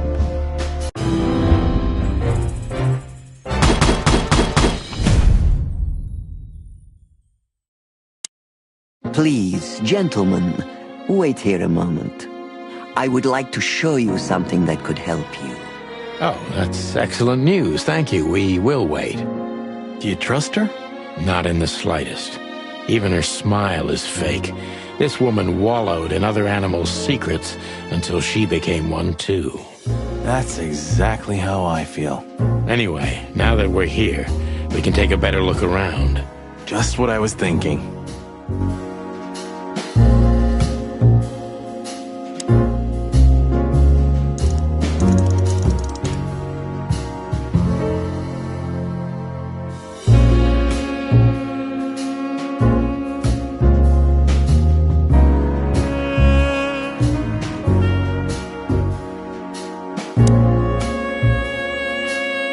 Yes, this is the...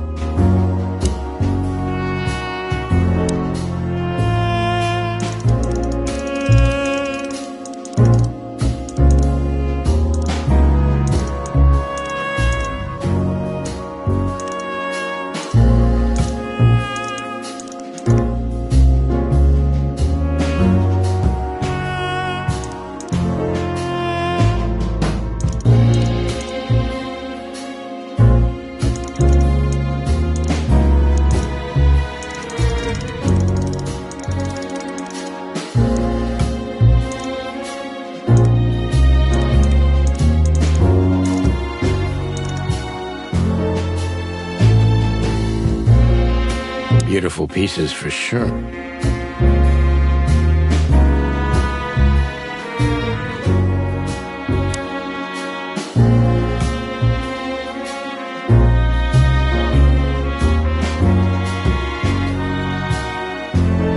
These books are here for...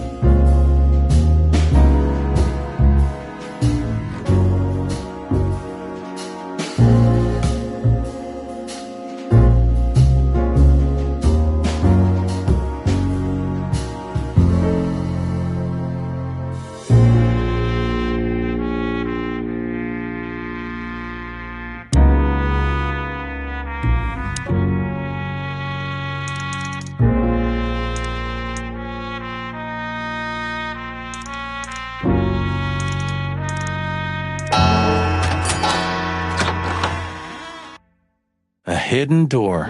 Who'd have thought? Well, this is something I've never understood. Why isn't a key good enough? I mean, you can take that with you, but riddles can be solved by anyone. I don't think many animals get to be in this room, Marty. And the other thing is... maybe she wanted us to find it. Exactly what I'm thinking. Who knows?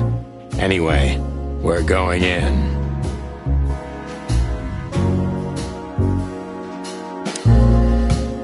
This room is not like her at all. The other must have been for show. Marty, this is the reality. We're talking about a professional spy. A former spy. Still, if anyone knows how to mask a real face, it's her. Wait, you think this is who she really is? Cold, dark, and tiny. And full of secrets.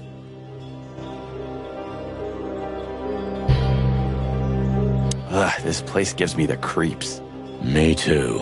We better get out of here before she comes back.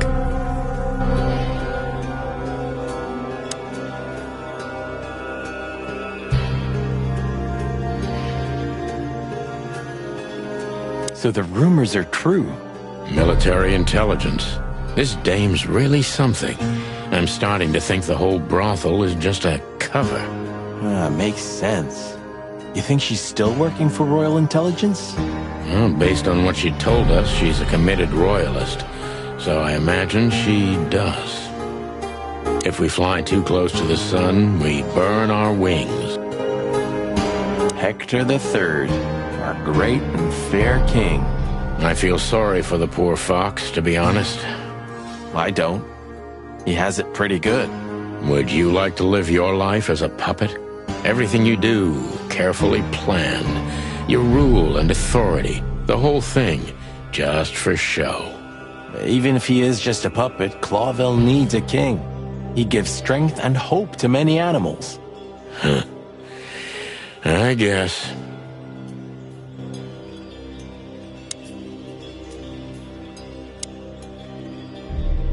Somebody started typing a letter but left it unfinished. What does it say? Number 2947222, report about separatist group movements. Damn it. Don't even read that. What? Why not?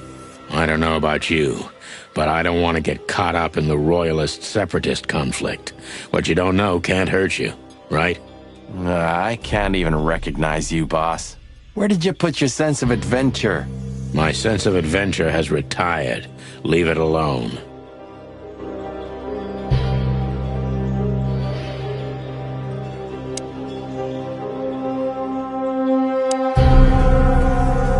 This has got to be it, Marty. Look at the missing page. Oh, gods. And look at the names. Yeah, the ladies and their guests. Damn. What this means, Marty, is that the most influential people in the city had been Natasha's patrons. Some even from the royal family. This book could destabilize Clawville. At least the Clawville we currently know. You think this is behind everything? Somebody's blackmailing Natasha because of this? That could easily be the case. But something still doesn't fit. That piece of a painting. Sonny? If there's even a small chance of... Sonny. What? There's another familiar name here. What are you talking about?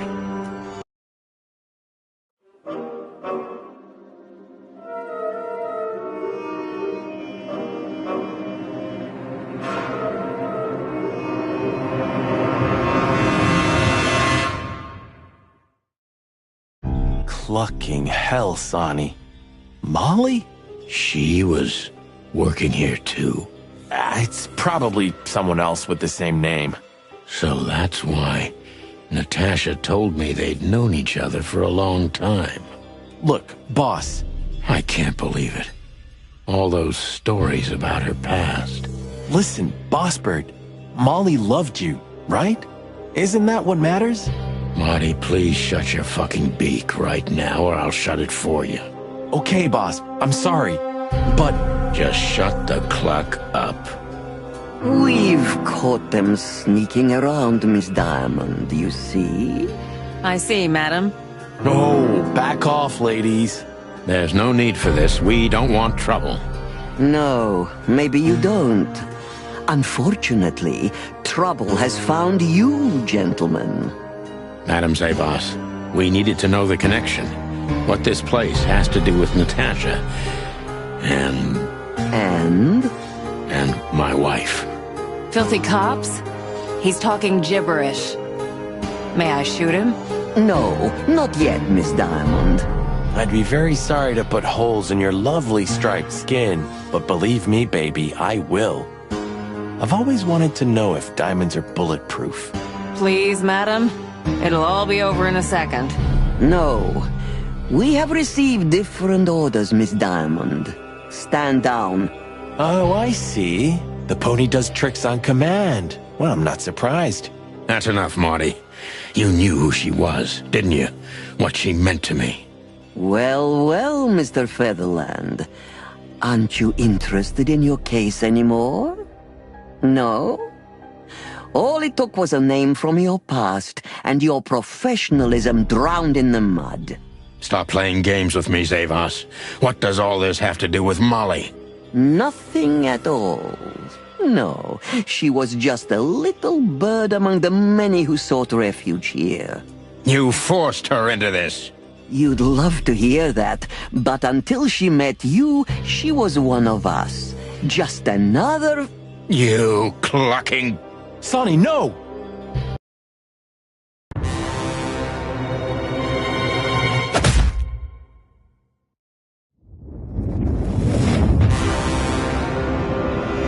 I think I was dreaming. But it wasn't the kind of dream you'd want to remember. Dark and painful. Then the suffocating smoke woke me.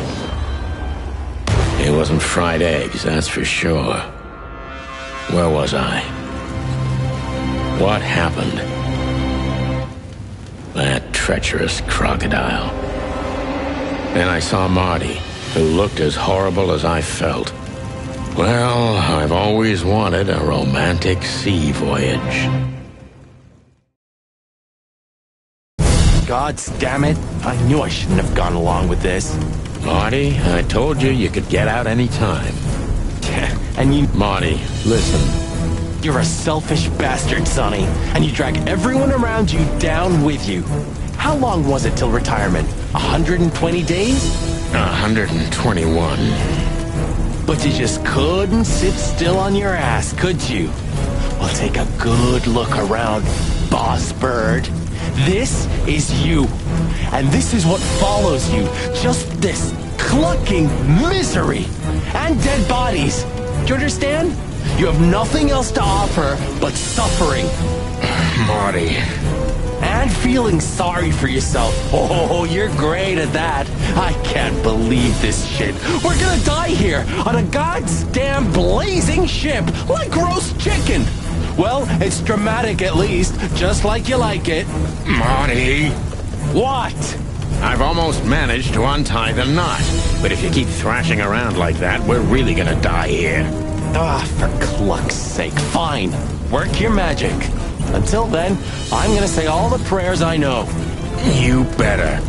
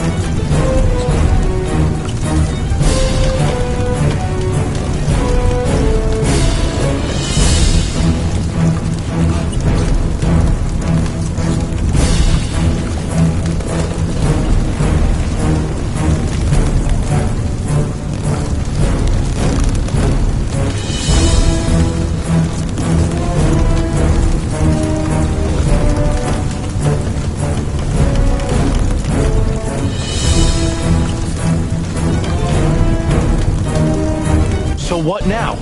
Now we run and swim. I can't swim. Well, you better learn fast or you'll die. I'm not gonna drag your fat ass to the shore if that's what you're hoping. I shouldn't have brought this many guns with me. Throw them away then. Never. Then they'll drag you down into the deep. I don't care. I always thought your gun mania would be your undoing. Cluck you, Sonny. We have to survive this first. Well, after you, boss bird.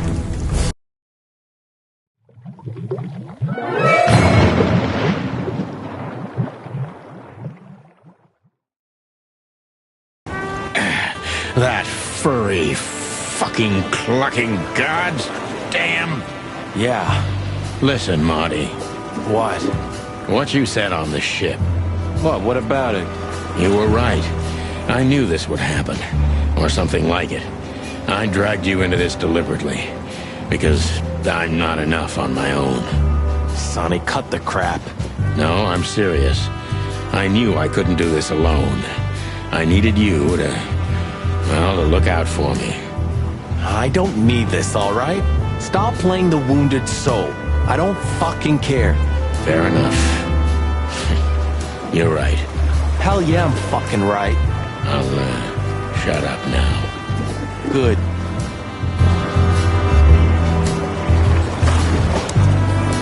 I'm glad you made it, partner. You can swim after all. Yeah. Or the river spat me out. Well, what about your guns? Did you throw them away? Hell no. Where they go, I go. And where I go, they're coming with me no matter what. I'm seriously amazed you're still alive. Yeah, sure. Pluck me. That's old Captain Marsh. I thought he died 50 years ago. I think I must have hit my head pretty badly. Say, isn't that Captain Marsh? You see him too? Oh, thank the gods. Ho, ho, ho, lads. What the hairy devil are you doing out here? Isn't it a bit cold for a swim? It was warm on the ship, at least while it was burning. I bet it was. Arr. Hey, Captain, how's it hanging? It's hanging all right. Arr. What about you lubbers? What was all that ruckus, eh? Oh, I think someone tried to kill us, Captain. Again. Come on, Boise. There's nothing new there. Yeah, old rust can't be scraped away. Did you see anything, Captain? Arr! Of course I have. A burning ship. Then two cocks suddenly learned to fly. And even swim, by gad. Oh, what a time to be alive, eh? You haven't changed a bit, old man. Sure I haven't. I'm steady, like the Sea of Clawville. Yeah, except that Clawville doesn't have a sea. Of course it does, laddie. Just not here in Clawville. Okay. That's too much for me.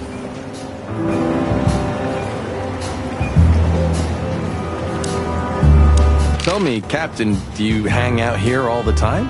This behind me is me ship, lads. Or at least, it's a ship I'm living in at the moment. It's not mine, you know. And what do you do? I stand here and watch the sea. The sea? You mean the River Times? River? That was a good one, boy. Okay.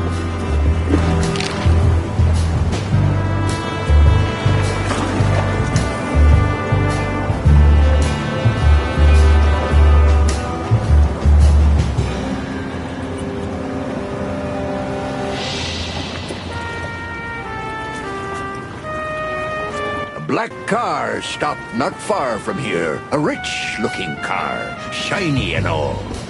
Yeah? What else? Two big lads stepped out of it. One of them was looking like some kind of cow. The other was a cat, a big cat. They were fancy looking at the ship. I don't blame them. It's not something you see every day. I swear on all the saints of the sea. Arr! Just a wild guess. Was it a ram and a bobcat? Arr, exactly. Are you friends of theirs? Well, an acquaintance. It's the bouncer of the Tsar Club, and the goon that was hanging around Ibn. Plumey gods. Zavas answers to Ibn too. Or at least they're connected. Yeah. Oh, that sounds exciting. Easy, old-timer. This Ram fella, what did he do after watching us? Nothing at all, laddie. When that lovely ship started to sink, they got into their pretty car and got away like bats out of hell. So they didn't see us swimming to shore? I wouldn't know that. What now? I don't know. We can't go to the station, that's for sure. Well, we agree on that. I think I broke a rib or two. My sight's getting blurry. Pluck me.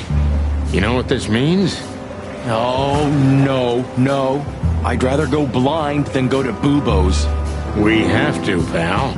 I'm not your pal, especially after tonight. Come on, we got no choice. Well, we survived the burning ship. I guess we'll survive the madman too. Don't be so optimistic.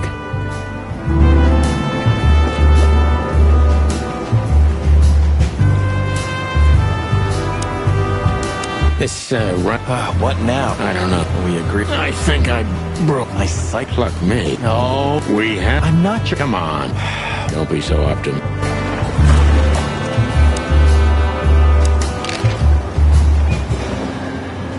Do you know anything about the place called the Sweltering Nile? Of course I do, me boys. But they don't really tolerate folks like me there. Not surprised. Have you heard anything unusual about it? Sure I have.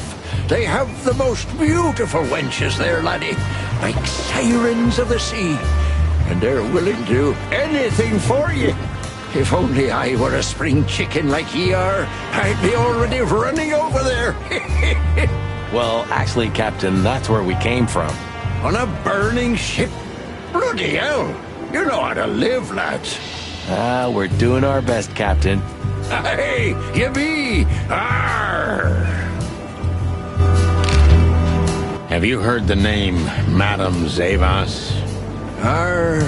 When I was young like ye, they were talking about a gorgeous crocodile with that name. Aye, beautiful and deadly. Just how I like my women. Me too. It's her, yeah. Less beautiful now, but just as deadly. She has something to do with the burning ship, eh? You're, quite the detective. So I've been told.